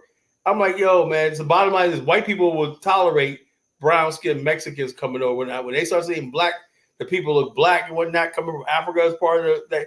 Now the conversation is changing, you know. We gotta get these people out of here, you know. You got people coming from Africa and whatnot, you know. It's just like ridiculous, you know. And so it's a sad situation that people don't understand. Yeah, we got problems here, but the bottom line is we have a social safety net. People are homeless because they're on drugs and stuff like that. Africa, let's donate. You know, come on, man, please. You know, come on, stop it, stop the cap. Yeah. This one, bingo. This is where America focus needs to be, helping us, dear people. One of the reasons I stopped applying for a green card. now that got to be the best one right there. There's no hope for Black people, man. There's no hope, you know. Yeah, there's no hope. They really believe that, you know. Man, that's a classic right there. Let's keep going. Yeah, and the corruption they're doing to people on purpose. The officials can't seem to get a grip on this, but they want to put hotels, hostels in African business. You know, well, youth homeless is worse than some third world countries. You know, you're right. What we hear. I want more pics of America. Let me know. I live in. You want more pics of America? Let me know. You know. Nigerians don't really have homeless people, homeless like that. Well, they only got that Makoto village, people living in shit and piss. You know, well, the thing of it is, it's what they have is just a whole bunch of people who have nothing and a whole bunch of people squandering. And yes, they do have homeless people. Well, they do have homeless people. Yeah. You have a whole city of Lagos full of homeless people. Just like, you know, in Ghana, you know, people may not see them in our crowd, but trust me, you have your population of homeless people there also. It's a sad situation around the world. I mean, people shouldn't have to go through this, which, you know, based on the rich world that we live in, but that's the struggle. Yeah, and I'm telling people, when we create these opportunities in Africa, it fixes a lot of those issues, because now instead of you being homeless, you have a place to stay and you can come work with us. Now all right, let's get back to some of these. Corporate America and its media can care less about its people. They only care about the dollar. Corporate America is heartless. So they're blaming all the homeless people on corporate America? Yeah. Sure. All right. Yeah, rich corporations, they already have explained it. All of them have explained. They said they're in business to make profit. Mm-hmm. They have investors. So, but this is what happens when we have people like this. What happens when you have, let's say you have a country, right, where people on drugs and they have homeless problems, right? You could basically take this propaganda like this, right, and rile up the masses, and they can overthrow the government, right? And they'd be like, "Oh man," so and they'll say when the situation gets worse, I guess we weren't doing all that bad, you know? And people, yeah, because the thing of it is, when people overthrow governments, I'm always trying to check to see when they overthrow the government and the people who overthrow the government talk all this nice stuff. Do they actually complete those process? But I mean, think about it. We've seen what is it? Guinea, Niger, Burkina Faso, and Mali. Like I've just seen that in the recent years. It's nothing but overthrown of government. But one thing I can say is when the Qatar government was overthrown and the son overthrew his father, they progress. So something is not right. Something don't make sense. Yeah. So Africa, usually, I hope it's a different case this time, right? Usually Africa, right, the revolution always goes backwards, right? They have usually a revolution is supposed to be everything's getting better. In Africa, everything goes ass backwards, you know? It's like, damn, we'll go like Liberia, the 1980 coup in Liberia. You know, what the hell? The country went backwards, you know? It spiraled downward, you know, from 1980 on. You know, and proof of what I'm talking about Liberia was this. You know, proof of what the evidence I got on Liberia is this. They never decentralized the government in Monrovia. Right? All those people, instead of saying, you know, so let's move the capital to the center, let's create local, regional governments and stuff like that. They didn't do that. So the people who get in power in Liberia have the same power that they call the so-called Congo people had. But Monrovia controls everything. So that tells me that the justification for the coup was a lie. They said people in Monrovia have all the resources, they control everything. Well, you have 43 years to decentralize the government, create a federal system, or regional governments and everything like that, you know? But they have the same thing where the Monrovia appoints superintendents for the counties and everything. There's no local elections. There's no local anything. Everything's appointed by somebody in Monrovia. So they didn't do what they said they'll do. So it tells me the coup was a friggin' farce. You know? And the next video, these people are talking about the blame game. It's about that we blame Black Americans for the gangs in Haiti. You know, how the hell did that happen? You know? Yeah, perfect. You know, we played that, and then I'll play the Kenyan president. Yeah. Always fun on this show, bro. Always fun. Let me to see this better. Okay, Black on Black critics. Haiti is African Americans' fault. Y'all the ones sending the guns. I didn't know. I wasn't sending no guns to Haiti. You know? Wow. Interesting. You know, so we're the gang members. So now we're sending the guns to Haiti. You learn something new every day. Yeah, absolutely, man. These people are classic. Let's hear what he has to say. This blame game with African Americans is getting so out of hand. You're joking with me, right?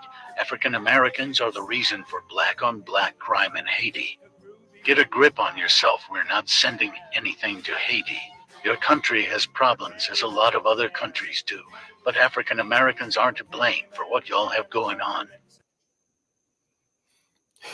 Amazing, man. Amazing. You know? Is it Haiti? So, we're doing that. Luke Major. Now, what about all the Haiti? Haiti, the gang problem is this. Vigilantes are going out there killing the Haitian gangs. But the thing about giving Haitians one thing, they're fighting, they're going toe-to-toe with the gangs down there, shooting it out with them, you know? And I'm saying to myself, wow, you know? But what does that got to do with African Americans? You know? We're over here. You know? Ruto, this guy, man, you know? And just like a week ago, when we called him, great Phil Scott. Oh, man, President Ruto's a Pan-Africanist and everything like that, you know? Man, what difference does a whole week make, man, you know? Well, let's hear what the man has to say. This should be interesting.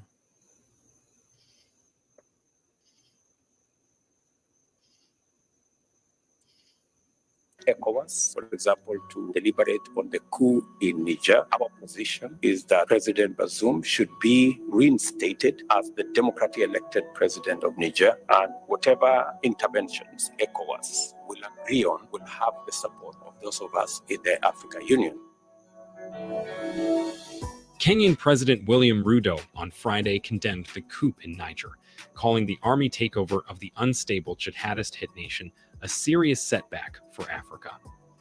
On Wednesday, Africa suffered a serious setback in its democratic gains as the aspirations of the people of Niger for constitutional democracy were subverted by an unconstitutional change of government that deposed Mohamed Bazoum, a democratically elected president, Ruto said in a video message.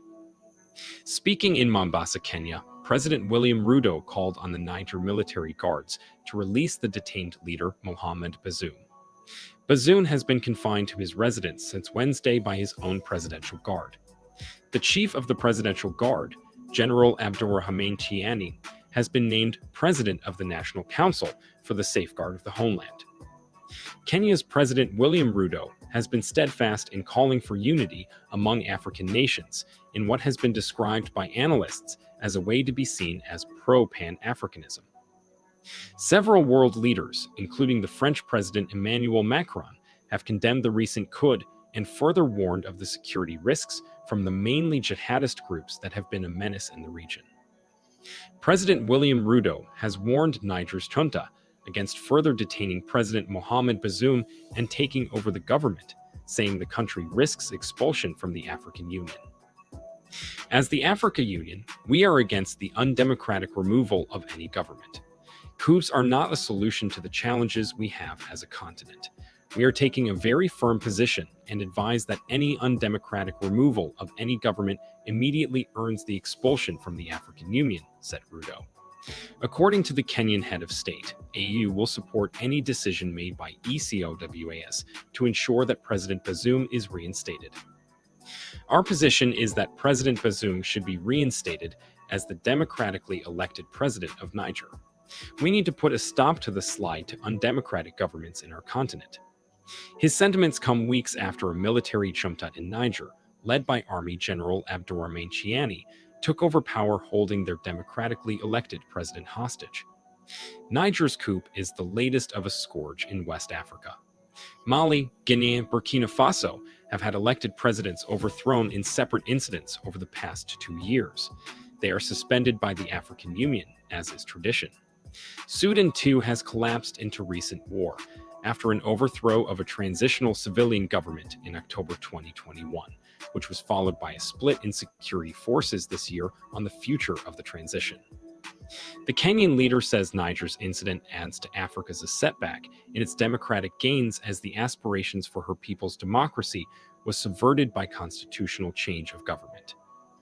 According to Rudo, the fundamental norm is crystallized in Article 4(p) of the Constitutive Act of the African Union, AU, which unequivocally condemns and rejects any unconstitutional change of government. We call for the swift restoration of the constitutional rule and ensuring the protection of the population, and a return to full civilian authority while upholding utmost respect for the country's institutions. The Kenyan leader emphasized the importance of upholding constitutional norms, protecting populations, and returning to full civilian authority while respecting institutions. He reiterated that the core values of democracy and constitutional rule were vital for Africa's progress and urged for a swift restoration of these principles in Niger. President Rudo's strong statements aim to raise awareness about the negative consequences of unconstitutional changes in government, particularly through military coups. By standing firmly against such actions and advocating for democratic values, he aimed to contribute to the efforts of maintaining stability, good governance, and democratic progress across the African continent.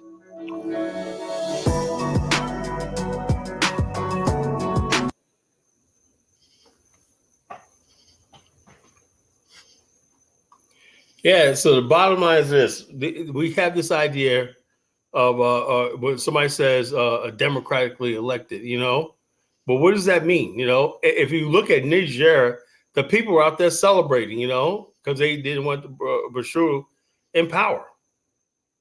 And the bottom line, had the military not stepped in, there would have been a coup that they couldn't control. The country was spiraling out of control because the jihadists were terrorizing the people. And this guy didn't do anything about it. Same thing happened in Mali. Same thing happened in Burkina Faso and Guinea. When you have these jihadists running around and the governments are like they're not going to do anything about it, the military steps in. A country has a right to defend itself, right? If a democratically elected government, people understand something. A 4-year term in Africa is an eternity. Like Jerry Rawlings, man, he just basically overthrew a democratically elected government and said, yo, look, he put people on trial, suspended parliament and everything. Why? Because the country was completely out of control and corrupt. It was a democratically elected country. So what? Well, this idea that because somebody, we had an election, right? And black people, the black race thinks that election means that everything's okay. Doesn't mean that. You elect people that are just basically criminals, crooks, and incompetent and everything like that. It's up to the people to remove power. Even in the United States, right? If the government becomes corrupt, whatnot, it says in the Constitution, the people have the right to remove it. Even if it was democratically elected. If you have a country where the voter turnout is low, like at 20%, like you got, can we actually say we got democracy in America when less than 30% of people show up to vote? Because people get disinterested in politics, and it's like they feel hopeless, and that's what the powers that be want. They're playing both sides against each other. The people that's ruling in Africa, right, are puppets of the French and the British and everything. So the bottom line is this: they see their country's not benefiting, and all they see is the French are benefiting from all the resources and everything. So like I said, do they really have a democracy? So I don't know what Roots was talking about. I'm just really disappointed. Well, I'm not disappointed because the way he half-assed talked about free visas for African Americans and diaspora. Wait a minute. That's another thing, right? When people say African diasporas, right, can come travel to Africa, right? He was not talking about African Americans. It was basically talking about people from around the continent that are African, the African nationals. We take that as, see, he's opened up to African Americans. Did you hear anything specifically about African Americans, Bonnie? No, there's two different kind of African diaspora. Us Right, is there's African African, diaspora that, right. and then people who was born in Africa and they live in America and they go back and forth, things like that. So That is, people and have he's to be clear you, about these things. the African Union recognized the African diaspora as exactly the latter that you said. That also includes whites, Indians, and everybody who was born on the continent who live on abroad. Yes, your family is very weird. I wish we could find something to pop up from one of their sites or something to let you read it. People misinformed, like Phil Scott, talk about the African diaspora. He's not talking about you from Texas, or Houston, Texas, bro. He's not talking about you, Phil. I think Phil does get excited because he's very naive. I know. He's very new to this. He's new to this. Yeah, and that's what we're trying to tell people, that a lot of these people that they hear claiming themselves that they are Pan-Africans, ask them if they ever joined any black organization, ask them if they ever built a black organization, or if they ever participated or do any of those things, or even read any books or did any research or do any of those things. Most of them, you find out, brother, they have not done that, because even when you have a dialogue with them, you can tell that they can't really articulate. Yeah, they just think, oh, Africa's working up, we should go there. It's not that easy, bro. There's like South Africa. Oh, South Africa, the whites, the blacks in South Africa are trying to get jobs and everything like that. They're not thinking about Pan-African. They're trying to eat. They're trying to like that. And the bottom line, they know the whites are necessary for the economy, because they're the ones. If they know they got that advanced infrastructure in society, the whites, Indians, and the colors and whatnot are necessary for that way of life. And then and that's why white people in South Africa are not listening to Julius Malema. We gotta get. Wow. The bottom line, you feel like they're not feeling them. Their party, I don't think their party have grown that much. The bottom line, they know that the black people don't have the education level, and also what they could have done, like when you got African Americans that came over there and stuff like that, had they did an aggressive recruiting of blacks from the diaspora to fulfill the places like that, but they didn't do that, because the black South Africans like, yo, we want these jobs, but they weren't qualified, that's why they hating on the Nigerians, they hating on other people. Zimbabweans are the most educated black people on the continent, not Nigerians. It's Zimbabweans, I didn't know that. Yeah, they're the most literate people on the continent. They have the most educated. Robert Mugabe was probably one of the most educated men that ever lived in Africa. All right. It's not Nigerians, it's actually Zimbabwe that has the highest literacy rate, of any country. You have to be careful about saying those things, because that Nigerian hater gonna say that you hating on Nigeria again. No, but even though Nigeria has a lot of educated people, right? But when you look at them that educated compared to the number of Nigerians, it's not even close, Yeah, and these are comparisons that you have to make, and some countries are relevant to make comparisons to, like something like the countries that we don't ever talk about, what Chad, Malawi, a bunch of other countries, because it's not in the relevance of our world. So, like, I don't hear a bunch of people from Mozambique, saying certain things, and they're not propping up a bunch of people from Mozambique to be certain things. So, the context of our conversation is based on information. So if a set of people are said to be the smartest, we're going to analyze that. Yeah. If that was the case, right? Something. If we had this education, right? Then why is all the major infrastructure projects done by non-Africans? How come they haven't put together like the African version of the Point Lloyd Group? Was the African multinational logistics company, shipping company, logistics and manufacturing that goes to the whole country? How are you gonna have an African free trade zone when no Africans own no ships? We don't even control the trucking and the railway systems on the continent. And that's what I'm saying, that the African continent have to open up more, more opportunities for the diaspora to come in and and do their thing. People are not going to be able to help you build a country if they're getting scammed, if they're getting shaken down, if they can't get land without drama, and if they can't build their homes and their communities in peace. But right. It's like, I don't think our people have that visionary mindset, also, and things like that. Because I think what majority of people in the continent is doing. I'm just gonna run this by you real quick.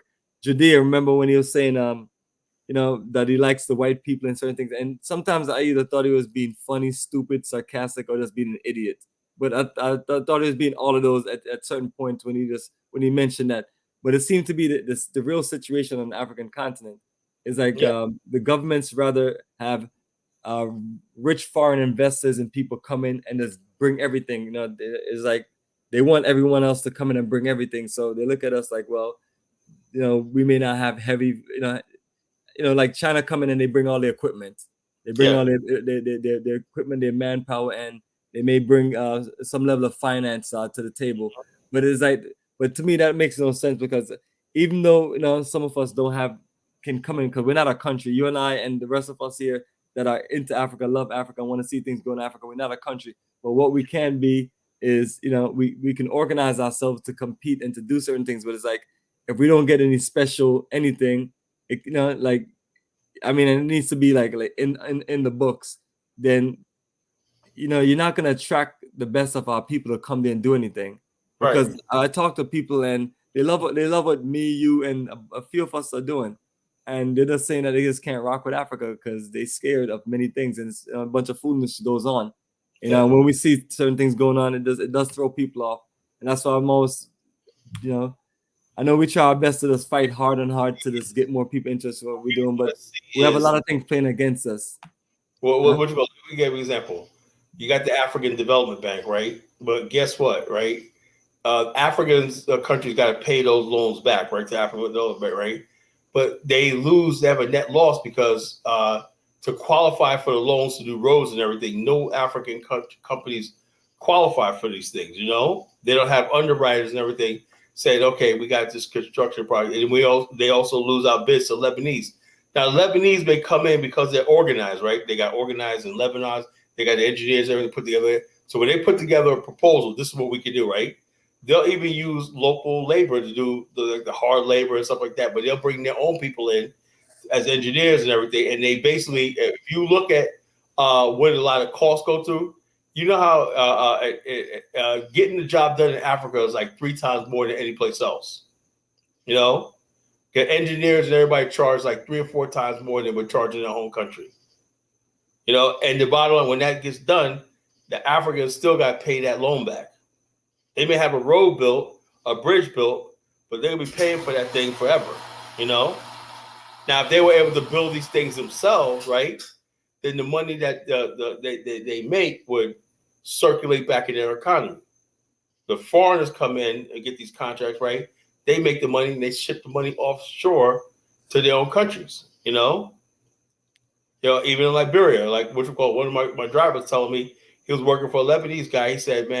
He said, they take out stacks of money like this in blocks, right? And they fly the money out. They suck money out of the economy. That's just the way it is. But where the money come from? Because they want to bid on a contract, whatever, like that. And stuff like that. They take the money. They don't invest the money back in the country. They take the money offshore. That happens all over Africa. Because Unfortunately, we don't have an African Development Corporation. I asked what's his name from Sierra Leone? What's his name? Amara. I said, what if you had an African Shipping Commission, right, for West Africa? What if you had an African Shipping Commission, right? Well, everybody that's the problem, right? Why do you have to go through this thing where you got to pay somebody off? Why can't we have one thing that basically coordinates all the shipping routes all country, and then basically, so therefore you could ship goods from Dakar, Senegal, all the way down to Angola, and you could have inter-African trade. Well, each country got to have its own and blah, blah, blah. Well, one commission, right, that you sacrifice your limited sovereignty to, right, controls the shipping on the continent. They're the ones that hand out the licensing, the permits, the scheduling, and everything like that. Why can't we form that? And that would create so many jobs and opportunity and stuff like that. But he's like, no. But see, in Sierra Leone, it's like sometimes I wish, man, we could just take the sovereignty away from these people, some of these countries, right, and put them under trusteeship. And I said, so in other words, basically, everybody wants that little pound of flesh before something gets done. And what happens is this: by the major investors, they come here, they see that we ain't gonna do with this. We're gonna go to Singapore, where I see the master plan, I see how they did all this stuff like this. So the law of probability is, we invest our money, we're gonna get a return on it. And Africa has to beg for investment because nobody wants to take the risk because Africa never show a track record. And that's the truth. People don't like to hear that. But they want African Americans, come over here and invest. What plan do you have set up? And that's what I'm saying, brother. We lose a lot of people, not because of anything that we're doing, because of everything is just so rigged to where people just lose interest. Yeah. Yep. But back to what the brother was talking about in the video. I didn't hear that part about him saying that about anything about sending in any troops or anything, or they should send in troops. He did mention that they need to. He said he supports the African Union is going to support ECOWAS's removal of the military hundreds. He did say that, you know. He didn't say that in that video, but I heard him say it in another video. So basically, that's just a sad situation. So in other words, if you say that they should be put back into power, what you're talking about is military force, and the African Union is going to back it up. Yes, that's exactly what he said. Libya, and I think they mean business. He was saying basically, I guess they suspended Guinea from the African Union, and he was saying that literally this is just not a way to move our continent forward. And just guys, see, you understand something, right? They said coups don't solve any problems. They said they use the idea of Pan-Africa, like I said, Pan-African misfits and losers, everything. They use Pan-Africanism, right? Pan-Africanism does not mean, okay, if we talk about Pan-Africanism, right? What about all the Nigerians that are protesting against this invasion? What about in France right now, the Senegalese community united against this invasion, right? Don't they count for anything? Pan-Africans can't just always be about governments and stuff like this. So if the Pan-African is always about governments and certain people who are elected office and everything like that, if they're not doing Pan-African, why should we support that? Like this one guy was saying, he said, how can ECOWAS basically talk about this when they've ignored a lot of stuff that's been on problems on the continent for decades? I think maybe it's that weird stuff that's going on, and it's the French, maybe because a lot of things do get ignored. But and maybe this is maybe a lot of people have been paid off to make it work, and maybe the access to whatever natural resources that they need from there is just a must, and they can't have nobody else running the country other than their puppet. And the bottom line, tell me what has changed in 500 years. That's the way. Like I said, when you're bowing down to a degenerate king or Oba in Nigeria, understand where you're going. Let me tell you something. Those people watch the show, I'm gonna break something down to you, right? The idea of African king and a ruler and stuff like that is not African, and up until the Europeans showed with gunpowder and stuff like that, right? African kings did not have that sort of power, right? You had a warrior class, you had a merchant class, you had a council of elders and thinkers and scholars that advised the king and everything, and you had this council called the Macy. They made the law, right? The king had to defer to the Macy. All African societies were like that. Smaller villages had representation, and everybody made sure that if you have a problem, it would be solved, and there was no one absolute ruler, right? Now, when the king did all these things, he solved issues and solved problems and created trade. West Africa was big on trade. Everything was about trade. When trade routes and everything was prosperous, everything, and the king was in power and everything like that, people honored him, right? Not because he was a ruler, because he gave to the people. He created peace and stuff like that. West Africa was always a place of peace. Now, what changed in all that, right? It was the introduction of gunpowder, which basically meant that people who could gain power, right? Europeans, when they came to Africa, they automatically assumed that when they saw Oba, king, whatever like that, that he was an absolute monarch of power, right? They didn't understand the politics of Africa, right? So they began arming these chiefs and kings and everything like that, right? And then they start fighting against each other, right? And the Europeans always recognize, oh, this is an absolute ruler and everything.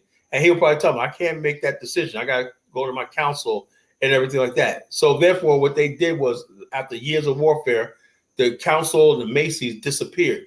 And what you was left with in Africa was these absolute rulers and autocrats that ruled Africa, and facilitated the transatlantic slave trade.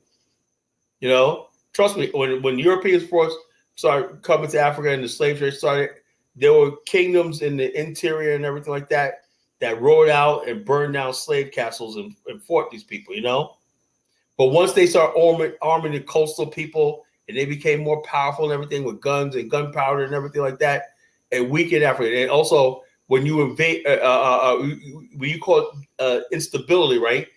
What you have is large numbers of people start moving to other areas and setting up villages in other kingdoms and everything. They became ripe for the picking of slave raiders and everything like that. And that's what you had in West Africa. So this idea of, we got an African king, that's not African culture, really. People have, like myself, have studied Africa and whatnot. The African kings did not have power like the Europeans thought they did. The Europeans didn't understand Africa. Africa actually was way ahead of Europe and the rest of the world in limiting the power of the king. Limiting the power of the king. This idea of almighty king and stuff like that. That was European monarchs and everything like that. So the Europeans automatically assumed that Africa was the same way. It was not like that.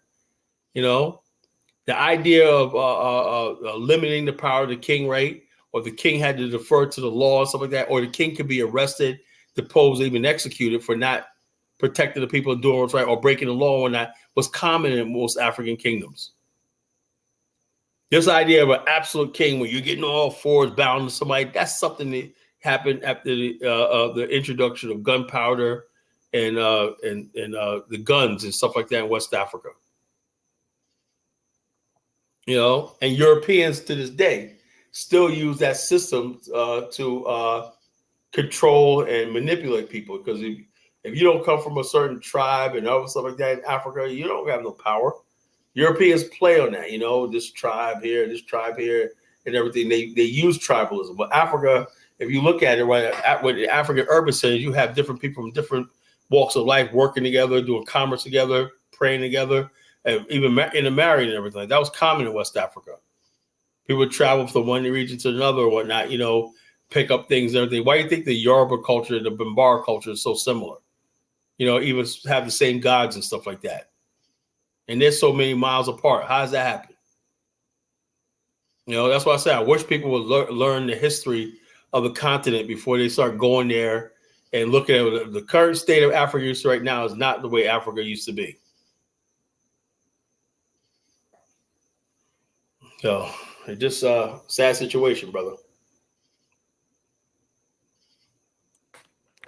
Yes, Scholar.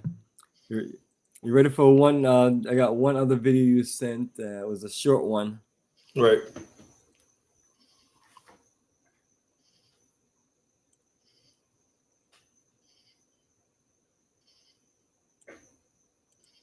Yeah, this is a good one.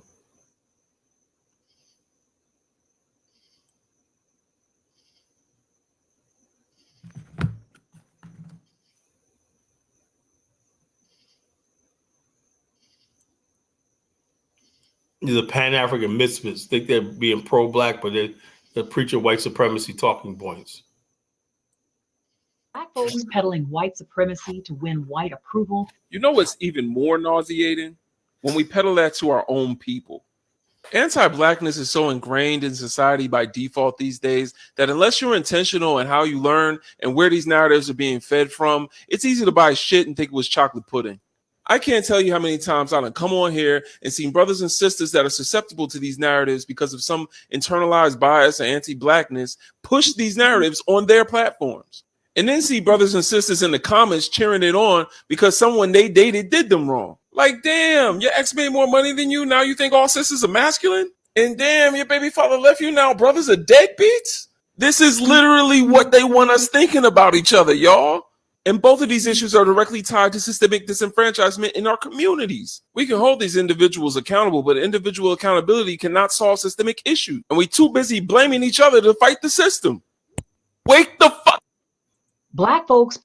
Yeah, like I said, the blame game, the blame. How you going to talk about this? That's a problem I have with Umar, black men did this, black men did this, and everybody do it with the blame game. You know, when you start talking about, we wasted 2 months now, Omar, talking about who's responsible for this one not, and saying, look, we have systemic issue. We know people pit black women, like when they came up with this thing, black women are most educated, you know, black women got degrees. That wasn't the case. Black women are most enrolled in college. That don't mean they're most educated, you know? And they said black women actually have the lowest net worth of any demographic in America. You know, that's why Stacey Abrams wanted to give $800 a month extra to Georgia taxpayer money to black women, single black women. You know, black women have the highest eviction rate in America. You know, but they did that to divide black women against black men, right? So, oh, black women got degrees, they're doing well. And they come to find out that black men are actually really doing really well in America, right? Well, what about the medium income? Let's compare that. There's way higher than black women, you know? Black men are way more. They don't talk about that than black women, you know? You know, even black women with degrees, they don't make that much money. You know, black men are opening businesses and everything like that. Black women are getting doing things like construction, truck driving, and stuff like that. They had a thing where the other day where a lot of black women are failing at truck driving. And truck driving is hard work. And they're saying, well, there's a video going out to a woman like, I can't do this man's job no more, you know, and stuff like that. So black women try to get into construction and because that's where the money's at. That's where black women are making these high incomes and things like truck driving, construction, stuff like that, roofing, and home renovation, stuff like this. That's where a lot of black men are making a lot of money.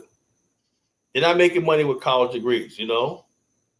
And so therefore, but the narrative being pushed around like, oh, black women are doing these degrees and everything like that. And they said the black women in Atlanta are really doing bad, you know? Because now the reality is because house rents are going up, housing prices are going up, all the stuff is going up, everything like that. So like this, you know, and also we talk about generational wealth. There's one chick out there. We need generational wealth. How are you gonna have generational wealth being a single mother? You know, where are you gonna pass it down to? Generational wealth, like the Jews, they make sure Jews marry Jews. They marry. They have a will. But you can't have broken families and talk about generational wealth. You gotta have that something to pass it down to. I first moved here in Virginia Beach. One of the oldest first neighborhoods of Virginia Beach is Princess Anne Plaza, right? Well, nice houses out there, you know, ranch style houses, everything, Princess Anne Plaza, you know. When I first moved here and whatnot, I said, that's a nice neighborhood. It looks like a little bit upstate New York where I come from, right? And I saw an article the other day and said Princess Anne Plaza was started in like 1964, right? And a lot of black people bought homes out there and everything. But do you know, since I've been living here, right, I've seen people that were once babies like 30 years ago, now living, the parents now moved on, now living in Florida and left in the house, and they get a loan and remodel the house and everything, and they got a house passed to them, you know? I see some black people do it too, you know? But mostly white people, you know?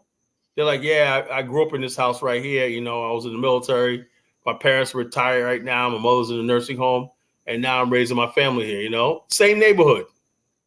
A house paid for. That's how you start people off in life. You know, so we're not talking about those things, right? Families, building legacy and whatnot, you know, leaving something to your children, you know? You know, so we basically have to talk about those sort of things. And so we understand that the media is pushing this idea that black women are to try and get at black men. Now that's been debunked, right? Now they come with this Nigerians are doing so well in America, blah, blah, blah, blah, blah.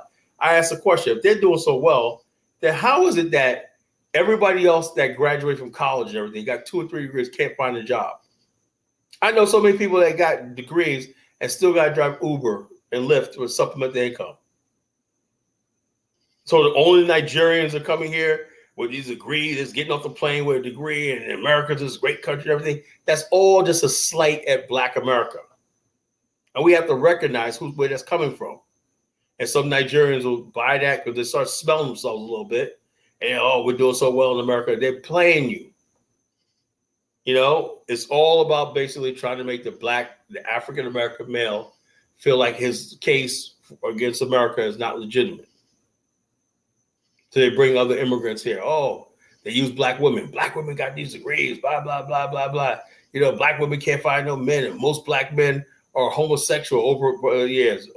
Then Oprah had to admit that she was telling a lie all these years, you know, about black men. You know, the blame game, you know. So we have to recognize that. So when people get on social media and they start repeating all these talking points, these toxic talking points I've been talking about last couple of weeks and whatnot, this negativity and toxic talking points, you got to know where it's coming from. Like the guy who said, this negativity, right? We internalize negativity. And it always comes in the guise of, I'm trying to help other black people. I want to get to the bottom of it. So no, man, you fix yourself. You know, work on the black people that's doing things. You want to work on somebody to work on something. But this idea of putting this out there that black people are just so all you're doing is repeating a racist narrative. White people, like we played the video about the place in West Virginia. All the people on fentanyl, drugs, everything, like haven't worked years. You look at the comment section, right? All those poor people. We got to do something about them, blah, like that, you know? And these are just white people that just don't want to work. But when it comes to black men, we're out there. You look at who's doing the work out here in America, who's driving the trucks, who's doing or go to any loading dock. It's all black men.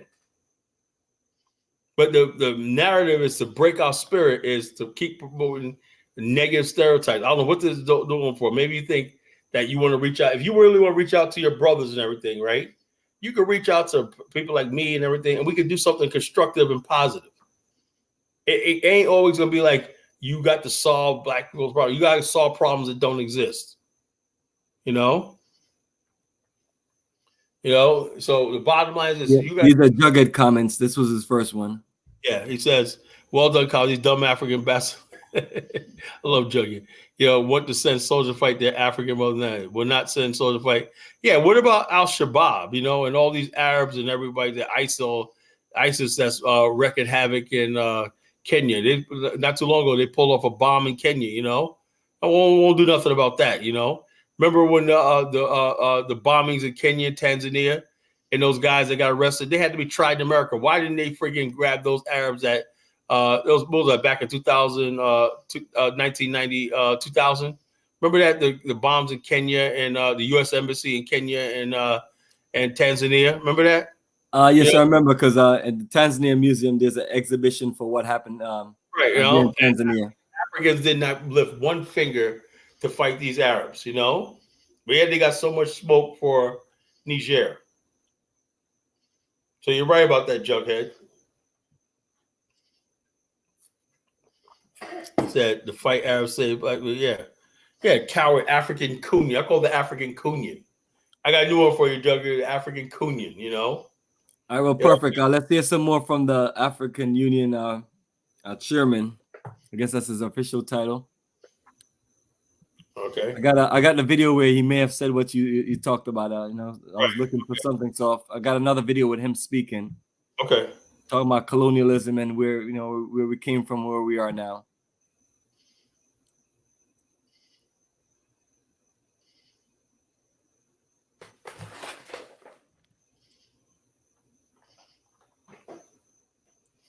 How do these people have so much power? You know, we don't have shit.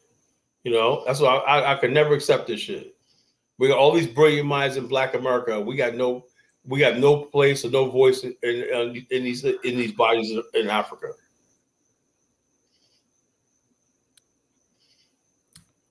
Yeah, brother, it's unfortunate, man. We tend to end up working against our own interests. Yeah, it's like we're being controlled by puppets. Yeah. So as I'm telling family, they need to get behind what we're building and let's make it stronger. Because I know we have analyzed a lot of this and we have a nice little momentum going. So family, join the party. But this is let's listen to this speech. This one is in his own voice.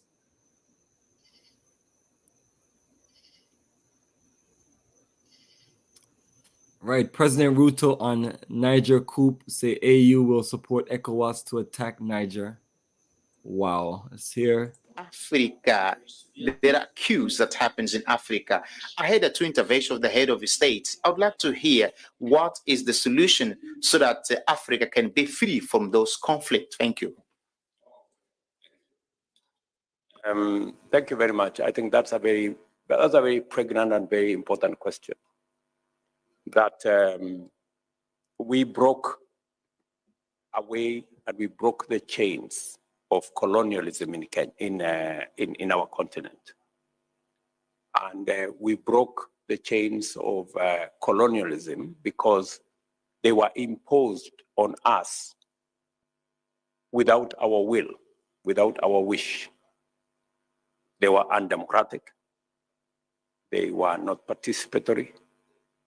They were against the majority will of the people of our continents, whether it is the Portuguese here or the British Portuguese in Mozambique or the British in Kenya. These were wills that were imposed on our people without their consent. Our position is that undemocratic, unconstitutional imposition of the will of any government of whatever nature on the people without their consent is wrong, the same way colonialism was wrong. And that Africa can only proceed into the future if we allow the people of our countries and of our continent to determine their destiny and to choose their leaders in democratic means, using democratic means. The way you do here in Mozambique and the way we do in Kenya and the way it is done in many parts of our continent. And therefore, as a union in the Africa Union, we are against any undemocratic removal of any government. Coups are not a panacea. They are not a solution to the challenges that we have as a continent. They are as undemocratic as the colonial masters. And we are taking a very firm position as nations, as the Africa Union. Any undemocratic removal of any government immediately earns the expulsion from the Africa Union. They cease to be members of the Africa Union. And as I said, ECOWAS, which is part of the building blocks of the Africa Union, is handling the case, for example, in Niger. IGAD is handling the case in Sudan, because we believe that we should be able to provide a solution as leaders in this continent on matters that concern all our countries. We are all informed that today there is a meeting of ECOWAS, for example, to deliberate on the coup in Niger. Our position is that President Bazoum should be reinstated as the democratically elected president of Niger.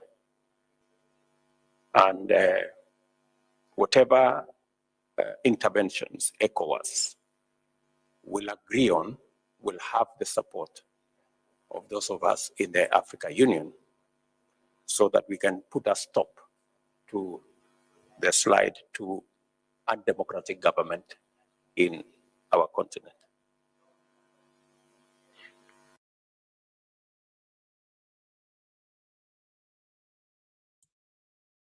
Yes, Kala, you heard it from the man himself. Where was he at when Mozambique? what's the Manga Philly, where his name is, overthrew Mugabe. Remember that? Yeah, unfortunately. They didn't say one freaking word. You know, they didn't say one freaking So what's the actual interest? Because even when it happened in Guinea, I mean, it wasn't the same situation. So because Guinea does not have uranium. So what's so special about Niger? Because the West Europe wants to build a pipeline through Nigeria, through Guinea, through Niger, right to Europe, so they could basically have access to gas from Nigeria and everything like that. So they could basically Europe is fighting for its life. You know, so it might be a foregone conclusion, man. You know, unless Russia really steps in and do this. You know, is ECOWAS ready to fight the Wagner Group in Russia? You know, that's what it is. The bottom line is Nigeria is only looking out for itself. It wants natural gas to Europe, right? And have a pipeline right to, but not the Nigeria. So they basically have interest in this whole situation. Look, the bottom line when dealing with anybody, because what we're trying to do is explain to people, you know, how, you know, the connections and things like that. Why is the president of Nigeria so gun ho about this situation? Because that move that the French is doing is going to benefit him and his crew. Of course. So that's why we're just trying to connect, family.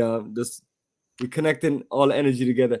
Nakmizi, welcome. Nakmizi in the house. Nakmizi Nakmizi said, yes, they are misfits. He takes it too far, you know. And we ain't say we're saying a lot of people. It's a question R. Right, hopefully that's a proper question. I'm not an English major. You know, bottom line is that there's a lot of misfits and losers in the Pan-African world because go ahead. A lot of misfits and losers in the Pan-African world because the people are not studied properly, you know. Because everybody wants to go to Pan-Africa when everything fails in life. We're not. Everybody suddenly want to be a Pan-African. This is what we're getting, you know. We're getting all the losers. It was good for a while, man. It's good for a while, man. But when I started seeing stuff people say, I'm like, man, where the hell are these motherfuckers coming hey, brother, they got a channel called African Diaspora channel, so you see what that's about. Yo, look, it's just. It's like anybody can literally come on here and call himself a Pan-Africanist and have a Pan-African. Oh, you have to have a YouTube connection. That's so damn low. Yeah. People don't take it about the history and whatnot, you know. I'm around people that look like me, dude, man. Just because it's a mindset, you know. You know, to be a Pan-Africanist, you gotta be a real leader. And both sides have to benefit from a relationship, you know. It can't be just one people, you know, and everything like that. Like right now, you know, when Nigeria made the decision, they confer. Was there some big Pan-African meeting? How this is going to basically affect everybody? No, he just said, "Look, we're going to send troops, whatever, like that." He doesn't give a damn. Nobody gives a damn, you know. Senegal. How would you like if you're living in Senegal right now, right? And you made that your African homeland and whatnot, and you see Senegalese troops so gleefully on their way to slaughter people in Niger for their French masters? How would that make you feel? You know, like, dude, man, you know. And so this is what we're talking about tonight, you know. You know, and so like I said, and the bottom line is this: nobody in the Pan-African so-called space has an intelligent response to what's going on, right? Because like I said, you know, all the time, Europe is calling the shots in Africa, you know, all the time. I've said this. And remember I told you I was hoping I was wrong, and I was not wrong. You did mention that. All these years I was hoping I was wrong, but you know, evidently I was right, you know, and like I said, you know, that's why I said we have to keep doing what we're doing, and we cannot just rely on the geopolitics of the day, you know, it's just not feasible, you know. We have to look out for our own interests. There's a difference between being interested in Africa and having interest, you know. If we're buying land, building in Africa, and somebody trading with Africa, we have an interest, right? But the challenge is how do we protect that interest and fortify it, you know? That's the thing. Evidently, when you look at what Nigeria says, Nigeria is only looking out for itself. You know, it says we want to build that pipeline that's going to make us billions of dollars and whatnot. You know, so be it. Pan-African will be damned. You know, and that's just the reality. You know, that's just the reality.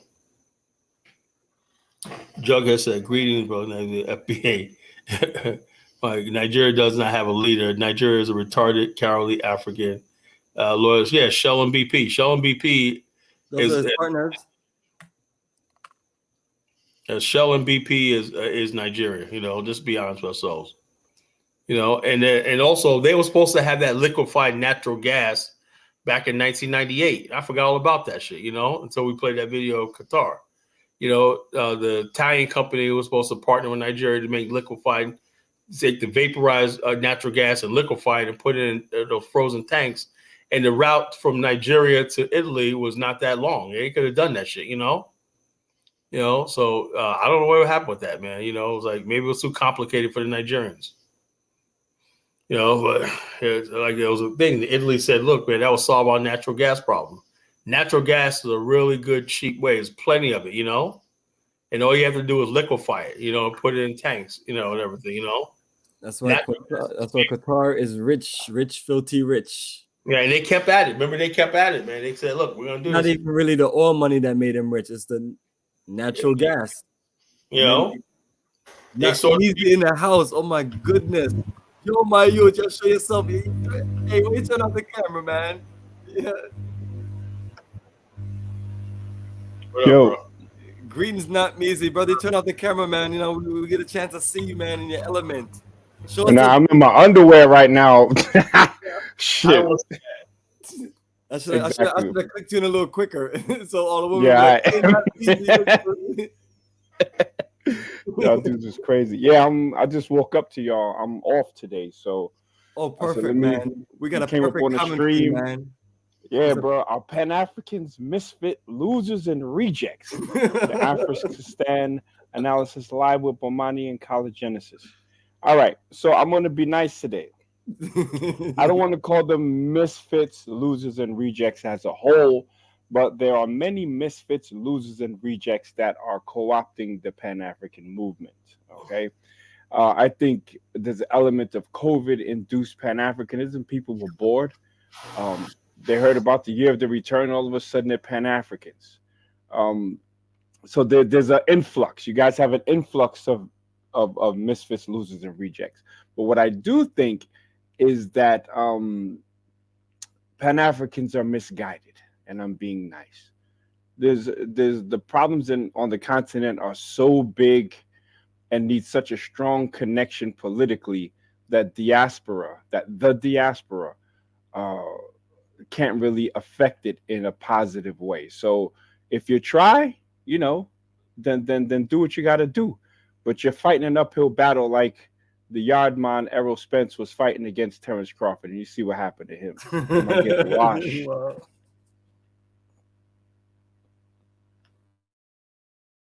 No, go ahead, not Measy. I was just laughing and unmuted myself. Nah, I say my things and then I mute myself so I could give the brothers time to speak. That was my thing. You guys have been infiltrated. It's not a mainstream ideology. It's lost steam, and I think Pan-Africans gotta gatekeep this shit, man. Y'all gotta start like gatekeeping, like, oh, boom. There has to be a questionnaire. There has to be a track record of people before they can call themselves Pan-Africans, but Pan-Africans. But if you can't, then it's kind of like anybody can claim that they're Pan-African, and when you do that, it kind of cheapens the ideology. It makes it harder for the real ones who want to do work and have a track record to get it done, because you got a bunch of goofies that parrot white supremacist talking points under the guise of Pan-Africanism. There's a couple of people in these YouTube streets, they sound like Klansmen, and they're claiming to be Pan-African. So I'm just like, what part of the game is that? I think maybe Black nationalism is probably better than Pan-Africanism, because at least from a nation standpoint, you are, as Black people, facing the similar situation in that nation and can form a quicker bond than some continental thing. Because let's be honest, when you guys talk about Pan-Africanism, most of the time you're focusing on issues that are on the continent, right? What is Pan-Africanism without Africa? And the continent is so complex. Every 3 months, there's another coup. There's people stabbing each other in the back. There's Europeans taking, resources of vying. You got Russians in Africa now. The brother Bomani mentioned LNG, liquid natural gas, and how the Italians are helping it. Jesus Christ, white Jesus, please help me. Let me know, white Jesus. Why does the white European hand always have to be somewhere in Africa? Us three sitting on a panel right now, like, I would never eat out of a white hand. I'd smack it away. I'd rather go, I'd rather just find my own way than to eat out of a white hand. If I were a nation, I would be shunning that shit. But because they haven't sent their people away to at least learn, or sent them to schools that they've developed to be able to refine these materials, they constantly have to go in these lopsided partnerships with Europeans that only have their own interest at heart. And that's at the core of the problem, when your ideology is centered on a continent whose expertise is centered on other people that don't look like them and that aren't them and that don't have their interests at hand. It's a losing ideology. I land my plane.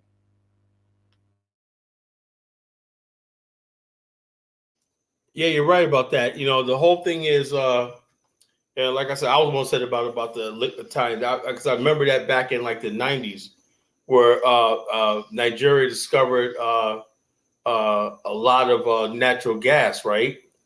And basically they said, look, that's what Mbacha was president. He said we could basically move from oil to natural gas. And he had an Italian company that wanted to partner to make liquefied natural gas. Natural gas is vaporized. It comes out of the springs. I think it comes out of the earth. It's vaporized, right? But when you capture it, right, and you liquefy it, right, you can put this liquid form, but it has to be frozen, right? So the tankers that they were going to build was going to transport natural gas to Italy, and they had it all set up and everything. Nigeria was supposed to replace oil with that, and Nigeria should have been rich by now. We're super rich right now, but it never happened. It just never happened. I asked Jughead what happened there. He said, "Oh, just another abandoned project." So, and I said, Nigeria has awful lot of abandoned projects, steel mills, flour mills, stuff like that. A lot of abandoned projects that don't think. To my point about the Pan-African Misfits is like a lot of times, and I said in the opening of the show, I said in our community, right, there's a lot of people, right, who go to Pan-Africanism as a way of rejecting, any sort of success in America. Oh, I'm gonna be a Pan-African. What does that mean, right? When you offer them, say, okay, we have a Pan-African platform. What do you have to offer? And we created the BAIO. The first thing we asked for, what is your skill set, right? And some people are like, well, I'm a natural herbal. No. What do you do? What is your skill set? What can you do to contribute to this movement, right? And a lot of people, I ain't got nothing, right? Okay, then you sit quiet and listen, right? And I made a point of I don't want a bunch of people who have no real skills or whatever like that to lead the movement, right? And what's happening right now is that you got people leading the movement with no education, no set skills, no anything, and not even interested in that.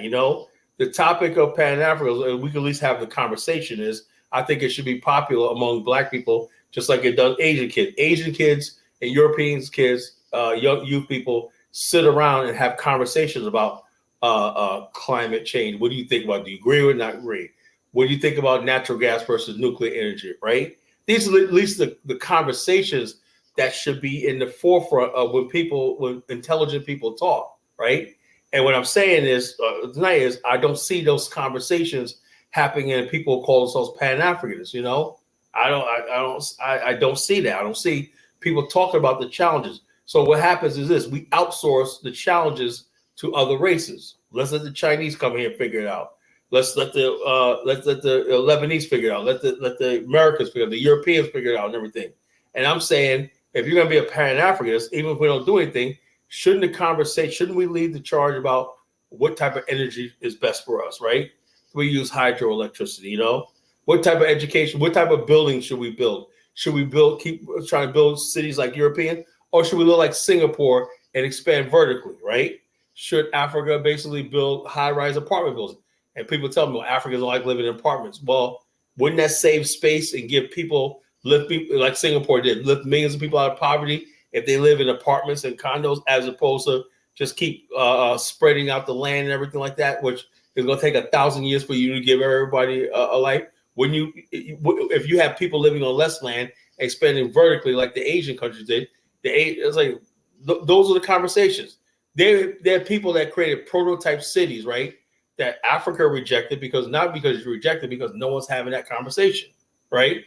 Asians looked at that and say, hey, look, that makes sense. We could build these prototype cities and everything, give everybody a modern standard of living and everything. Man, they might not have a home or a pool in the backyard and everything, but at least everybody lives in a modern apartment with electricity, television, everything like that, What I'm saying is, so the Pan-African world, I'm saying I don't see the conversation towards that, the intelligent conversation. Everything is always about what can we get from Europe. It's always about problems, everything. And now the biggest thing is, instead of African countries, right? And I'm gonna land with this. Instead of them talking like Asian countries, they're talking about with semiconductors and microchips to trade with each other and everything. Africans are talking about how we're gonna freaking overthrow one government to the other. That's the mediocrity, what I'm talking about.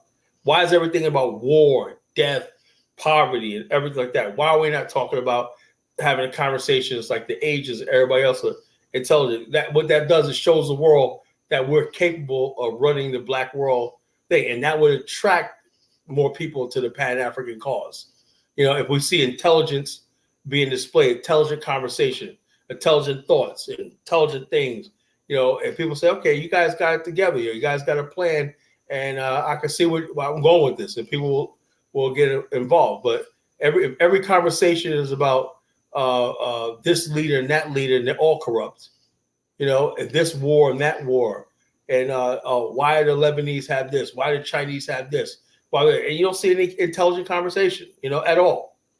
And so that's why I said the misfits, people, and I see like people like Judah and all these other people that sit in America. They're never going to go back to their country and build anything. They sit online and fantasize about the Judah Empire and the Khazar Empire. I like Kaiser, but the Khazar Empire, the Afrikanist Empire, and everything like that. And nobody's really having real conversation because, like I said, the dias cast, the European, it's all about what Europe, Africans live with Europe, and that's what dominates Africa right now. The Pan-Africanism is pushed to the side, is relegated to the small thing. When the only thing holding this line is a few of us who are talking like this. Whether we're going to be successful and change things, we're up against a lot. That's all I want to say. Brother, let me jump in real quick and shout out to the Jughead and shout out to Bomani. Brother. Hey, brother. Appreciate it. Look, the question is really: are the Kaizos, what's that other guy, Jude, the Afrikaners? Are these the smart Africans that recognize the pattern about what's going on in Africa and have followed the people before them to better their life and leave? If the Africans from the continent are not fighting to better their land and they don't have that oomph in them to fight, we have to ask why. And once you ask why and then you analyze the answer, then you can make an informed decision as to whether you should join that fight. We talked about natural gas. So obviously, I work in the petrochemical industry. Like I told people before, I was looking how I can get into a project with the Dangote or where I could get in.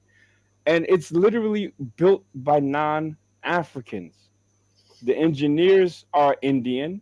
They have a company called Mammoet, and Mammoet is based like maybe 3 miles away from here. They have cranes, right? But they have like huge cranes. They have their own boats and stuff. So they ship reactors from China, and then they have the boats that can, with cranes on them that can place them. And I'm like, God damn, has Nigeria failed its population to the point that they don't have people that can do this? You go to the military, they're using all like Brazilian aircraft, all their guns are either European. I'm just like, there's nothing that they can stand on their own. So it's like, we have this, black, right? And they're like, nah, white, because the white have created and they haven't. So they put themselves in a position of always being the consumer, always being the person that can do the deal, sitting on the gold, but don't know what to do with it. or don't have the tech, or not having the technology to make it pop like the European does. So if they're so far behind, who are we to come in and say, yo, y'all got to do this, y'all got to do that? You know what I'm saying? Like, you could say it, but doing it is something different. It takes time, money, energy, skills, knowledge to actually go to school to learn these trades that are going to build Africa beyond what it's doing right now. And I just think that the Africans on the continent, like, man, my daughter has to eat now. So if I can leave and I can move to Houston and I can be a taxi driver, right? Or if I can go to New York and even just sell COVID masks, I can still provide for my family. I can have them eat. These Africans are not thinking about progressing Africa as a continent towards the future. They're thinking about progressing themselves or bettering their own lives out of a predicament that their leaders have put them into. So what does that mean? They gotta start, the head's gonna have to start rolling, bro. And the ones that's gotta push these heads are the Africans themselves. Y'all know what I'm saying is true. If the status quo is being upheld by these political entities, then those political entities have to be changed, and there has to be a viable replacement. Now, how do you get a viable replacement when you're picking out of a population that have all been damaged due to generational corruption, poverty, and economic strangleholds? These people, all once they get in, they just, yo, I gotta get what I gotta get for me, and then they forget the rest. Yakubu Gowon took over the the Port Harcourt refinery. I think it was Shell that opened it and commissioned it, right? What the hell happened to that? Why aren't the people of Port Harcourt rich? Why doesn't Port Harcourt look like Singapore right now? Because the mentality of a people, and I'm gonna take it outside of Africa and put it to all black people worldwide. The mentality of a people that ain't never had shit, once they get shit, they don't know what to do with that shit. And that's the problem right there, man. That's the problem right there. So we right here, we can say, yo, we're going to change. We're going to go to Africa. And let's say we show them, and yo, bro, as soon as you put somebody in a position, they're going to do for self, man. I think it's the way black people are wired. Black people are wired greedily because of the shit that our forefathers have done historically all the way back, you know, where they're thinking about their own tribe, they're thinking about their own kingdom, they're thinking about their own empire. And it's like, F everybody else. And how do you change that mentality from an F everybody else to let's help each other? You got to ask, who's the each other? If the each other only consists of their own ethnic group, then that's what it is. And I come to the realization that I'm going to accept it for what it is, and I'm going to help my empire, which happens to be the FBA, Black American Empire, and after that, the Black Diasporan Empire, you know, those who rode on, you know, in the bows of slave ships, because I understand what they go through, whether they grew up climbing coconut trees, and yes, I did that too, so that's not a shot. I climbed coconut trees. I know how to get up them shits when I was a little kid. I was in the Caribbean.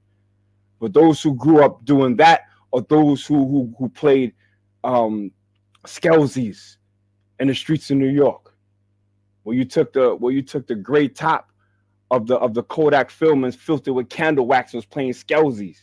You know about skelzies, College Jennings? Yeah, I remember that. I remember it. I know. All right, so I remember. we have. Do you remember Soul Sister Number 9? Nah, I never played that. Soul Sister Number 9. That was like the Black Power anthem back in the days. You know, Soul Sister Number 3, keep your white hands off of me. Soul Sister Number 9, sock it to him one more time. You know, I go way back, bro. But where are those anthems for today, though? Yeah, you know something? The movie School of Rock with Jack Black, right? Mm-hmm. Jack Black School of Rock, they played that in there, right? I was like, God damn, man. I was like, they said, this is Soul Sister Number 9. This was a Black Power anthem from the 70s. When I said that, I forgot all about that shit, right? And I was watching that movie. I was like, oh my God, he's talking about Soul Sister Number 9. You know, sock it to me one more time. Soul Sister Number 3, keep your white hands off of me. That was Black Power shit back in the day when I was like in kindergarten to like second grade, in Queens, So, but yeah, there's a lot of stuff I've seen. I lost. I don't remember. It comes back to me, Do you remember what school you went to in Queens growing up in Jamaica? I went to PS 86. Where was that? What neighborhood was that? Jamaica Avenue and Parsons Boulevard. Or Jamaica and Parsons. Hillside? Hillcrest. Oh, Hillcrest High School. All right. Yeah, Hillcrest High School. PS 86 was the elementary school. And, they had the junior high and they had the high school. Hillcrest. Bro, back then, you're similar to my age. So I was born in Mary Immaculate, right? My mom's and them was from Brooklyn, so I don't think it exists anymore. Queens. Right. And back then, I remember taking taxis with phones in them shits. You know what I'm saying? I remember my father wearing furs and my mom looking fresh and my family having houses in Rosedale and Cambria. Black Americans, like it seemed like we were doing better back then. Community in the world. I grew up in an all-black world, in Jamaica, Queens. The white side, you had the white queens and the black queens, all the same. We went to school with the white kids. They lived on Hillcrest and everything, but we all went to the same public schools and everything. Back in the day, so I remember we go to American Hospital. Remember, my mother had to go there and everything. Next thing you know, you got these blonde, blue-eyed people and whatnot sitting next to you in the waiting rooms. Be like, and also some of the apartment buildings right there on Jamaica Avenue and whatnot, you'll see black people and white people back in the 70s living in the same building. Nice buildings. Remember them buildings? You walk in, lights, you have the little 3 steps going down, the gold handles. Like we was doing it back then. Yeah. Elevators didn't smell like piss. Parking Nice outside. Nice buildings. Nice buildings. Else, man. Queens was ahead. That's why I said I got to hire, a thing. I don't know. Then you had the project, had 40 projects and everything. Like even 40 projects, you go to some of the projects and 40 projects, houses be laced. Motherfuckers got plants, everything and whatnot. You be having school teachers living here and whatnot. Yeah, I'm still here to save money. They're taking trips to the Caribbean, because they got so much money because they're living in public housing. Public housing does not necessarily mean you got to live with gangs and stuff like that. 40 projects was like they said a little Africa and whatnot, 40 projects and whatnot. People, just did their thing. And then you got people move up from 40 projects, move into one of them nice apartments on Queens Boulevard, Jamaica. And those apartments were nice, nice, So Queens. now check this out. There used to be Caribbeans living amongst us at that time, especially in the 70s. You had some, right? There wasn't none of this Yankee boy bullshit, right? It was like, you was black, you was getting money, you had a house. A lot of Jamaicans bought houses in like St. Albans and stuff, right? They worked, they had their houses. So there was a sense of black excellence, which is why I have more of an affinity towards black Americans, number one, and then blacks in America who have a similar, not the same, but a similar struggle. So I say, man, what you and I just talked about, we talking about down to how the foyers looked, same hospitals. We talk about music. We talking about games that we used to play. We have more cultural similarities, and therefore we can devise a plan to help black people in America and then partner with people to help black people in the diaspora if necessary. But when it comes to the continent, bro, a lot of the connections are purely like from a feel-good standpoint. Beyond that feel-good solidarity, you can't have these conversations like you and I just had because we come from 2 different places. We have 2 different experiences, and without that familiarity, you're going to find it hard to build lasting and meaningful partnerships where you can trust each other. With me, you already know, if I love my people in America, I ain't gonna really try to shit on them. You know what I'm saying? I'll be hard on them, but I ain't gonna shit on them. With Africa, I gotta be like, yo, do they accept me? Are they trying to get my money? Can I trust this? Like, come on, man. Take all of that guesswork out. And if there's issues where you come from, deal with them issues first. We jumping over black America. We jumping over blacks in America to run to Africa to try to build some shit, right? And the leadership over there squashing on your plans. They shitting on your plans because they fill in their own pockets. Buhari was flying to England to get his fucking medical shit done instead of saying, you know what? I'd rather die in my own country if we can't build hospitals that Nigerians can go to and get quality medical treatment. All these goddamn Nigerian doctors and surgeons, you know, the ones with the real papers anyway, they can't fix their own medical system. Come on, they got so many issues over there, brother. No control of their resources, the lack of knowledge how to refine them. The biggest refinery right now is being run by all non-black people. I wash my hands so that Pan-African is misguided, coming from a good place in his heart, but it's like pissing in the ocean trying to start this African revolution when you ain't really born in Africa. I appreciate it, not Mizi, and I wanted to add a follow up to what you're saying. Definitely hear what you're saying, and appreciate the connection. You tend to build connections when you're growing up and living amongst each other. So what I would like to say is, what about Liberia? What about that connection of Liberia being built from an energy of the African diaspora, or mainly like Black America? And what do you think about trying to be a part of a country like that, since it has certain elements and certain laws, foundation, and the history of our people that are more closer to what you say is your people? That's a great point. That's a great point. And shout out to the AME Church. Correct me if I'm wrong, Khaled. Didn't the AME Church have something to do in Liberia? Didn't they build the church had to do with everything, whether it's the AME Church was in South Africa too, you know, Nigeria, Lagos. It was in Ghana. It was all over the African Methodist Episcopal Church, where Bishop Henry McNeil Turner, right, built the first African American community in South Africa. You know, people don't realize that history, and it would later became Johannesburg. You know, built the community, and for the first time, the Africans saw Black people with churches. And these people are like, wow, these people are more civilized than white people are. You know, the Black people. Hold it right there, my brother. Can you give me the African equivalent that they've done in Black America, or even the diaspora?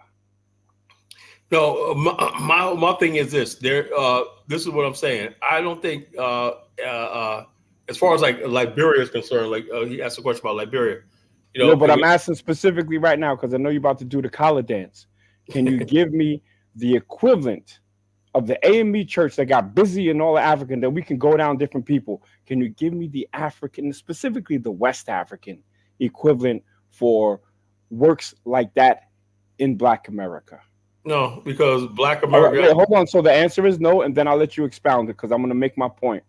So being that the answer is no, I always go with do as much business with somebody else that they do with you. So if they're not doing business with us and we've already shown our hand, we sitting on a panel with brothers who come from lineages of people that have gone to bat for Africa. Let them go to bat for us. If not, then let them clean up the mess that their leaders had. That's my point. I have no doubt about what you just said. You're right. My whole thing is that what you just said was absolutely true. The bottom line is this. Look, for example, let me give you a perfect example, right? I always say it like this. So everybody's tribal and everything like that, right? African Americans are always reaching Africa because basically they're trying to heal the wounds of slavery and they're jumping in Africa. But the thing is, though, brothers and sisters in Africa don't see it that way. And I'm gonna say something, right? You gotta understand something I learned a long time ago, right? And Henry McNeil Turner found this out. Martin Delaney found this out, right? When he tried to tell the African chiefs or whatnot, you know, we need to build this and everything. And they completely rejected this idea of when it was in Pan-Africanism, it just really means Black. You just see yourself as Black, you know, Black people, we're all Black, you know? And he said the African chiefs in West Africa rejected that. You know, they're saying, look, we got a good thing going on with the Europeans, right? Whatever like that, right? The Europeans give us gifts. They give us this. The outlook, when I understand something, when the European ships came to Africa, it was a celebratory thing, you know? The European ship was time to trade. Oh, European, everybody's celebrating everything like that. To the Africans that were taken overseas, that was a horrible thing. When you're on that slave ship, right, and going overseas and whatnot, it was a terrible time period, right? When the European ships came back over here, oh, yes, wow, you know, we're doing business. They're bringing stuff in. I'm getting rich and everything like that. So what I'm trying to say is this, that translated into the modern sense. And it goes to show what I'm talking about, right? As far as like a lot of African Americans, Pan-Africanists, right, who've never really actually studied Africa and say, wait a minute here, we like projecting Pan-Africanism on Africa, right? Right? And then we say, what's Africans want? Well, the African, his worldview, for the most part, except for people like Jughead, right, sees the world from a standpoint of, I'm here in my country. Like, you still remember Kadola when he's on one? That's the way, exactly how they think. Afrodamus, all these people, they think like that, right? The white man did nothing to me and whatnot. You know, I did business with them, whatever like that. They completely disconnected from the transatlantic slave trade, right? We're not, right? So we go to Africa, right? We're thinking that there's going to be this, reunion, everything. And the problem is, right, the people who think like that, right, are in power, right? But that's why nothing ever gets done. They don't see, they say, okay, you know, we see some African Americans coming over here and everything like that, but it never translates to policy and power. It never goes against the Europeans. It never moves the needle one bit, you know. And this is why I say, when we talk about Liberia, if we can recapture that history, Liberia was the one country where the Constitution was all about being pro-black and settling black people there and being a black state and stuff like that. White people are not allowed to own land in Liberia, right? And the people, basically, even the indigenous people in Liberia, see themselves as black. You know, when you go to Liberia, the average person will know almost everything about Black African American culture, from our movies, music, everything. You know, John Amos has a house there. He lives there. They know all our movies. They know all our television shows. They know everything. They completely, basically, I'll call it the movie, the food, everything, and the churches, the AME church there, everything like that. The way they go to church, the way they do the weddings, everything like that is completely similar to Black America. You know. So I said that means that's our people, man. So let's go build Liberia. Come so work. I get it. That would be a great landing point. Yeah. And I'm saying to myself, and this is no taking a shot at other Black people, right? But I have a problem, right? When and like I said, I was always hoping I was wrong, right? I was always hoping I was wrong about this, right? But when I see the government of Senegal, right, who always talk about this, don't they have a African museum, African slave museum or something like that, right? Goree Island. Yeah, but don't they have a Pan-African museum there, something like that? There's a Black Civilization Museum in Dakar. Okay, we have a Black Civilization. That sounds good for tourism, right? No disrespect to that. But how? It's a really nice, fancy museum. Very impressive. How in the world can we justify, right, Senegal being the first one to say, I'm sending troops to friggin' Niger? You know, that's terrifying, you know? And I'm saying to myself, Jude, that's scary. You know, in other words, basically. Why is that scary, though? It's scary because the fact of the matter is, right, lots of people are going to die. You can have already there's people streaming from Niger to Burkina Faso to Ghana and places like that, you know? I mean, brother, that shows you how much they love their master. I mean, that's the kind of relationship that the government of Senegal have with their French colonial master.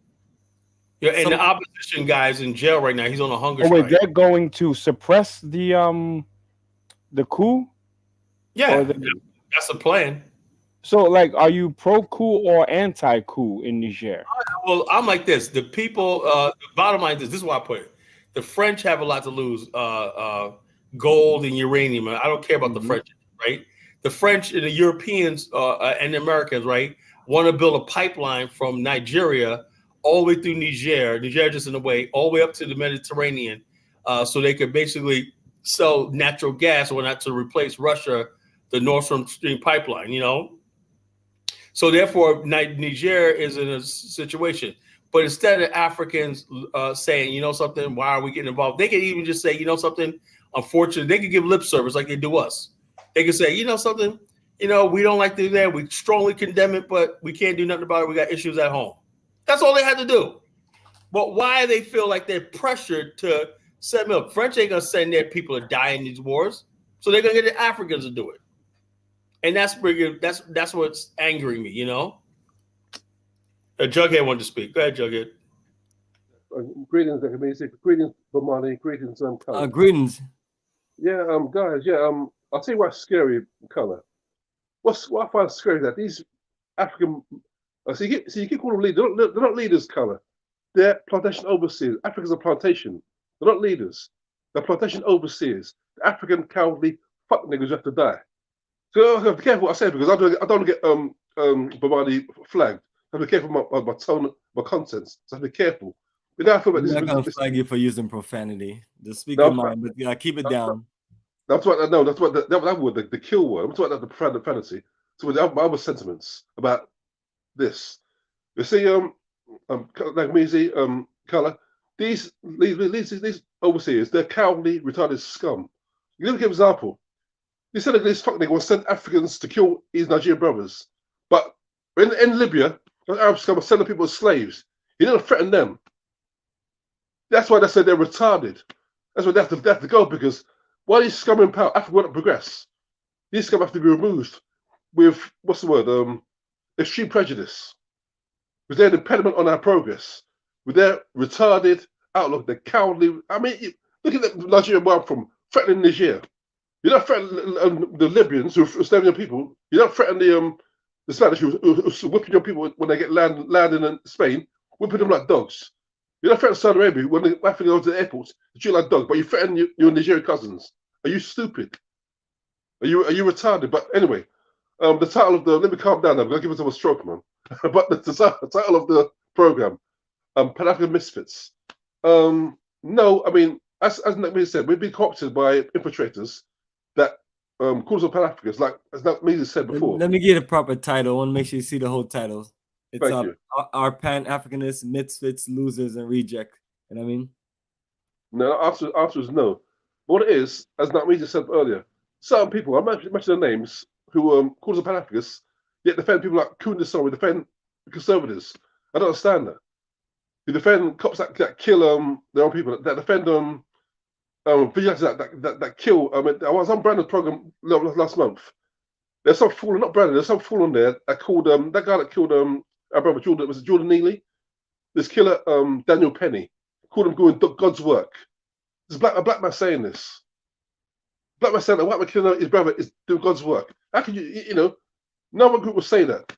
So we got a problem. But the solution is Afrikstan because when we start small, problem is Pan-Africa is that we start big, and that's if we start big, if you start looking at the continents, it can be daunting. You got to start small first, then you grow. Start small first. The Bidens, look at Singapore 4 decades ago. Look at Dubai 5 decades ago. They were deserts. Look at them now. They didn't start big. They start small. Then you grow gradually. But I'm optimistic because even though Africa's a mess, but it can't last forever. I refuse to believe that. You know. But yeah. But main problem is misleadership. It's cowardly. It's retarded. It's backwards. It has to be removed. And the problem in Africa, I said before, as a man of African background, I'll tell the truth. There's a cowardly gene in the black men. There's a cowardly gene in Africans specifically. There's a gene of cowardice in us. I have to admit that. Look at in the African Libya being enslaved. They're only thinking to defend themselves. There's Arabs that put a whip in them, shooting them, but they're docile to take it. You know, some Africans put them in Africa. They kill a brother in a minute. Look at what we shoot in the Sierra Leone, Liberia, Nigeria, Biafran War. We slaughter each other we could kill each other with impunity, with savagery. Yet when Arabs put their hands up, all of a sudden we're docile. All of a sudden we're pacifists. So we're cotton cowards. Look at those. Look in the Zania. Those European scum build settlements in the Zania, of course, Africa, and say whites can't go there, blacks can't go there. We take all these insults. We take insults we should be taken. As we do the structure is the core is cowardice. Africans generally, not me. No, 90% of Africans are cowards. That's the problem, and everyone knows it. We're constant of cowards. That's the problem.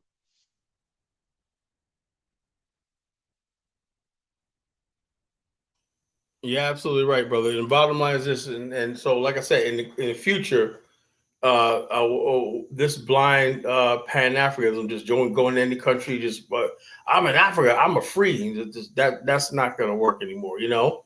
And the bottom line is, and I'm saying to myself, okay, if you're in a country, basically, I mean, how would those who basically settle on Kenya, right? Rutus or Pan-Africans, how do they feel about them now? You know, and the bottom line, when you're in these countries, whatnot, you know, you're like this, you know, can you protest? Can you say, you know, something, we object to this and everything like that? No, you guys sit back and be quiet because you're just a visitor in their country. So whatever kind of foolishness that goes on, you guys sit there and take it. And you got a lot of black people in America who go to Africa. They watch all the nonsense that goes on. They watch all the stuff. They don't say anything, you know, just, oh, I'm just living in Africa, I'm not saying nothing and whatnot. And they look up and whatnot. 20 years go by. What did you build over there? What you accomplish? Can you help somebody else get settled? No, they can't, because you didn't build anything on the continent. You didn't make your thing. What's the sense of having Pan-Africanism when you go to Africa? You just basically sit back and watch all the foolishness. You know, we have something to say to Africa. We call ourselves Pan-African. That means we're part of Africa too. And the bottom line, the way that we see the world through the lens of race, you know, and stuff like that. And we, you know, even though we're in the minority and everything like that, we have to basically, that has to be respected.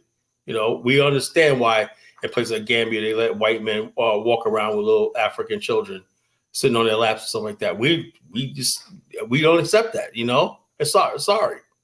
You know, I'm not going to basically lose who I am, right, in the name of No, that's not Pan-Africanism, you know. I'm not going to lose my morals, my values, and everything I say like that. And like I said, that's why I said, you know, when I went to Liberia twice and whatnot, I just found a culture in a country that I could say, look, I'm on the African continent, right? You know, and I said, this is the type of place I could play because the culture and the values are similar to what I know in Black America.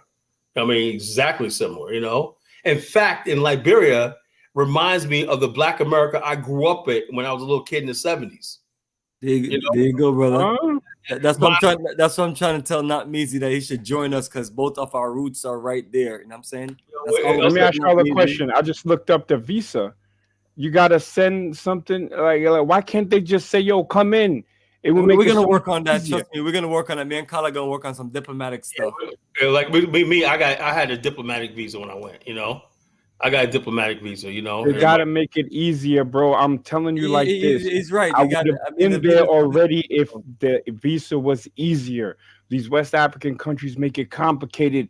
They understand Black people. They know Black people don't want to read. They know Black people don't want to. They know Black people don't want to do no paperwork. Make it easy.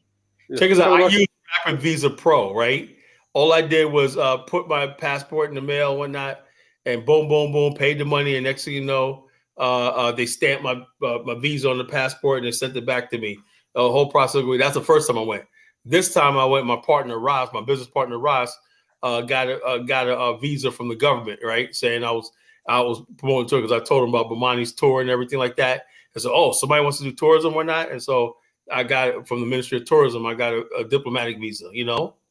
Perfect. And as you're saying that about the visa, that's one option that we can work out. Like in Egypt, our network, people in Egypt, they're doing all the visas.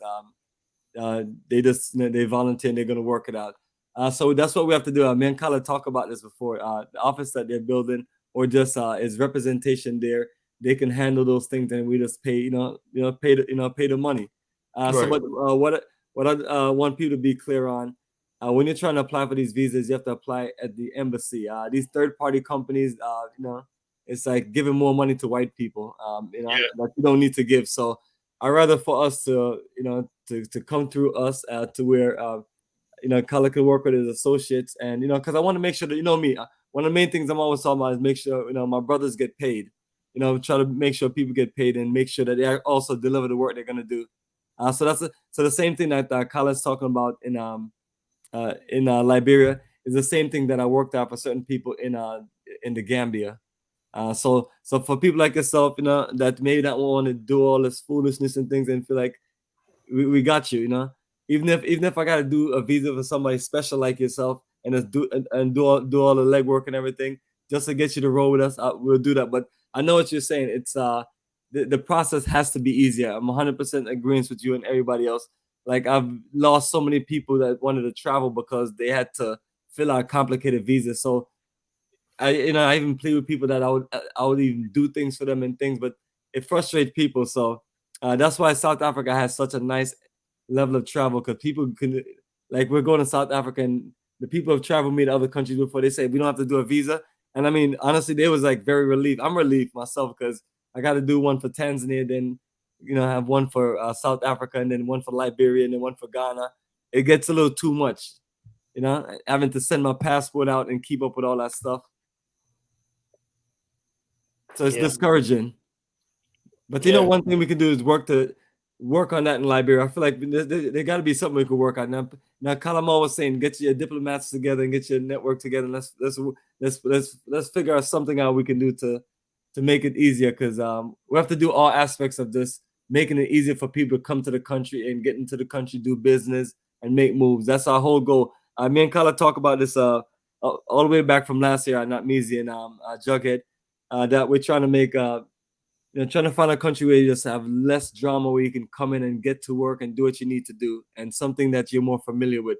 So after we talk, everything was always pointing to what he's always saying about Liberia, and I mean, he makes great point, but we have to put some additional energy also to get these things to work for us and things like that. So that's what we're gonna do this journey.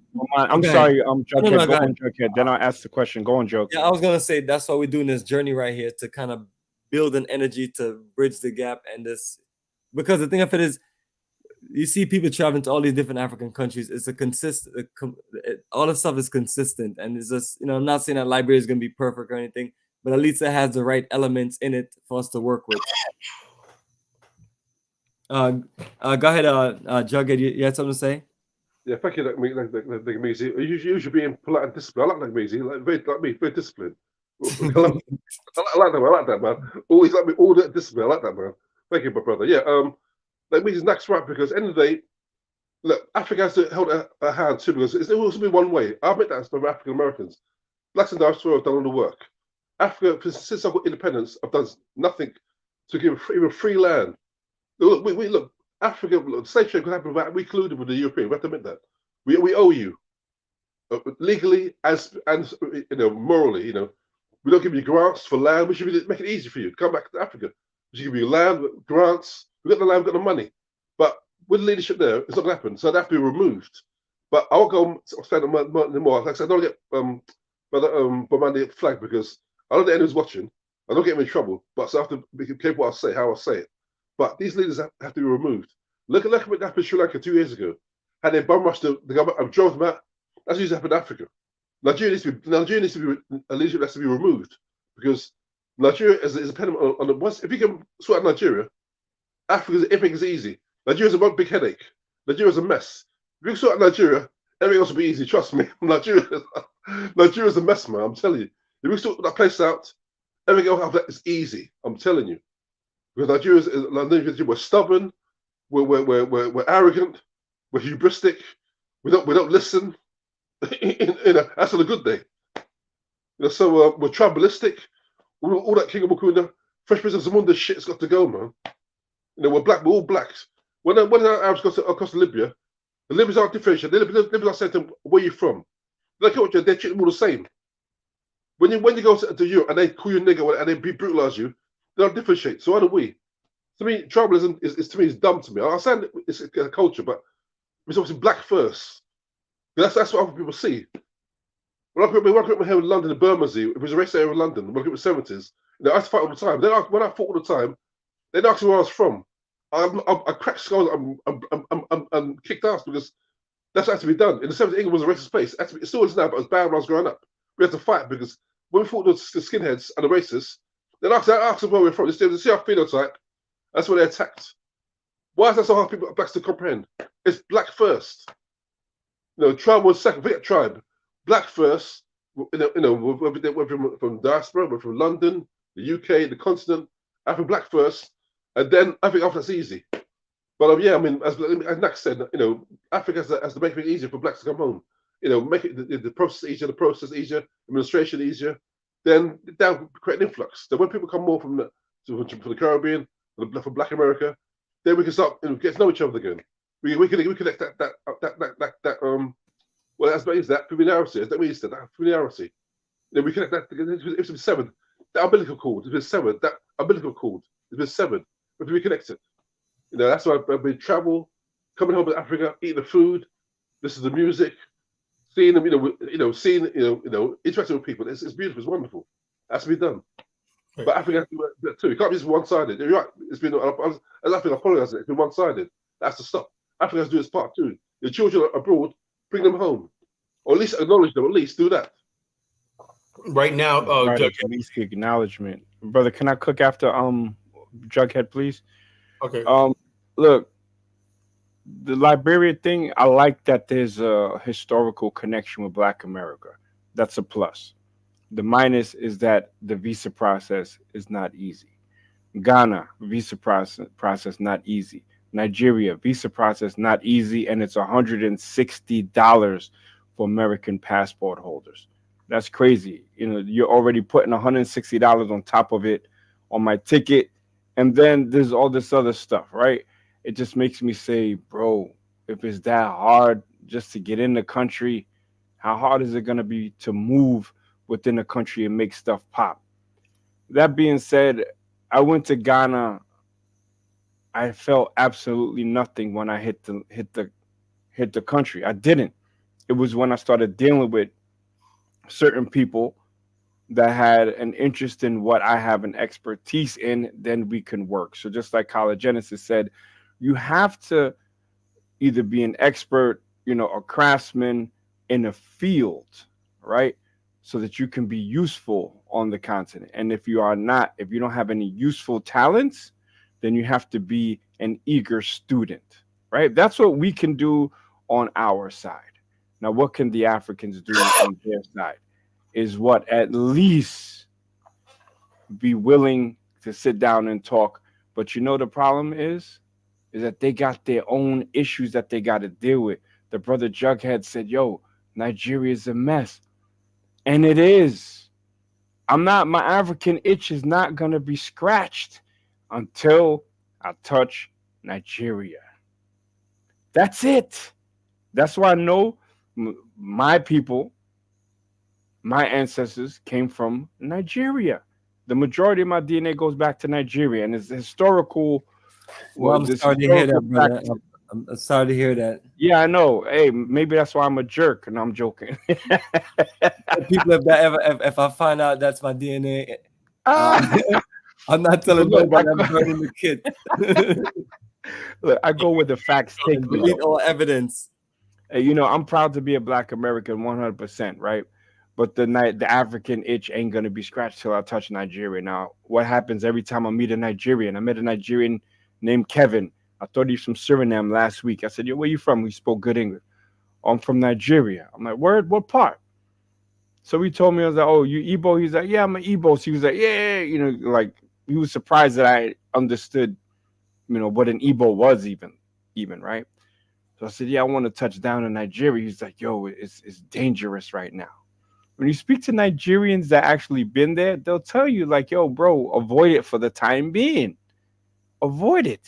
Yes, yes, yeah. brother, that is true. Bomani's a Nigeria hater, bro. No, I'm not Nigeria. Let me just add something real quick, not me. I know you're talking.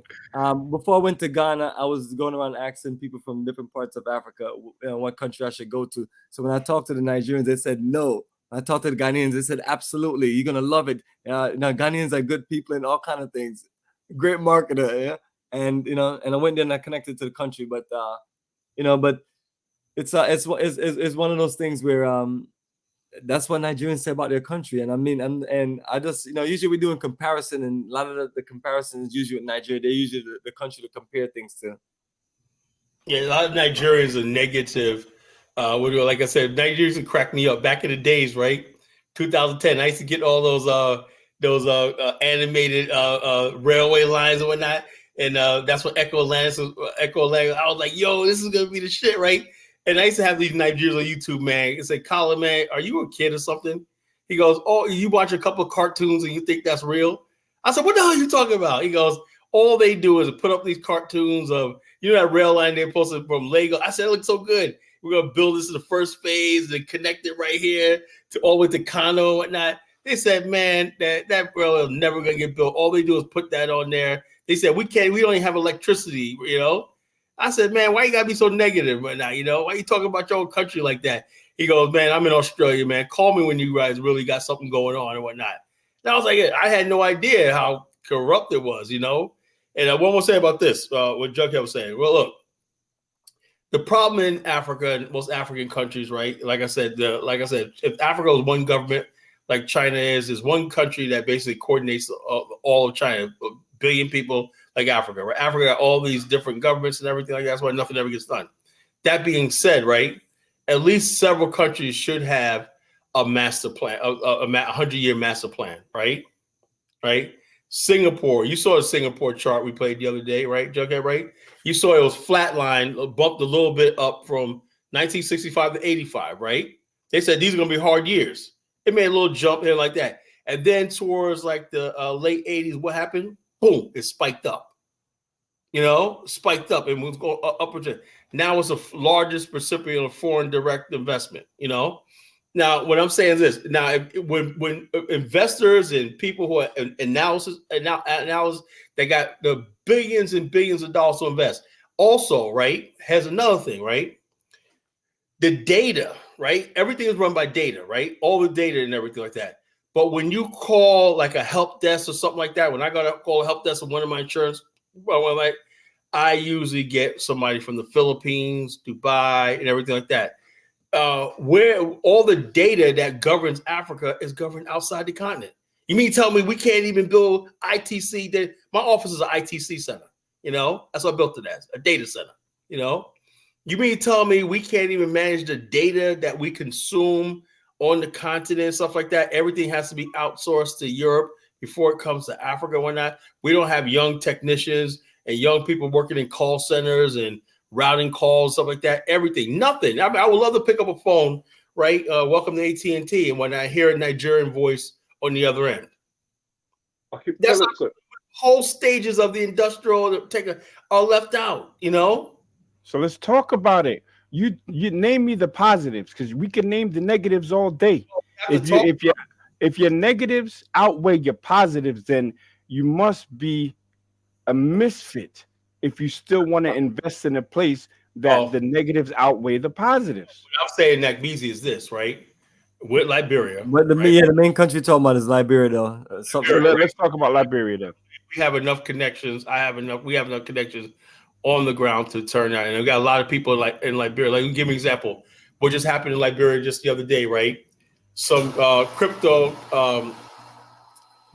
investment thing collapsed in Liberia, and there was a lot of Liberians that lost some money, right?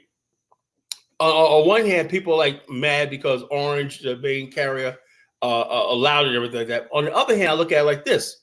You tell me Liberians are actually interested in investing. They were actually going on there and bought the app. The app disappeared and invested their money. I said, that's a good start. You know, what if there was a real legitimate person to come in with an app that's tied to global markets, something like that, where the average Liberian could invest in something like that? That's an opportunity right there, you know? So all it has to do is be right. So that basically shocked me, the fact that, yes, there's a lot of Liberians who want their own stock market. They want to be able to invest their money and stuff like that. Wherever there's a problem, there's a solution. Now, you know, I'm not saying I'm going to get into that, but I'm saying like this. I see a lot of hope in Liberia from the standpoint of it's the connection to Black America is very, very striking. You know, there's a lot of Liberians basically that were born in America, right? And they're basically Black America. You know, you go to Liberia, they're Black America. Whatnot, they live in America. They're in the military and everything. They go back and forth. They're married to Black American, African Americans, and everything like that. So that connection is so freaking strong with Black America, with our institutions, our HBCUs, that connecting with Liberia, like that historically. You know, it's one way though, bro. It's one way. Yeah. But we're trying to hold up. But Nagini, you understand something though, right? We're trying to say, okay, that if we're coming in, we want an outlet. You know, people want an outlet. I want something else besides America. You know, that's what I want. You know, if I could basically have that in Liberia, wherever like that, you know, I'm good. You know, that connection in Africa. Now that's my connection to Africa, my Pan-African connection. with that connection in Africa, we build them on that. Then I could meet on an equal somebody from Nigeria, somebody from Angola, somebody from this. I have that connection in Africa. I don't have to go solve the whole continent's problem. I got Africa right there in one place for me. There you go, Carl. There you go. Not easy, me and Carl. I wasn't finished, but I want, because this is a lot of feel good talk, and I see you, I see you, Jughead. This is a lot of. No, me and Carla's gonna work on this. Serious. All right, so Bomani, don't save him. Don't save him. You like saving Carla, and I appreciate you're a great friend. We're gonna put his ass on the grill again. There's a lot of feel good talk, brother. It's feel good. You know what I'm saying? What is that doing for the Pan-African movement? Because the answer of this, the question of this thing, is it, you know, for misfits and all of that? For it not to be full of misfits, there has to be concrete work. You talk about, oh, it feels good, yada, yada, yada. But what are you, you know, if I ask Bomani, you could talk about, you know what I'm saying, visa shit and all of that. What are you working on right now? Because you're the Liberian, man. What are you working on right now? It's very complicated, Zach, right? Right now, Bomani knows. You sound like the kung fu fighter that says my kung fu's too deadly to spar. No. Actually spar. You know, but my whole thing is this. Check this out. My whole thing is this, right? Everything starts like this. You can't, you know, realistic expectations, right? Actually, I'm not gonna tell you, oh, I got this. I can lie and say I got what's going on because I could fake it, right? But I'm not gonna do that. Now, I have partners in Liberia, like my brother, Great African, right? He lives in Wisconsin, right? He goes to Liberia twice a year, whatever, like that. And he has a farm. We played his farm video the other day on the show. And basically, he told me the other day, he said his farm is making so much money in Liberia that he has his card, his debit card, and whatnot. He says, man, I could just swipe my debit card and I got food money coming in and whatnot. He goes, I'm in America making all my money. His wife's Jamaican, whatever, like that. But he's about to plant onions. Farm. He got so many different things growing on his farm, right? Palm oil, everything like that. He's about to do onions. He said, so his farm, he got a chicken coop, all that stuff like that, that's making money, and he's employing people. I said, that's good, right? And he's a Pan-African. He's working with other guy from the UNI, Mr. Duncan. Bomani knows Duncan. You know, Michael Duncan. What's his name? Michael Duncan. You know, the head. Yes, he's the President General of the UNIA. UNIA, and also he's a brother-in-law of the President George Weah. So basically, like that, we're just basically talking back and forth. I have my partner Sam Cooper, right? Sam has 300 acres of land in Marshall, right? And we're going to basically take about 30, 40 acres of land and put it under the BAIO corporation in Liberia. We're incorporated in Liberia. Put that on, make it a land trust, right? And we're going to basically create a land development thing where we got investors that's going to come in and build things like factories and stuff like that, everything like that. So we got it all laid out. That's going to take us some time and everything. The first step I'm doing is I have two buildings. We have two buildings in Liberia on S.J. Cooper Road. Sam, my partner Sam, his father built that road, S.J. Cooper Road. That's the Coopers go back to the founding of the country, right? So he has like a hotel there and two buildings right there. I'm going to get one building and eventually two buildings, right? And that's going to be our headquarters and office space. By the end of the year, I'm going to have that completely renovated. By the time we have that trip over there next year, people are going to see a nice office. I'm going to pave the driveway, all stuff like that. That's going to be this. So we're going to make a world headquarters. The challenge is, right, if I'm going to build a business, I got to invest in the office, right? I'm going to need people that know how to do Microsoft Word and stuff like that. So looking for people to build this office. Once this office is there, I'm going to run like my agency, you know? It's going to be modeled after my agency, you know? It's going to be an ITC center, everything like that, data center. If people want land, they want business connections, everything like that, you know, we can make it happen, you know? We're going to be that go-to person, go-to agency for people coming to Liberia and whatnot. And also, we also not just from America, right? Not just America, like you think. We're trying to get a Black America. We're also looking for people from Angola to come to Liberia. We're looking for people from Botswana. We already got Botswanans, Black Botswanans coming in to invest in diamond industry because Sam has diamonds on his land. You know, I appreciate you doing everything in the spirit of Pan-Africanism. When you see somebody want the mic, could you pass it? You never pass the mic, bro. Oh, I was just okay. I'll be. You never pass the mic. How you gonna be a Pan-African and you wanna colonize all the airtime, brother? And also, is that your back door behind you? Is that your back porch? me? Oh no, Yeah. Africa. And I'm No, trying is to. that your back porch behind you? Put his Bomani, make your screen bigger. I see a light behind you. That's another computer back there. That's is Oh, that's okay. is I'm in my garage. Oh, I we could have got we sworn I got we saw got a a very fat white. special. I saw a fat white woman peeking in the window, waiting to get Carla, in. what we got to get you is one of those little Oh background shit, shades. Afrodamus is here. Y'all Pan Africans better run. Afrodamus, welcome to the call. You're on live. What's on your mind? As a matter of fact, let me pop before you talk. Let me pop up our topic. I want to make sure that you can see this topic so we stay on topic. Yeah, a Pan-Africanist mischiefs and are they rejects and stuff? Of course they are. You know, they're a bunch of losers. First of all, these people gathered together, they skew all the reality. Let me tell you, like I heard this Mr. Jughead talking about Nigeria. First of all, what Mr. Jughead needs to do is stop trying to generalize Africa. You people, your Nigerian people, you people believe in selling humans. You're still doing it. You want to talk about the Arabs in Libya. It is Nigerians that are selling other Nigerians. You know, they are selling other Nigerians as prostitutes in Italy and many European countries. But, you know, you guys want to pretend and say it's an African thing. This is what's been going on from years ago.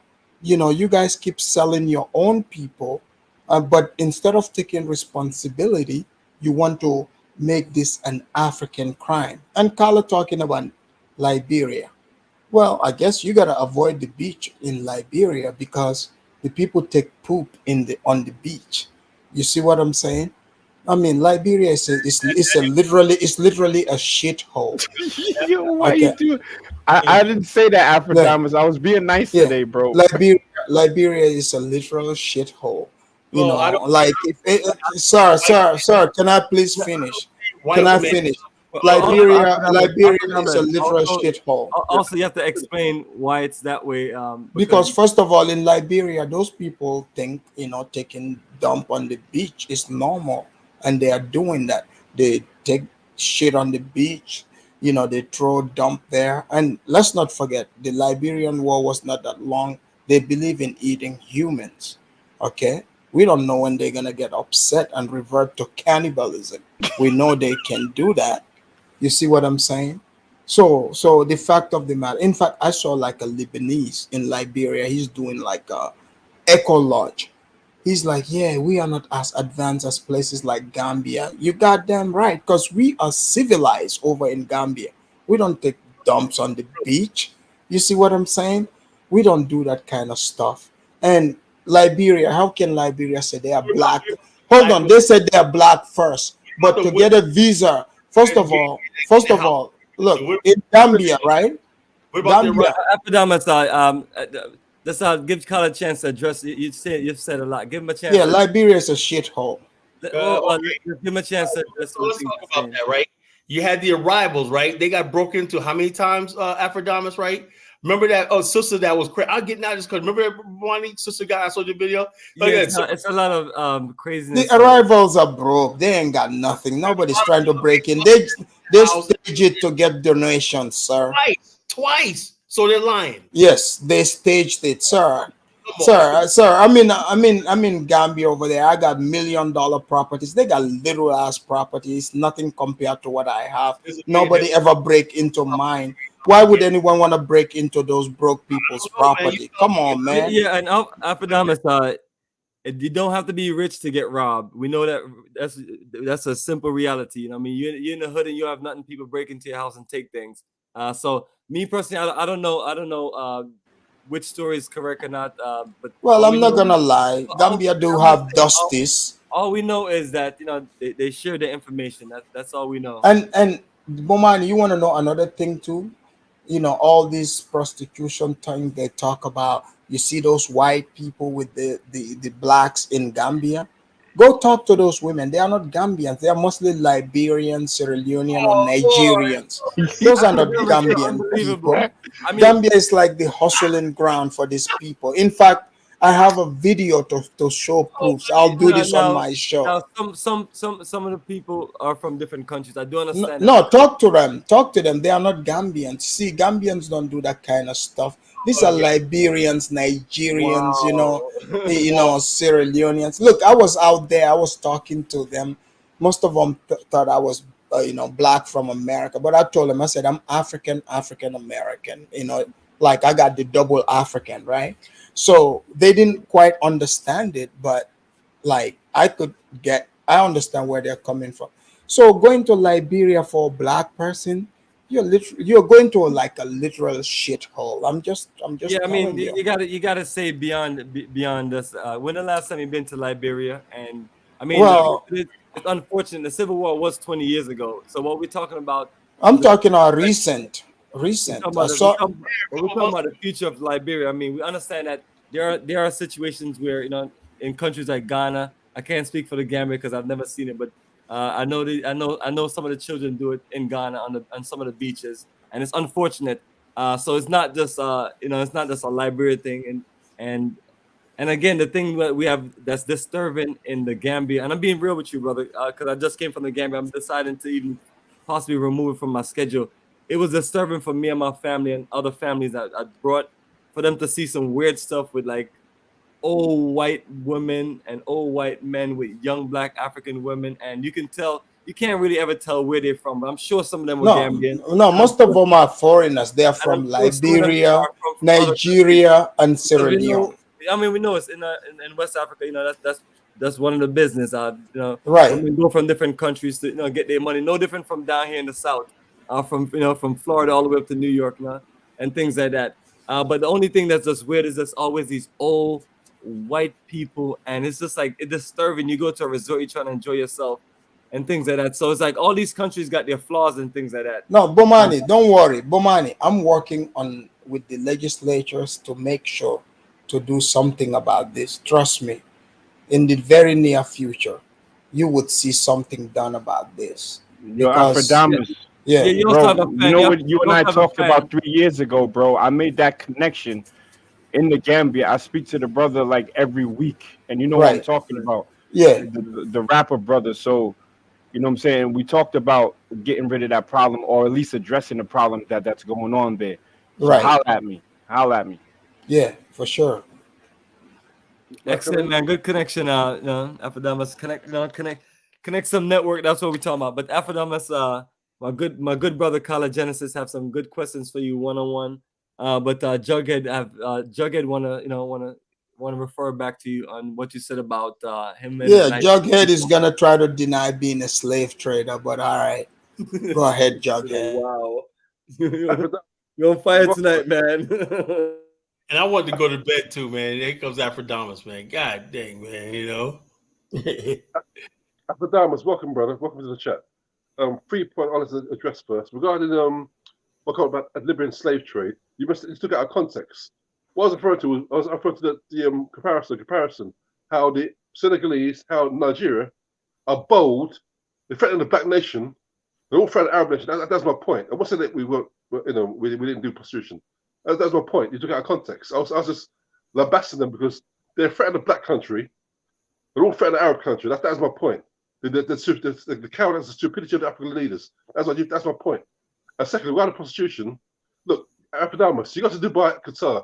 You see white women from England, France, having sex with dogs, eating Arabs' poo over there. And that's from countries that are first world nations. So don't blame African Nigerian women because it's doing prostitution. Everyone's doing it. Black Nigerian women black women are the face of prostitution. They're doing it in Qatar, in Dubai, Abu Dhabi, eating Arabs' poo, and having sex with dogs. And these are white women. So that's point number 2. Regarding Nagamese and brother being Nigerian, Nagamese and Kala, you got witnesses. You got witnesses, Nagamese. Now next year I'm going to meet up Kala and Bomani face to face because I'll live in Liberia. We should meet up. I'll take you to Nigeria myself. I got land in Nigeria. I got property in Ephron, and I'll take you there myself. Nigeria is a rough place. You should go to myself. I meet that myself. Nigeria's rough. The first time I went to Nigeria was in 95, buried my father. And the airport was, I'll give you an example how bad it is. Remember the first Star Wars film? Like me, remember the first Star Wars film? Like me, the first Star Wars. Yes, when I was a kid. Remember the bar scene when Luke Skywalker over that rough bar. Remember the bar scene? Yeah. When that's Nigeria Airport. It's rougher than that. I was like, where's this place, man? This place. Your brother, what ethnic group are you from, if you don't mind me asking?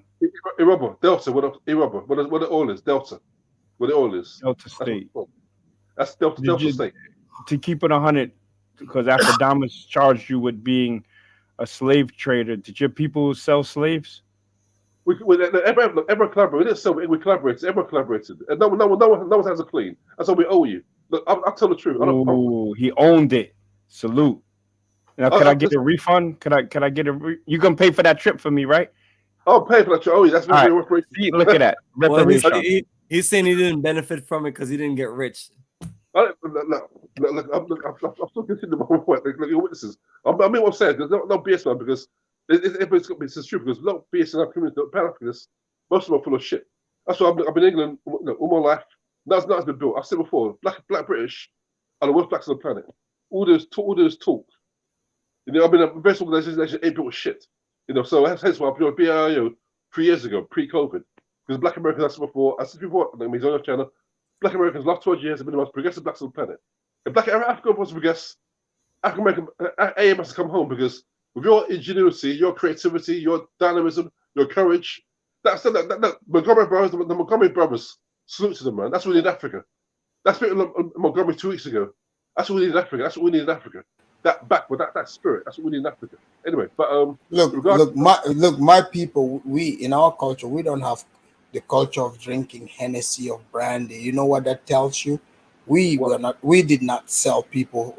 You know, we were not alcoholics like those chiefs on those coasts selling people for alcohol, mirror, you know, umbrellas. I did a show about it. See, so for me, my thing is, I just want to make sure I stand and fight for my ancestors, because I don't want us to be painted with a broad brush talking about we sold people. No, we did not sell people. So there's no instance of Gambian slave trading that Gambian but there's different ethnic groups. There's no such thing as Gambian. It's ethnic groups, different ethnic groups. Ethnic groups that belong not my ethnic group. Gambian now. Not my ethnic group. There are ethnic groups in Gambia who are slave traders. I can tell you who they are. There's that's what you're saying. You're not denying it for the whole country, just denying it for the ethnic groups. Right. Oh, sorry. Go ahead, brother. Afrikstan, what's your question? Did I interrupt you when you're talking? Go ahead. No. Did I interrupt you? Yes or no? You talk to all of us, sir. Did I interrupt you? Yes or no? Oh, what are we in elementary? Really? I forgot to ask you a question. Did I interrupt you? Yes or no? Did I interrupt you? Maybe this might be a British thing, sir. Just get to your point. No. Ask the question first. Then we continue. There was all that discipline there. What? No, please. Show me the courtesy I showed you, please. Show me some discipline and courtesy. We're all men here. We're not children. This is Sesame Street. We're men here. We're not kindergarten. Anyway, I'll proceed. Thank you. Anyway, as I was saying before, next year I'll meet up Nagmeezy, definitely Brother Bomani and Carla face to face to Liberia. I'll make that happen myself. Yeah, perfect. Come join us, and Afrikstan, come join us also. We're going to show you a different feel of Liberia. You're going to see how incredible the country has grown. Just make sure people are not pooping on the beach. I'll come. And also, hey, Carla, please, Carla, say something. Talk to this guy, man. You gotta talk to him. He's a or watching people surf. You know, I was in Marshall at the Echo Lodge. People was beautiful out there at the water slide. I was on Sophia Rock Beach and whatnot. I ain't say none of that, bro. So, Carla, where's the videos though? You gotta do like Bomani and take those videos so we can be comfortable, you know? That's what we're gonna do when we get there. That's why we have this trip up right here. But Carla has been going to Liberia. I've heard him say it. He's not going to Liberia on a tour. It's a little different than a tourist. The brother went to Liberia to do a lot of his business. Wait, Carla, weren't you in Liberia like last year? Oh no, I was there at 21, and I couldn't make it last year, and I was there this year. Oh, yeah, this year. So where's the videos? You know. I don't put everything online. I haven't got to it yet, bro. Well, you gotta take videos of the beach because we saw Bomani went to Gambia, Senegal. He's putting up the videos. Go on my YouTube page right there. I got videos of the beach. Right, I got videos. One beach, one property for sale. I got videos up there for 2 years ago. Whatnot, beautiful video, Sophia Rock Beach. I got a nice video up there. Up there on my channel. And you make sure they're not serving people monkey soup either. No, Liberian food is like African American food. We have to say. Oh, come on, man. They eat monkey over there. What are you talking about? I don't know what you're talking about. Like I said, Liberians are very freaking civilized. They don't eat that. I like the brother Afrodamus to address that comment. Is this cap or is this true? Who is this hater? What is going on here? In pre-colonial times, the Soninke homeland was a major destination for the internal West African slave trade, and the Soninke traded slaves all over the Western Sudan. Look, here's the thing. In fact, it's getting late. I need to go to bed. Don't run. Afrodamus, it's not like you, warrior. Genesis got a few questions for you. Look, here's the thing. Now you guys are just gonna go with the white people, what white people are writing. Is this what we're going to be doing? White people just roll around, they pick like a random tribe that are noble and just try to paint them with nastiness. The Soninkes, we don't even live next to the coast. You see? So how can we be accused like this? The Yorubas, they live next to the coast. They got Lagos, that's Yoruba land. You see? So, yeah, the Soninkes are just being accused. Are we now going to take what white people say as gospel? Is that what's going to be happening now? Carla, is that what's going on? Well, it's like this. I study, like you said, like I told earlier, I studied West African history, right? And tell me if you agree with this, right? And I really, it's 5 o'clock. I got a conference early in the morning, so I got to get to bed. Anyway, I said that the problems in Africa, for the most part, with slavery and everything like that, happened when the Europeans showed up. Portuguese first, and then later the Dutch and everything. I said that Europeans didn't understand. I said this idea of an African king and the all-powerful African ruler did not exist in Africa prior to the introduction of gunpowder, and guns. Okay. In Africa, it's like the Yoruba kingdom, right? They had what they call the Oyo. The Oyo had a supreme council over the whole kingdom called the Macy. That was a supreme council. These people gathered information from villages far and wide and everything like that, right? And the Macy basically understood one thing. The king was basically commissioned by the Macy to enforce the law. The king was only in power because trade routes were safe, peace was safe, bandits were dealt with, and stuff like that. People were caught doing stuff like that. They would be enslaved for a period of time and everything. There was order, law and order, and everything like that. And there was not one person that had the absolute power over everybody. Europeans came to Africa when they saw these African kings, and really, they automatically assumed these people had this absolute power. They don't understand that West African culture and civilization was way ahead of Europe at the time, and limiting the power of the king. In other words, basically, we have a law. The king had to defer to the law. What changed that? The introduction of gunpowder, right? The arming of coastal people on the coast with guns and the gun trade and the destabilization caused by the slave trade. Put thugs and goons and stuff like that in power, and it still lasts like that to this day. So when people over there talk about I'm bowing down to Almighty King, that's not African culture. African culture didn't do that until the importation of gunpowder, which basically tipped the balance, right? Because before that, right, you had a warrior class, you had a merchant class, you had all these people, right, made up the Macy, right? And so all these people had to be satisfied before decisions were made. When gunpowder came in and all that whole structure collapsed and everything, all you had was what year did the gunpowder get into Africa, and does it into West Africa, and does it predate African empires, African kingdoms prior to that? Well, this is what happened, right? There was the first gun that was introduced was called the Arabicus, right? During the Moroccan Songhai War, in 1591, right? It was a weapon that the Moroccan army snuck in past them, and the king allowed them to come to the river and drink, and when the Moroccan army recovered, right? They ransacked the place, started shooting people, and that's split the kingdom up, split West Africa up, right? And then right there on the coast, right? Since that trade route with the north was broken, right?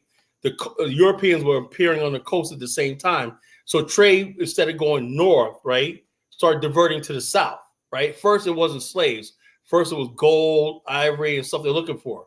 Then after like the introduction of the New World, when the demand for slaves were popular, and the thing that basically could purchase slaves was guns and gunpowder, right? And what Africans should have done was learn how to make these weapons themselves, right? And so those who had guns and gunpowder, right, began to dominate over other people, and all the whole system of balance and everything. Like usually Africans before that would settle the Brother, you're doing a collar dance. I asked, what year did the gun get introduced? Carla, they actually did. Some Africans did make their guns, even in the territory called Gambia. They called it Soko Soko Hombo. They did make their own guns, but not in large numbers, bro. No, they did make their own guns. Question. They made their own guns. So does the importation of European guns in the context of Africans leaders weren't running their whole empires? Is that what you were saying? Let me what I'm saying, right? The people don't realize that West Africa was the #1 market for guns in the world, right? Guns destabilized, right? Why? Because instead of power being in the hands of certain people and everything, anybody could put the people that had the guns and the merchants that traded guns had some sort of power, right? Well, what year was that? Because I'm looking at the Ghana Empire in 1200. Well, I know. What I'm saying is this is the Ghana Empire and the Mali Empire. These were gone. They were gone at that point before the weapons. Showed up right there. Europeans were looking for a route around the African continent. That's where they came in contact with the coast of West Africa. The coastal West Africa. Wait, hold on, because you're doing the dance, bro. What is your point about guns and African leadership as it relates to kingdoms? What I'm saying is before there was guns, they had a warrior society and then a merchant society like that. They could settle disputes. Guns, like you heard about the thing about the crossbow, right? What ended feudalism? The crossbow. That one weapon weakened the power of feudal lords. Weaponry. Guns in large numbers basically weaken the power of central states in West Africa. That's what I'm saying. They changed the game. I don't really understand what your point is, though. No, what I'm saying is, though, that same system, right, where people who are in power, right, because they got the military and everything, still exists to this day. So, Carla, are you just saying the first time the gun was truly used in a battle, you're saying, was when those Moroccans came from the north and attacked the Songhai Empire? That was the first time. Yeah. So that was like in 15, I believe it was like 1524 or something like that. 1591. Yeah. 1591. So, yeah, they came when the Portuguese, yeah. So from 1600, right, that's when the Europeans started really showing up on the coast, right? And at first, right, they were trading ivory and everything like that for different things. But then the one thing that the Africans were in demand for is guns and gunpowder, right? First it was small, and then it started growing. It got out of control, and next thing you know, kingdoms like the Fanti and other coastal people became more powerful than inland states. You saw that in the Gambia, in Senegal, where the Portuguese basically went upriver, the Gambia River, and killed a powerful king and brought him to the coast and displayed that to the Wolof and said, "This is what we could do to you." They went into the interior and killed a king that was powerful, Mandingo king, and brought him back to the coast and displayed him and brought terror to the whole coast. And everybody fell in line. Hello, am I coming? Huh? This dude is jumping from Ghana all the way to like the Sahel almost. Like, where you at, bruh? Well, I'm just telling you. I mean, you want to know history? I'm just telling you a little bit of history, bro. Yeah, we want to have a history show one night. You want to have a history show? We could all have a history show and break it down. But it's 5:12 in the morning, folks. 5:12 in the morning. We've been on for 6 hours. God damn, Yeah. look. So Carla, I do understand. Anyone who has to leave, and whoever want to stay, you can. Oh yeah, we'll continue. stay on. Yeah, I'll catch the rebroadcast. But gentlemen.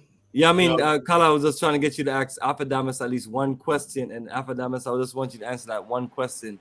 Cause last time when we did the show, you evaded a bunch of questions and you had to go. Yeah. I wanted to ask a question. Like, we played the poorest town in county in America, right? These were white people, you know, and I'm saying to myself, Affadamus, man, why don't you and several other people, man, go there and man help those white people out, man, because they really need your insight, bro, how to do that thing. You know, you had no empathy for the white people, man. You know, why is that, man? Bro, what makes you think my job is to worry about white people? You always worried about black people. Because I'm black, sir. You always worry about black people. Because I'm black. That's why. Because I'm black. Why would I worry about white people? I'm not white. All right, Carla, come up with a better question for him. Come on. Yo, Carla cooked himself with that question, bro. Try again, Carla.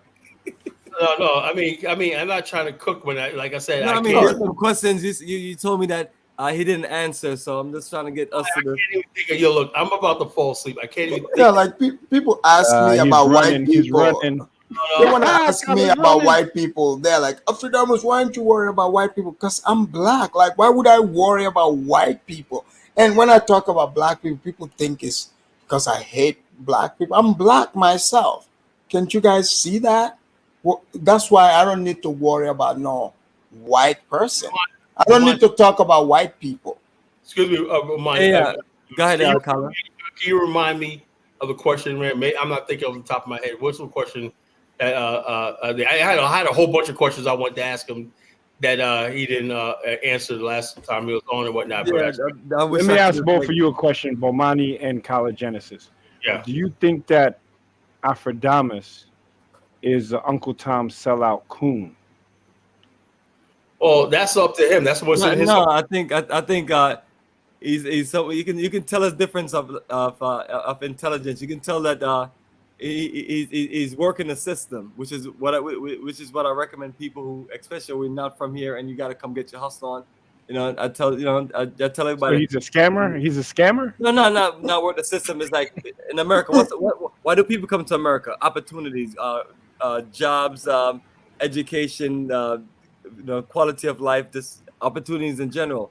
So it's like, so he's an economic migrant. I noticed. Well, because he was telling us how much money he makes and how well he done doing for himself. So I was trying to get some pointers. Like, I'm always open to business advice because, I mean, you can always grow in business. I mean, you can never be too rich if you're rich. You know what I mean? There's no such thing. I'm gonna be honest with y'all, brothers. I thought y'all was gonna have more smoke for Affadamus. No, I mean, we don't get to this. Bust your gun, man. Bust your gun. Let's see if he gonna run off. Well, the issue that we were talking about was I didn't scared of Affadamus. Well, let me finish. I'm just trying to finish what I was saying. But what he was talking about was to get with a white woman, and I was telling that we're not down with that. That's what the solution was, to be open to be with white people, or be around them, or connect with them, and things like that. Not necessarily get with a white woman.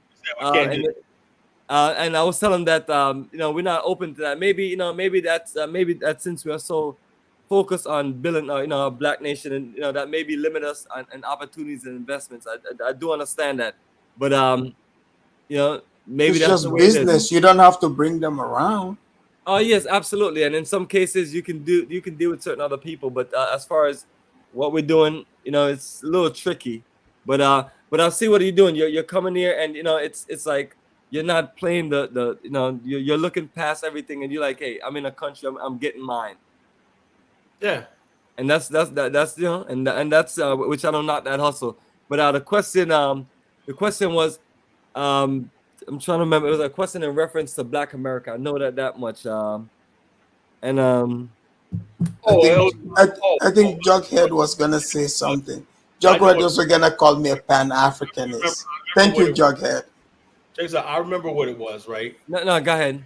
It was like he asked a question that Black Americans complain too much on that, and I said that Black people America may complain, but when white people are the really ones to complain, because you know why? When they complain about Jews, whatnot, guess what? They go into a Jewish synagogue and shoot up 40 people. You know, they go out there when they complain. They go out there and blow shit up. They go out there and kill people and stuff like that. They kill 8 people in Buffalo, 18-year-old boy. Because I'm just going to kill niggas because they're taking over America.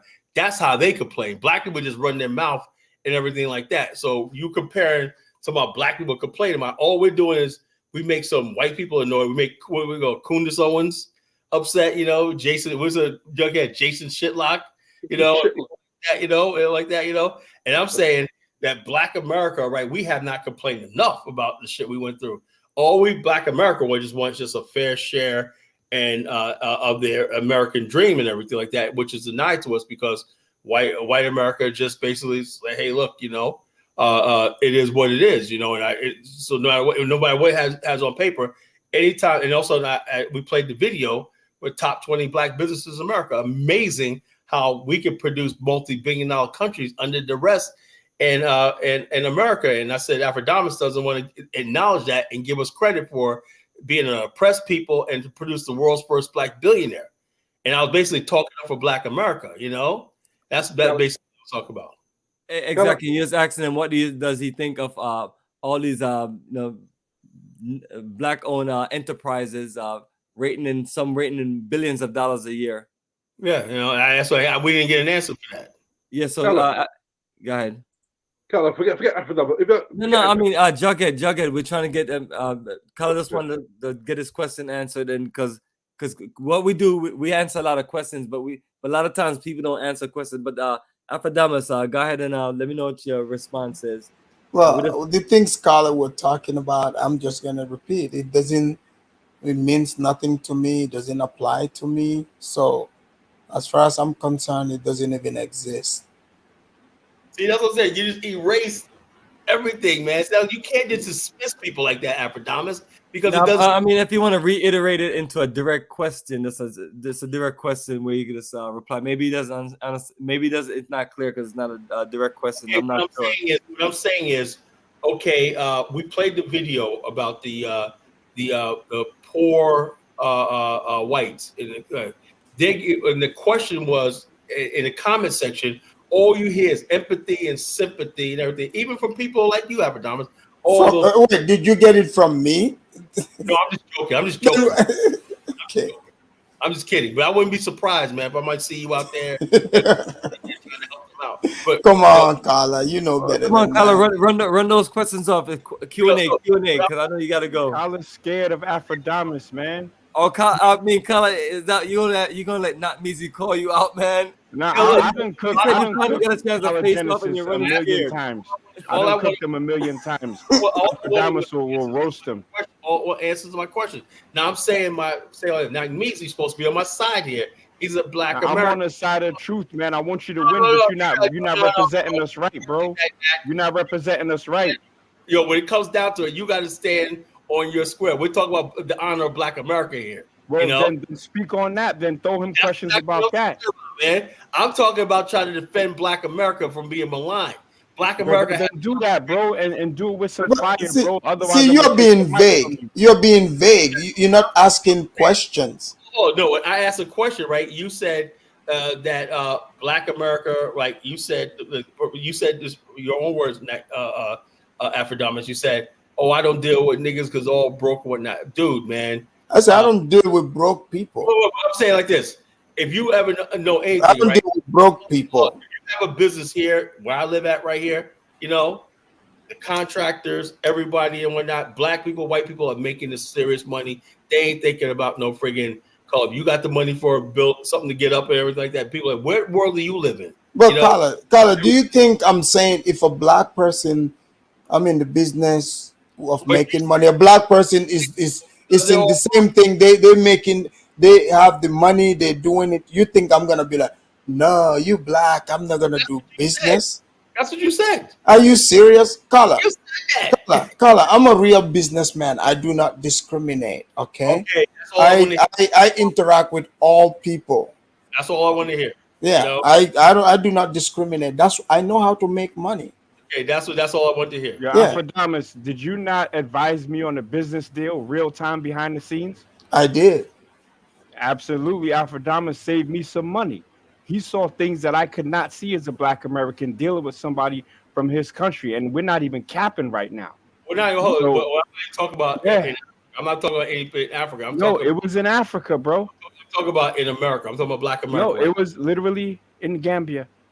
I'm Correct or saying. incorrect, Afridamus? Well, Carla, he's giving you example because it doesn't matter the location, wherever it is, you still apply the same rules. Let me say this. I'm saying that the bottom line is that we have in America, everything like that, Black America generates $1.5 trillion a year, right? We're the biggest spend. Every company in America, right? If you don't have the black dollar, the black market, you ain't gonna be on number one. You know, as simple as that, right? Other people come over here. The Chinese get rich off us. You know, the Indians get rich off us. You know, everybody gets to the problem. But we got Africans who have this idea that they want to come over here instead and distance themselves from us and compete against. Carla, most Africans, Carla, in America, do you think most Africans live with blacks or whites? Let's ask. No, I'm talking the majority of Africans. One that claims they got businesses. No. Majority of Africans in America, who do they live with? Black or white people? Mostly black people. Exactly. They mostly live with black people, Carla. You know, so where I live at, there's Africans that live with us and whatnot. You know, my plumber is a guy from Senegal. You know, it's a cool guy, cool brother, whatnot. You know, but I'm saying online, like we said, Bomani right there, we did a show. Online, there's this toxic relationship, right, where they're basically exaggerating the problems between Black America and Africa, and they're basically saying, "Oh, Africans." It's like, yo, dude, man, stop that shit, man. You know, Carla, I know how to make white money, and that's what I speak about. White money is good money. I don't see any money. Money's money, right? I make money. Well, there are some who easily pay it. There are some, look at, for example, what Bomani is doing. If he was doing that with whites, he would be making tons of money. Hey, Afridamus, let me sign up for your class. You know, he'll be making tons of money, okay? But with black people, let's be real, they're gonna just waste his time asking him a whole bunch of questions. That do happen. Yeah, you know. So, business is straight cut. It's about, who pays, the customer that pays. Yeah, the thing of it is, we're in a dedicated business. That's what that's the difference. Hey, if you don't mind being dedicatedly broke, that's fine too. No. The thing of it is, I also do other things. You know, I have my career and I have other things. I do. But as far as our Africa movement, that's just because Kala work. Kala have his agency, and you deal with all kind of people. It's more diverse than my technology business. Virginia. Now, Spanish like 4 different states. You know, I do everything to the highest level. You know, and like I said, and it works with different people. But what we're talking about is the movement that we're trying to build in Africa. Hold on, but Bomani, would you be open to? I'll be open to some Chinese partners and some other partners. No, but what I'm saying, Bomani, I'll be honest, you'll be more likely to get white partners than the Chinese, right? Because Chinese, as much credit people try to give them, they are not that versatile. They are only in certain areas. People. Yeah, they just want, natural mineral resources. But if about entertainment, showing off stuff and controlling it, that's white people. So would you be imagine there's a lot of white people that like to go to Africa, Gambia, other places they pay. Absolutely, yeah. Send them to me and I'll book something special for them. The only thing is they won't see me with them in any videos or pictures. Yo, let me address this troll, that guy Merc, real quick. Hey, that guy Merc, why don't you come see Naknizi on the panel, man? Yeah, come see me on the panel. Like I Yo, got the DNA, I'm the neutral. You know history, me. all I'm that shit neutral. leads I'm for me fair. to the Here you south go. of Black Like, America, bro. All right, bro. Talking that nonsense. Look. Click the link, homie. I know. Look, I'll tell you, Bomani, there's tons of I'll connect back with you, Kyle. Appreciate you. Yeah. There you go. Then it was down to 4. yeah, it's all about, hey, that guy Mark, why don't you come see Nagmizi? Yeah, you don't want it. It's a guy named Hard Cold who doesn't like me. That's cool, you know what I'm saying? But let's get it. Come on. And you know, Jughead likes white women. Me and Kyle already finished talking about all we need to talk about. This is the murder session. Yeah, let's get it. Jughead likes white women. I mean, Jughead, you like white women? Jughead ain't gonna answer. Shout out to Jughead. But at least he owned his tribe's involvement in the slave trade. I appreciate that.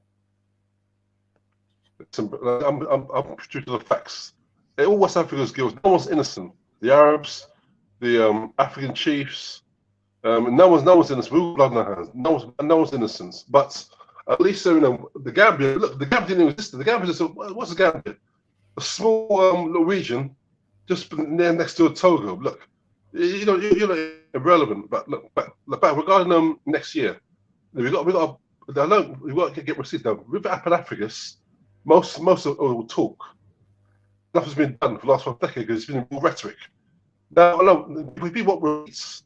You know, I mean, next year I'll meet up physically space with Bomani and Bakala, and I'll come to the States, and I'm gonna fly over. We meet up, all 4 of us, and we go to Nigeria. I'll take to Nigeria myself because Nigeria is a rough place. You can't go there by yourself. It's not like I'm at myself. You can't go there by yourself. You got to know someone to go there with because once you hit the airport, it's rough. The airport, it's not about the airport. It's man, the way they see money. You see that passport, and their eyes chink. Oh, you gotta go with someone you know. Especially your trips. But when you get there, you'll love it. The noise, the vibrancy, the food. That means you'll love it, man. You'll love it because it's beautiful. It's beautiful. West African fun is beautiful. Even the Ghana, you know, it's like West Africa is beautiful. You got that foliage, that dense foliage. West Africa is beautiful. You know, and you'll love it. I'm gonna check it out definitely, bro. I'm gonna hit Nigeria. Then my African itch will be scratched because Ghana ain't scratch it. Beautiful people, very nice people. Once you crack that smile, you break that initial barrier. Is for the most part is Gucci. But every Nigerian that I speak to says stay away from Nigeria. So if I get a tour guide, you know what I'm saying, that ain't gonna sell me back into slavery, then you know what I'm saying, I'm good. I'll take you there myself physically, and I'll be your protector. You can. I'll be there because I mean it. Because what is like amazing? Like I said before, like, I love Nigeria, but I've been there 5 times. But Nigeria, it's not easy, man.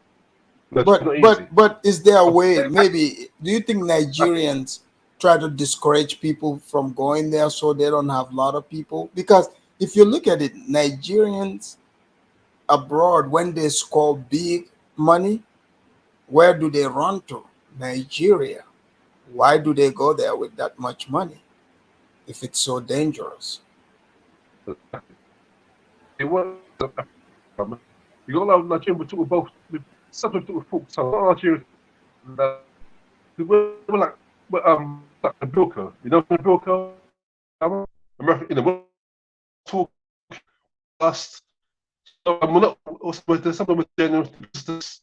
So you got to think, you know, when you got sometimes, not me, but I don't like that, but you got to sometimes wonder where's this guy coming from. Very, you know, sometimes you got to think 3 times when you converse with us because we're not always straight. We're not always straight talking. But look, you got to go to yourself, someone you know. Man, the audio is messing up. The Buckingham Palace discovered you still in their internet.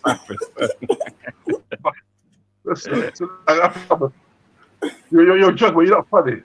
If you come on the channel with your cheap jokes, listen, I don't know you're I saw you raised your hand when I asked a coon question for Afrodamus. You think Afrodamus is a coon? What I've seen so far, yeah, because I mean, he's serious, but when it comes to vision and power, he's not serious. I think he's so look at Black America. Black America. He says you're Black America, he doesn't owe you anything. Yeah, because it won't for you. It means you won't be even there in America. You guys built America. You're the spine of America. You don't appreciate that. I appreciate it. You don't give me credit. I really. Every time I come on your channel, I'll give Black America the credit because America will not exist without Black America. There will be no America without FBA. That's a fact. That's not conjecture. That's not supposition. That's fact. Well, I am the blacks, and the blacks is me. So blacks who were free in the 1860s is no different than me, okay? Because they are free, I'm free. So I don't know what else people want me to say. Well, give the credit, as Akala said, give the credit where credit's due. I do, but I'm not about to give no credit to no dusty Negroes, you know, in today's day and age who didn't go through anything. They just want to come in my face just to feel good. You know, what the hell did they do? Myself and them are both able to talk all this mess we're talking because of them. So, like, how do I owe you anything? Me, myself, and you both owe those people. We don't owe some dusty Negro today. Who you refer to? You mean ambiguous? Be specific. Which dusty Negro? You've talked Black. Who you refer to? Black British? Black America? Be specific. Any Negro today who comes and tries to act like, Afrikaans, you should thank me because of me, you're free. No, Negro, you are free. Me, you both are free because of those people. So you and I both should be giving gratitude to those people instead of you trying to pretend like you did that. You and I both are able to be doing what we're doing because of those people. So we both should be talking about those people instead of, you know, one pretending to try to be mightier over the other. That's my point. Yo, Ant Report, pull up Ant Report, hit the link. This is a mulatto friendly zone, bro. It is. It's a mulatto friendly zone. Pull up, brother. Jughead, you see what I'm saying? I'm listening. I'm listening. I like you. Yeah. So that's all I'm saying. You know. So basically, you have people. Oh, here we go. Is that the Spanish lady, Bibi Rodriguez again? I think Rodriguez isn't she Spanish? If you got your family join, and then you can have an incredible debate. Ant-Man, greetings, Ant. Yo, what up? I didn't get to see the whole stream, but I just jumped in. Oh, yeah, it's been a while, brother. Good to hear from you. Yeah, man, it's been a minute. Let me even just Oh, is this light skin? Is this light skin or is black side? Yeah, is this light skin, Anthony? Yeah, it's exotic. Yeah, I'm pulling up with the black side. You know, I'm pulling up with the black side. Salute. I mean, I got to give me at least a chance to do a quick introduction. I mean, y'all can always talk. And just wanted to read the topic off to you. Our Pan-Africanist Misfits, Losers, and Rejects. So that's what we're talking about. We weren't saying that's what they are, but we're going through that and talking about the Niger, the Niger-France situation there in West Africa. And that's going through, all the dimensions of Pan-Africanism, nation building, Africa, Black people, America, our usual topic. And then Afrodamas just came on literally about an hour ago, right before, and then Kala just left. So it's been an interesting conversation, but let us know what you have on your mind.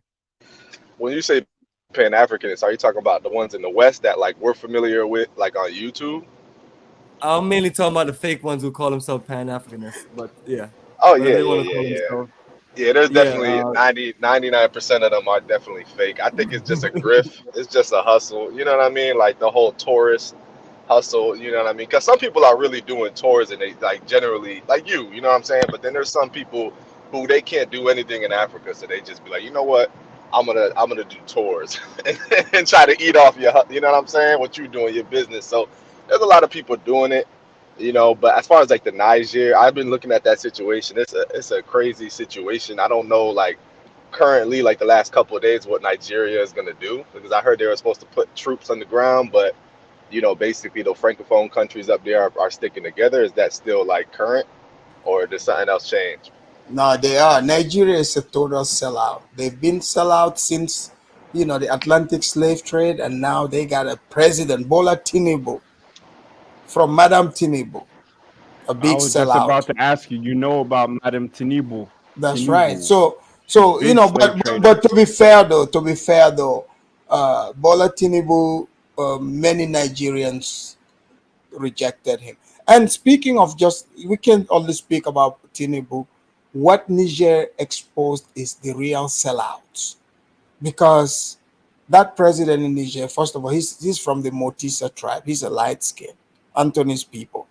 Okay, so Hey, my Nigerian side is Igbo, man. My Nigerian side is Igbo, man. Come on now. yeah, but if you look at it, you got like Kenya's president that they say he's Pan-Africanist. Go listen to what he said. I think he's just a motivational speaker. I think he's another sellout. He wants ECOWAS and AU to attack Niger. So who are these people speaking for? So you have to see exactly, because Niger, you must know, these people are they broke the chains of colonialism, because they gave them independence on paper, but they are not free. So we should ask ourselves, why is, especially president of maybe Nigeria with, Bola Tinubu, we might understand, okay, fine, he's an old man, he's never presented himself as a Pan-Africanist. We're like, all right, fine, he could be a sellout. You got Ghana's president, they were going to send troops there, and Ghana is supposed to be Pan-African place. And then Kenya's president, who just spoke about, how they are going to, do visa free for every black person, to travel to Kenya. So he's talking all this Pan-African thing. But if Niger is truly trying to break away from French exploitation, why are they talking about they want, they should go attack the place? Who is pushing them? That's what I want to know. Because France is the one that wants the place. Like, who are they fighting for? Because, already, Jughead, your people are selling out. No doubt. I mean, our Gambian president also is part of the sellout group, but, we would flush him out easily. You see? But, yeah. But where they stand right now, Nigerian senators, majority, they voted against it.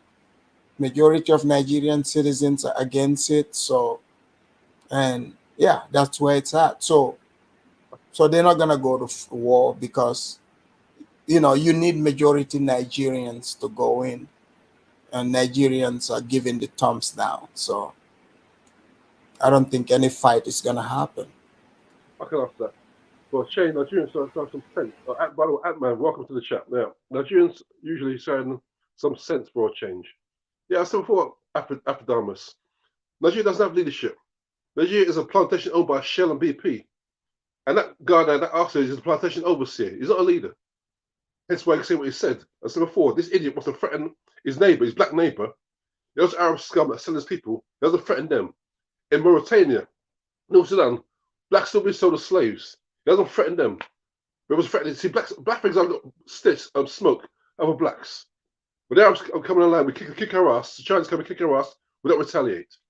Africa, we're a joke. We're a joke. I'm saying it, and I'm not talking about. I'm saying we're a joke. Because the whole world sees that coward. The whole world sees it. Yeah, but there's a lot of strong voices that came out, so there's hope, because these are Nigerians who totally condemn this whole thing. But Africa, no voice, but rhetoric, no action, not rhetoric, but action. Okay, I think I agree. Okay, so you think they're just talking? Of course, talking. Don't give me a talk. I don't hear talk. The Vietnamese beat the French, the Japanese, and Americans with action. The Koreans fought the Americans with action. The Afghanistan beat the Russians with action. The former USSR. I don't rhetoric. I want action. Look at the talk is cheap. Let's see them take their resources back. Let's them kick out BP, kick out Shell, give apology to FBA, that's from Jamaica, give us some lamb. We should owe them.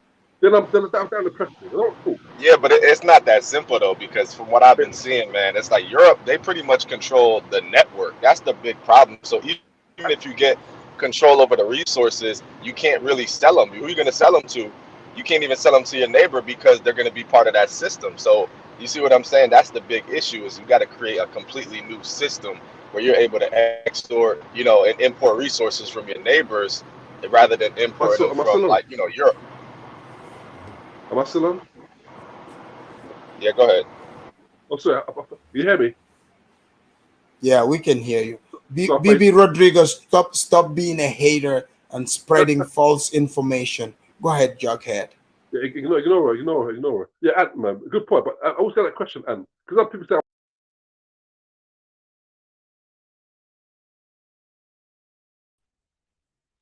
I keep saying, my sister, I'm sorry, man. Am I coming through? Yeah, we can hear you. The Buckingham Palace got you there for a minute, but you're back. Yeah, brother, we can hear you. Cheap UK broadband.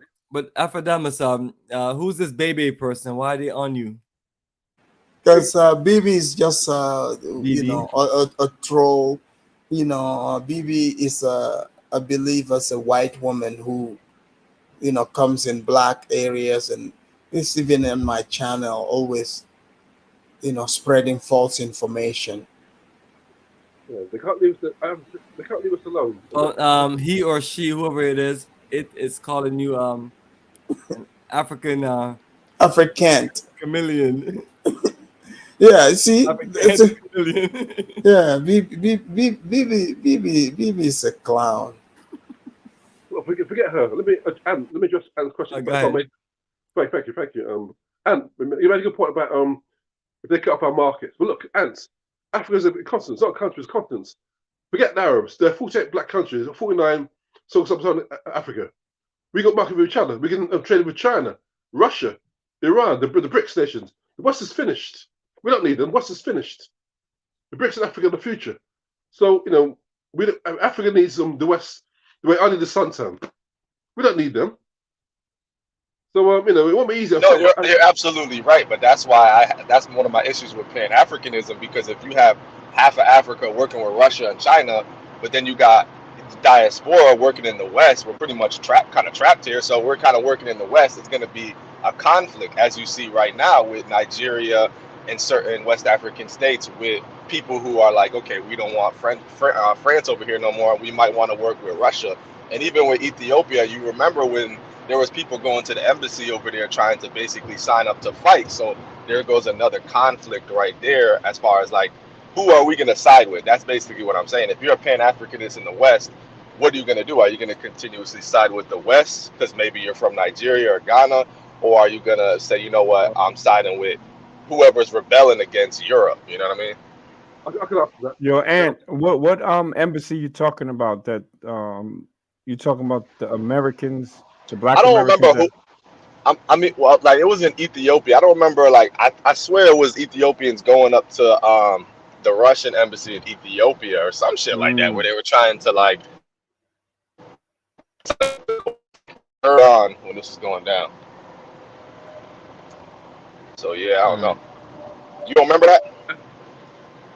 Nah, that's why I wanted you to educate me on it. You know what I'm saying? Is that recent? Okay, yeah. I mean, this was when the Russian thing first started going off, like with the Russia-Ukraine situation. There was people that were trying to sign up. I recall. I think it was. I recall. You're right. I recall. I think it was actually in Niger. And I think it was in Niger. They went to the Niger embassy, the Russian embassy in Niger. I think it was Niger ants. I saw it on the news. I was up here in the UK. But Ants, you asked a tough question. Let me ask you a question, Ants. If Nigeria going to fight on Nigeria, I'll fight with Nigeria. I don't care, because Nigeria want to be stupid. Screw them. I'm with the truth and the righteousness. So okay, fair enough. Yeah, but you see, Nigeria shut off Niger's electric supply. You know, it's like, it's just, this is how it's always been. People think it's like white people that storm into West Africa. No, they always have like they are puppets, even during slavery. This is how, like, look at Tinubu. Tinubu came from long line of slave traders. So this is why when people want to act like it's just random Africans who were the slave traders, nah, it's like these guys, the same people in power, their lineage are still in power. It's not like because they just say like, oh, the white people are like slavery is abolished and these people just evaporated. They were in power. Like, do you think they removed them? They were the Europeans' partners. They didn't remove them. Till today, they're in charge. So we said, if you think there's a bloodline, then you go Yeah. back to what? I think you're right. Yeah, they're in charge. Well, that's why I was talking about the networks. If you're not willing to disrupt the networks, then it's going to go right back to the same thing at the end of the day. Whether it's Europe or it's the African states, the same people are going to stay in power once they just, you know what I'm saying? It'll be a little civil war, you know, little skirmishes, not really that serious, and then the same people just going to collect power because they have all the networks. Yeah, I think right now, like with like the information, there's so many people. Like, it's never been like this in the past, where because the colonization in Africa, the information, even you could live in a country, the territory, people who are not like in the administrative area would not even know what's going on. But now, look at especially Niger. You got black people from all over Jamaica, the United States, all over the world. Everybody's watching France. So right now, if France makes any move, military move, it's not gonna go well because it's gonna translate as an attack on a black nation. You see, and as it should be looked at. So the same old tactics, it's changed. So the old guards are losing the power because Tinubu thought for sure they were, they were gonna go to war, just take Niger back and hand it over to Macron, the French. I don't know what they gave him or what they got on him, but Nigeria should have been happy France is going to lose their foothold because that would give more power to Nigeria economically. Because even the ECO, the currency, West African currency they wanted to come up with, they discussed it, but guess who sabotaged it? France, Ivory Coast, and Senegal. They came and mimicked it. So like, we have a French people who are openly not only sabotaging French colonies, former colonies, the whole of West Africa. So we just gotta call it, for what it is. Like, I think, Africans especially should reject France for sure. We should reject the France and the whole West, not just France. Well, of course, yeah. Because France, they have military presence who are willing to fight, and they've killed many African, leaders there, people who stand up against them.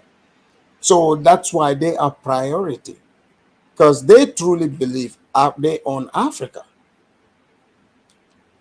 But why is that? That's because of our cowardice. That's our fault. That's our fault. That's because of our cowardice. You see, look. Let me get the top really tough. I'm going to be not going to offend anybody. You look at the Afrikaans. Look how small Vietnam is. Okay, you just squint to see it. Vietnam took on Japan for 35 years, France for 2 decades, America for 10 years. That's 65 years of fighting. Teeny Vietnam. Little Korea went total America. Teeny Korea. Teeny Cuba served a 9-decade embargo against the United States. Teeny Cuba. They got big Africa to these countries. It's embarrassing. Well, because of lack of communication, but you see, like, No, now you're seeing like these countries, right? They are uniting, saying, "Yeah, we're gonna go to war." You know what I'm saying? They shut down their airspace. This has never happened, as far as I know. But you know why? Sorry, go on. You know what? It's never happened. But you know what? Sorry, you know why? That's because Russia. That's because of Putin's influence. That's why. Because of Russia's influence.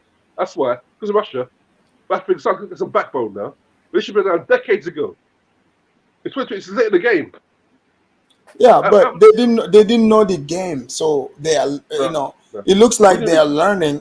Like you look at the ones that learn the game, they get killed. Yeah, absolutely.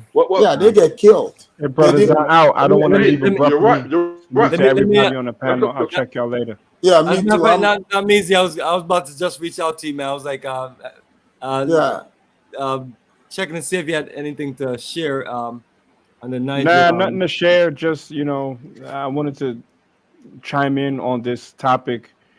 I think for someone to represent Black America, you need someone with a little more fire than the brother College Genesis. He's like a rag doll in these streets. He's target practice. He's easy work, and we need somebody more like me to represent Black America. So, knock me for president of Black America 2024 and beyond. Get with it or get going. Peace. Absolutely, shout out to that ad mixture.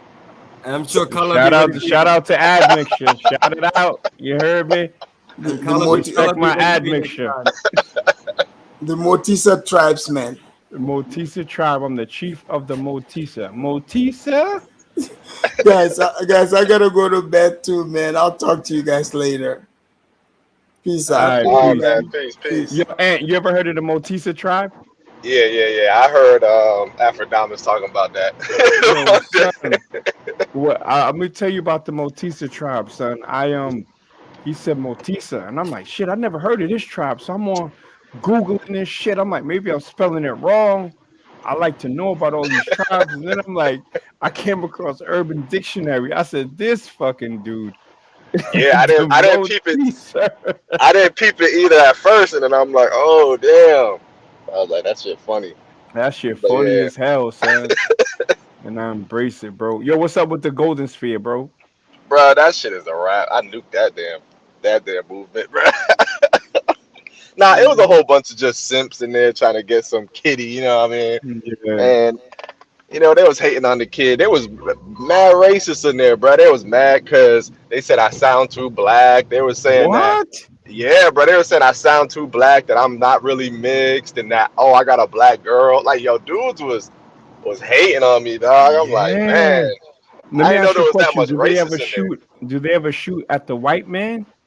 No, bro. I guarantee, bro. If I had a white woman, bro, they would have been like, oh, that's good. But if you got a black woman, it's like, oh, nah, you divester.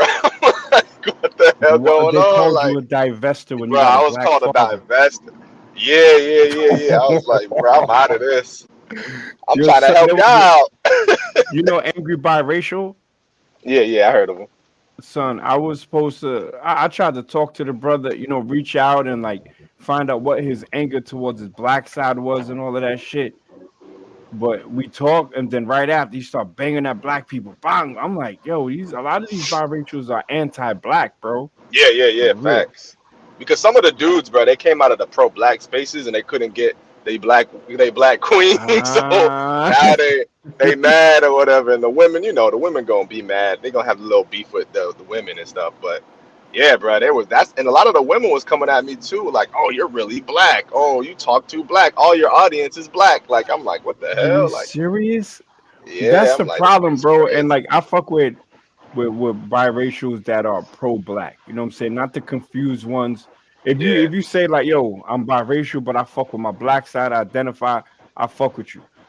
But it's the ones that be like racist toward the black side. I'm like, that's why I got to get a read on how they operate, because a lot of them is anti-black, bro, and I don't understand that shit. I think a lot of it has to do with not being accepted by the black side.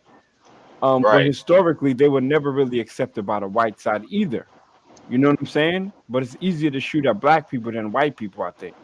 Well, some of them I'm noticing that in those spaces that they're coming out of like communities where it's like more diverse. Like they didn't really grow up with black people like that, so it's easier for them to just start running off the mouth. Like I can't do that personally because I got, I grew up around black people, but with the people who didn't, that's what I'm noticing. Those people are coming in kind of like thinking they something else. You know what I'm saying? Like they a whole completely, like they're separate. Like, and it's like they're all competing to be like who's the whitest biracial kind of thing, right? Like, and I'm just like, this is crazy. Like they're like who talks the best, who has the highest IQ. Like it's just, I was like, oh, I'm out of here, bro. I did like a show like a month ago where some lady came on, but I'm just like, you know, it's crazy. I was like, I'm doing this type of shit, man. I'm like, I'm tripping, but yeah, man, it's a lot of that, man. Damn, son. Wow.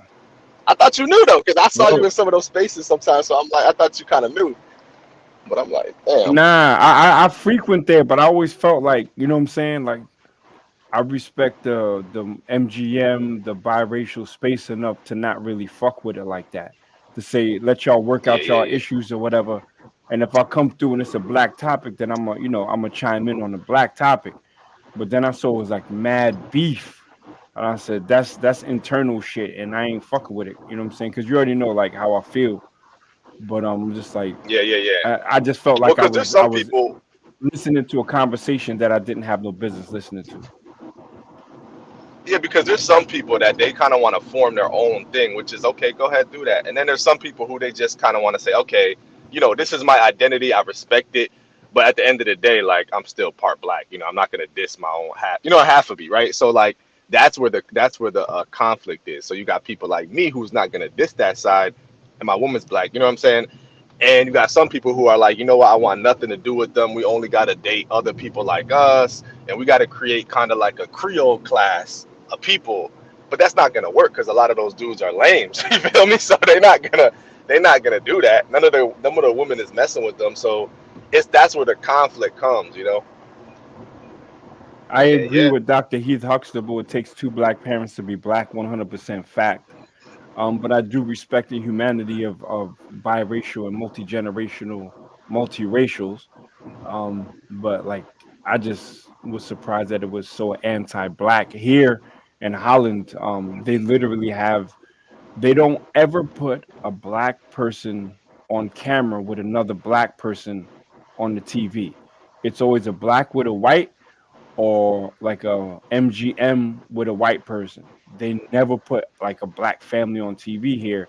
And I think it's really to promote, you know, I don't want to call it race mixing, then I'm gonna sound like an old white racist, but the swirlization of black people, let's just put it like that, you know. But man, my daughter's light skinned as hell, and I had some Israelite come up to me one day. He was like, brother, is your daughter, is her mother, what nation is she from? I'm like, yo, she black, son. Like, what the fuck?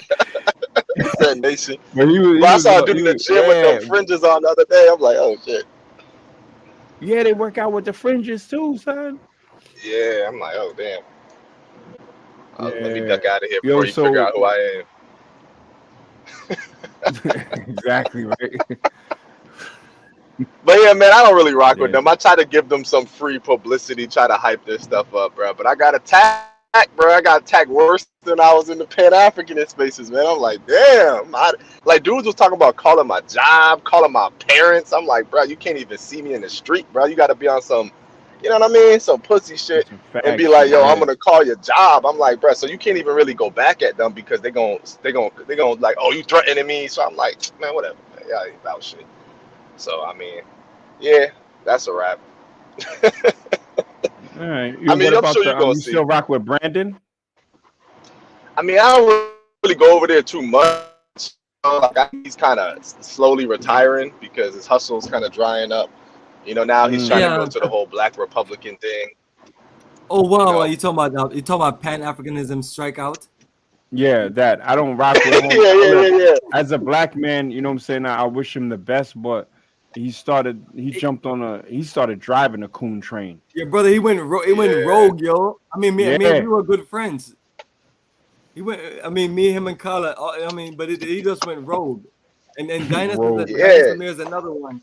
Dinah started harboring that I was calling out like RJ Mahdi, and I'm like, bro, you don't need to be hiding these because I'm coming after them, man. They messing up people. You know? So they've been on some weird stuff because all of us like know each other, but you know, That's why you see us keep by ourselves and just kind of reach out to you. I mean, guys I noticed that. I seen Kala and you know, teamed up, man, the master team. And I'm like, I know Nagmeezy would disagree, but you know, I've been seeing that. So I'm like, what's been going on? But sometimes I'll go to Brandon's thing, but then he'll start saying some crazy shit like, oh, if Fox News come to me and give me money, I'm gonna take it because y'all don't want to donate to me. And I'm like, come on, man, this is just a money grab. Yeah, he said that. I'm like, this is a what money about grab. that project in Kenya? Didn't he get a lot of people to invest in them? Yeah, apparently for the land. And is it? I mean, anybody could get land nowadays. I mean, does he have a plan to build anything? Well, I don't even know. Last I heard, he bought a goat. So, allegedly. Allegedly, I don't know. But that whole thing. Did he eat it? If he bought a goat, eat the goat yet? Probably. Probably. A big picture. Yeah, that's what I was saying when, you know, a lot of Pan-Africans, the talking points sound like white supremacist talking points. I was really speaking about Brandon.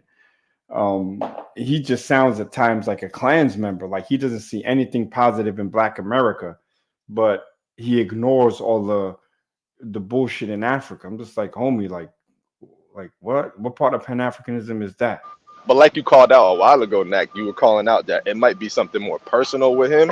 And I'm starting to believe that too. I think he has a personal beef with Black America because his own, you know, situation or whatever. I'll leave it at that.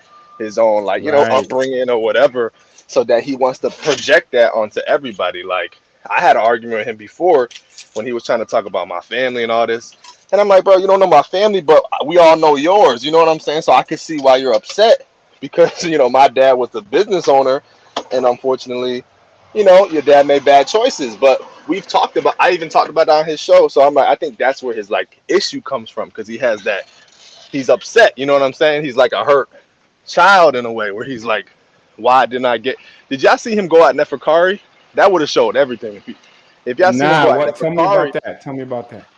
He went at that dude Neferkari, basically saying, "Oh, your dad gave you everything, and blah blah blah blah. You're a boy."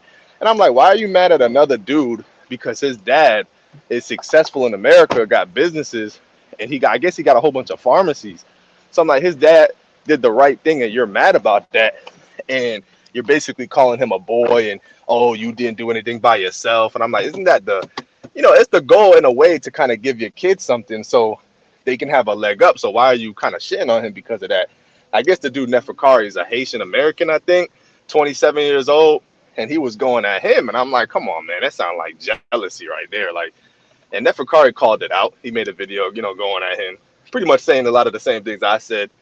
So I think it's a personal issue that he got with Black America, but I don't know. That's the thing with a lot of these Pan-Africanists. It's like they got one foot in and one foot out of Africa. It's like one point they want to be in Africa, and then one point they want to be super Black Republic. I don't know. Yeah, I called out some of those issues. I'll just call them issues back in the day. I'm sorry, go on, brother.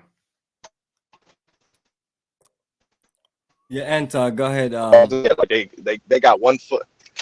They got one foot in and one foot out. Like one day they go take a trip to Africa and they're super pro Africa, and when they come back to America, all of a sudden they're super American, red, white, and blue. And I'm just like, you know, which one you go? You know, pick one. You know what I'm saying? Like, what you gonna do? Like, and they be like, oh, you could do both. Yeah, they're just excited, man. Yeah. They're just excited, but yeah, I know the topic probably caught a lot of people's attention now, but you know, I'm just trying to be open to conversation with people. But yeah, we agree with most of what people say, but because it's been this African phenom, you know, it's like our people tend to gravitate to the, you know, what is the hip culture going on. Like, you know, like I first came to America in the late 80s and 90s, and you know, you had the whole hip hop culture as far as, and then it has transformed to something else. Now you have this whole Africa culture where you have Afro beats and you have, you know, and you know, it's good business for people like myself and things that, but the issue is that it's so much fake people in it. Like you have this guy he do the African Diaspora channel. I'm not sure if y'all familiar with him, Phil Scott. I'm sure everybody know him. Married to a Mexican. Yeah. Mexican. Yeah, it's like, bro, I don't feel you. I was like, I can't feel you. You know, I mean, No, I A good feel that reason you because don't even feel like, him. You don't feel him a good yeah. reason because he's fake. He's a grifter. Exactly. He was on some anti-black woman stuff, married to a Mexican, going to But that's a Ethiopia. fact, bro.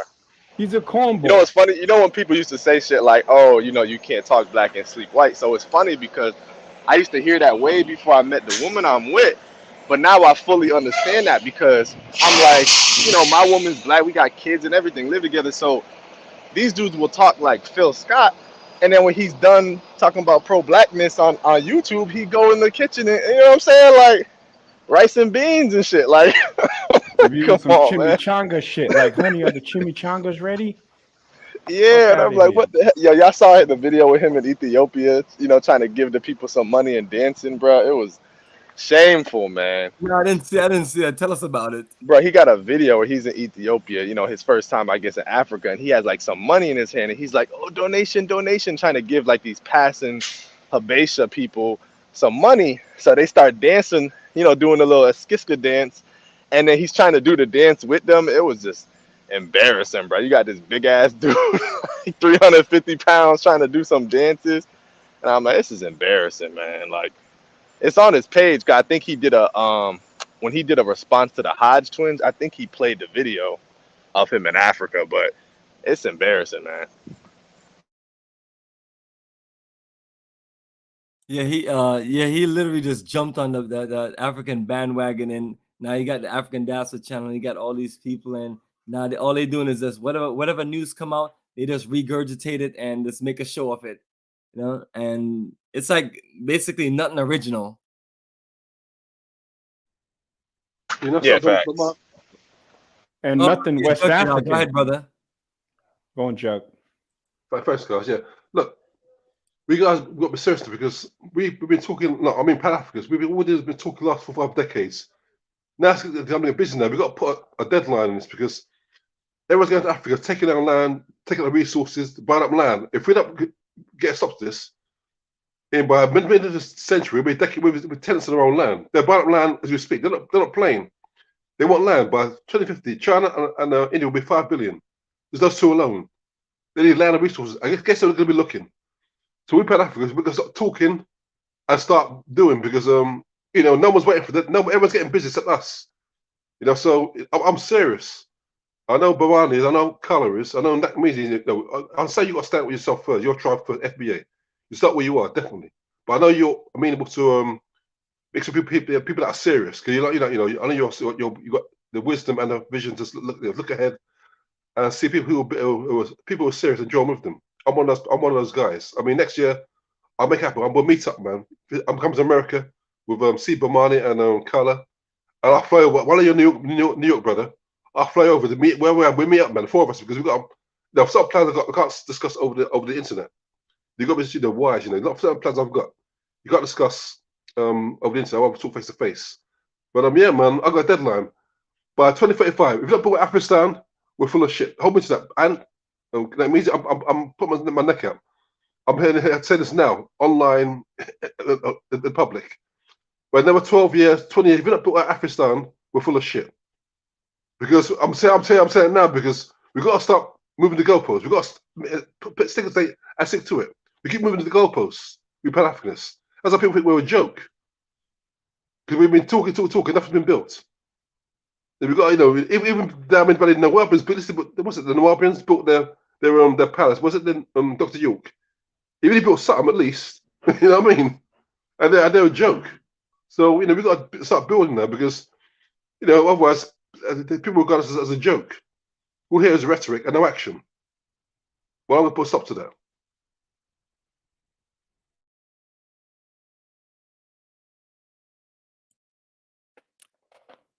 Excellent, Jughead. Appreciate it, brother. And that's why I got this fly up here, you know, and that's why I'm looking for new energy so we can make some new fresh moves. How much is it? How much is that trip? $4,200. Bombo clock. Yeah, everything is gone up, skyrocket. The tickets are $2,000. There's no straight flight from America there, obviously, right? Yeah, unfortunately, the best thing that they had going now with Delta Airlines was flying to Ghana, and then from Ghana they were flying to Liberia. That's but unfortunately that's no longer the situation. So hopefully, hopefully, I don't know how to go. They have elections coming up, but hopefully they can get some good foreign investments or some good whatever investments to, either build an updated modern airport or just kind of work on that one. But the airlines are gonna make a decision and coming into the airport based on many different things, especially just safety and updates of this systems that they have to use. So I'm not sure what really happened, but as an aviation professional, I'm almost sure that's what happened, because airlines don't pull out of the country unless unless they're losing business, losing customers, or unless the airport is just not updated for for what they need to do. So yes, brother, we got a lot of work to do, man. For our ancestors who built Liberia. I mean, so me and Kala is recruiting you. Yeah. Well, I'm on board. I mean, join the Kala Nation. What? Kala? What? Both join us in Liberia. Toma was gonna work with them so we can build the BAIO energy there. And I'm all for that. All for because we all need to have more of a foundation. So this would be an ideal country. Ideal country. So we're gonna show people once I get there. Show a lot more. Yeah. So what part of America are you in? I mean, like me is in New York. What are you, Bomani? Are you in what state are you in? I am in the state of Georgia. Atlanta. Okay. Yeah, about 20 minutes south of Atlanta. Yeah, okay. What color is he in? What state is color in? I keep forgetting. He's mentioned it briefly. Virginia. But Virginia, Norfolk. Like Virginia Beach area. Okay. Yeah. Well, I'm coming next year to the States, man, because we want to make it happen, because I've been in America once before, a long time ago. I went to San Diego years ago. I loved it, but that's a long time ago. But that's just a vacation. But yeah, I got If you come to Georgia, you're not gonna want to move back to England. Yeah. That's serious. Well, I love the cuisine. I mean, the reality of it is I was living in where was I living at? I was living in New York before I moved to Virginia. But when you come down here, the space and I guess it just depends on what people are looking for. You just feel like you have more space. I mean, definitely for yourself and for anyone who lives in the city, New York City. Everything is that more spread out, and then you have a whole lot of trees and a whole lot of nature. Yeah, green. I love it. Yeah. Well, I mean, we got to make it happen, Bomani, because I said before. I mean, it's 2023 now. I mean, last year, I know you're aware that can make me easy. Unfortunately, Brother Bomani had met a guy I know here called Prophet Kwaku. He's a faker. Wasted his time and money. Over in the UK, got a lot of fakers there, Bomani. You talk about Kwaku, the Prophet Kwaku from Garveytown, the one who him and his network. We invested in land with them, and we never got much of anything going. Yeah, I know the guy. Yeah, Prophet Fake, who I call him. Yeah, these fake Black British idiots. I mean, that's over here a waste of time, but they're a waste of space. I mean, what did they talk about? What did they talk about now, anyway? Oh, well, because I mean, they're fools. I mean, the thing that messed them up is they weren't able to get us like lands commission paperwork, which is a no. And then they told us we can build anything that we need. Some people want to build garage, some people want to build 2 floors, and they told them no on all these things. And it was just terrible. But I got people to where where people actually will build their homes and living in it right now in our community. So it shows. And then since I've done that, because me, I show my updates. Since I've done that, what have Garveytown done? Nothing. An embarrassment. Typical Black British. Do they even still talk about Garveytown? Is the land still there? Did the chief take the land back? No, the land's still there. When I call in, a station called Galaxy Radio, I call it now and again, and they always fob me off, because when you're a shyster, when you're a Sergeant Bilko shyster, if you're from a Sergeant Bilko, some con man, you don't ask straight questions. I'm a straight shooter, so they ignore me. When I call in, they shut me down. They either talk over me or they obfuscate, they prevaricate. They never ask a straight question because they know they're full of shit. That's why I ignore them now. I'm trying to, miss you guys now. Black Americans and diaspora, you're the, your dynamism. What the facts are there? What you've done in like 200 years. The receipts are there. I mean, so they don't talk about Garvey Town at all. Oh no, but when I call in, because I know because I'm a straight because I'm for what do they say about it anyway? If they talk about it. Well, they talk ambiguity, no specifics. They want donations, and I call and say, look, wait a minute, you've been at 18 years, you've had 19 years, and you want to donate to what? Brother, it's been 20 years, brother. I already got houses built on our land, like since like after 2 years. Like I'm easy hearing this, like I'm easy, bro. You hear this, like I'm easy. You hear this? I mean, I got videos I show all the time with us visiting people on the land, and we have an office there, a real office. That's a business house. That we're renting, but it's just been a few years since we have left them. It was literally like 2019. Yeah. Oh, pre-COVID.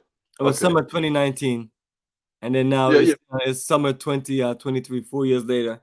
And and that shows you the difference. I'm just sharing that with you since you know them and letting you know, hey, we moved on and we lost a whole bunch of money and I had to work many things out for people, but we went through that and got things done, and they still haven't made any move. And they have all this, they have the radio shows and everything, and they have nothing to show for it.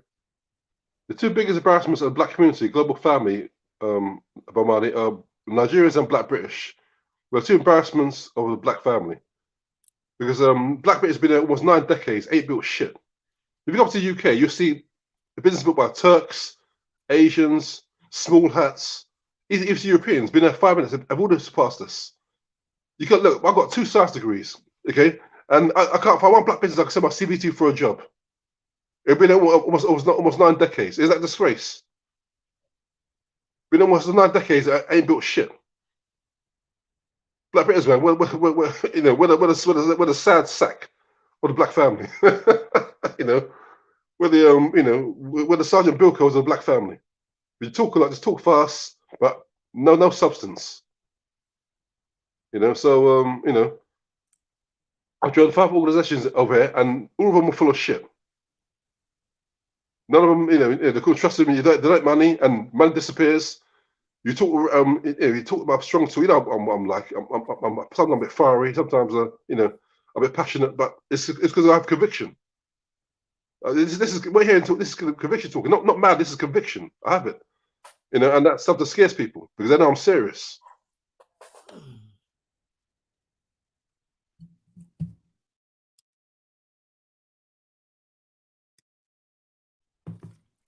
Oh, still talking. I mean, let me continue now. I love this, man. We can talk. Yeah. I mean, yeah. Regarding Brandon, Brandon. I mean, Brandon. I love Brandon. He's says about even I'm concerned about his last few months. His talking points. So what's going on with him, then? Oh, I don't know. With the killing, remember that brother was killed. Jordan Needham, a brother was killed by that maniac, Daniel Penny. He saw his guests defended him. Not Brandon himself, but some of his guests called and said, "Oh, Daniel Penny doing God's work." I'm saying, you're a black man saying this. If I say, I'll slap you. I mean, we got a problem, brothers, because some people like Kunis Owens, Jason Shitlock, Morgan, all these coons, Jesse Lee Peterson, Larry Elder, where they come from? You defend, Mike Bradley killed by that devil, Darren Wilson, and you defend his killer. Who else does that? Wow. Who did they defend? Darren Wilson. Remember when Mike Brown was killed by Darren Wilson, the cop? This is Darren Wilson killed him. It was the cop that killed him. It was Larry Elder defending him. Larry Elder and Jesse Lee Peterson. So that he deserved it. And Kunis Owens as well. And Kunis Owens. Said that who deserved to die? Mike Brown. Oh, yeah, that's some bullshit. Yeah, that was this thing that was Brandon was saying. Well, not Brandon. Repeat the person now, Jughead. Yeah, I mean the killers or the victims. Okay, start again. Mike Brown was killed by Darren Wilson. Eric Garner was killed by Danny Pantalia. No, I mean I'm talking about whose show was it on? Oh, Brandon's show. Brandon's. So did he support the victims? No, but Brandon offended Or did he blame the victims for for what happened to them? Brandon was half. Well, yeah, which I don't like. Brandon was half, which silly because Jude Neely was innocent. Look, if you're homeless, hungry, that's not a reason to kill you. You're a new alien. That's not a death sentence. And Daniel Penny had no right to do what he did because Joe Penny wasn't breaking any laws. He was just being a nuisance. He would give him money, pat on the back, some money, being helped, give him some money, a cheeseburger, it'd been fine. So he put him in a stranglehold and kill him. And some arsehole, Brandon, not Brandon, was saying that, he was doing God's work. I mean, I forgot his name. I forgot the guy's name. It wasn't Brandon, but it was one of Brandon's guests. He calls him regularly. And yeah, I gave it to him. But yeah. We get a lot of blacks like this. But when we come, we'll have a purge. We need to have a purge because every ethnic group does that. Brandon and like Measy. I mean, Bomani. Look at China, India. Do all their revolutions. They all have the purges. Black will be the same. Because these coons, we have to separate, identify them, put them on the coon database, and separate from them. We need a coon database, a coon list.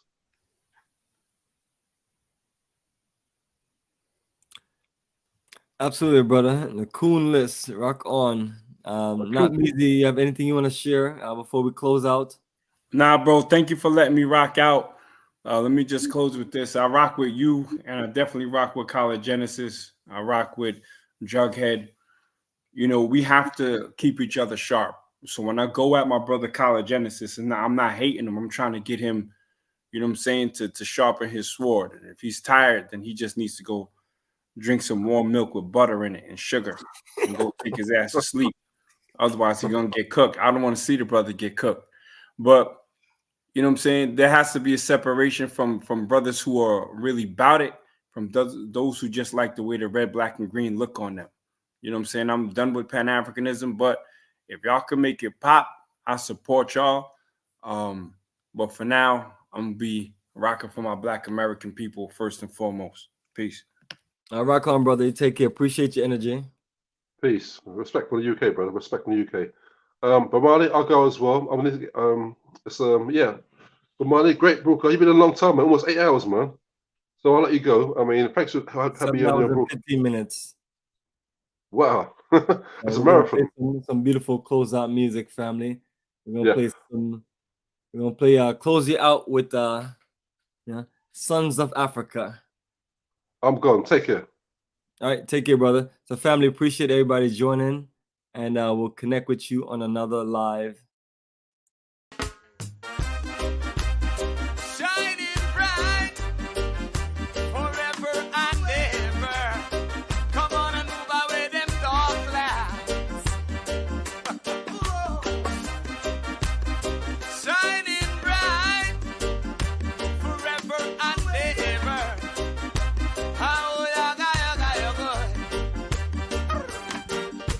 Sons of Africa, shining bright.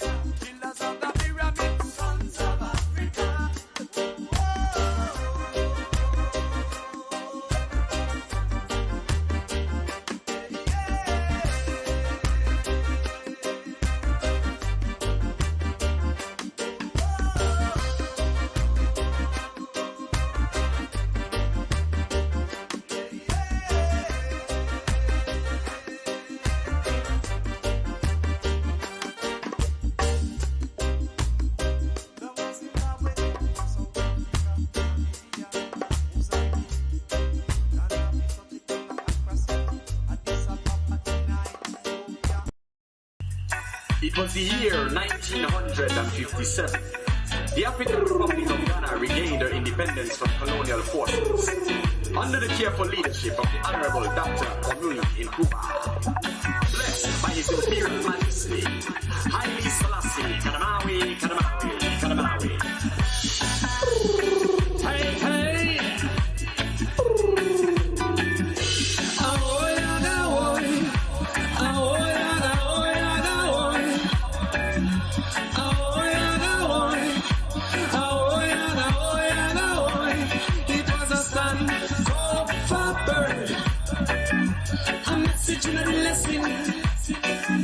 Return to the roots.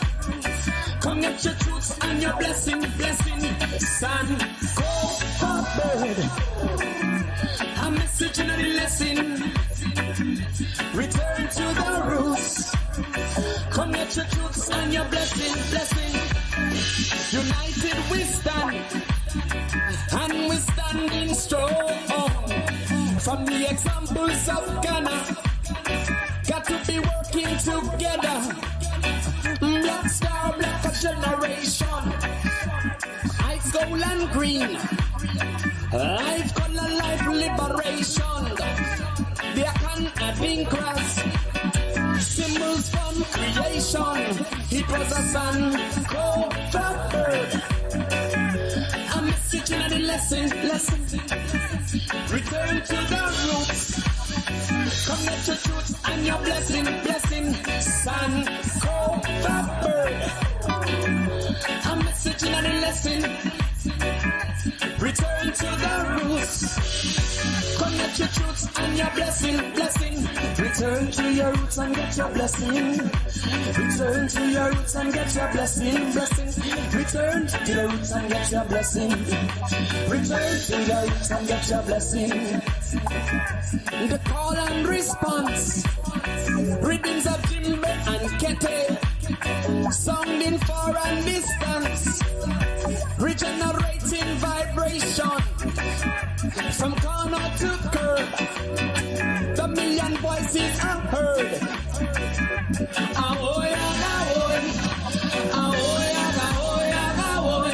It was a sun called for bird. A message and a lesson. Return to the roots. Come get your truth and your blessing, blessing. Sun called for bird. A message and a lesson. Return to the roots. Come get your truth and your blessing, blessing. Return to your roots and get your blessing. Return to your roots and get your blessing. Return to the roots and get your blessing. You must return to your roots and get your blessing, blessing.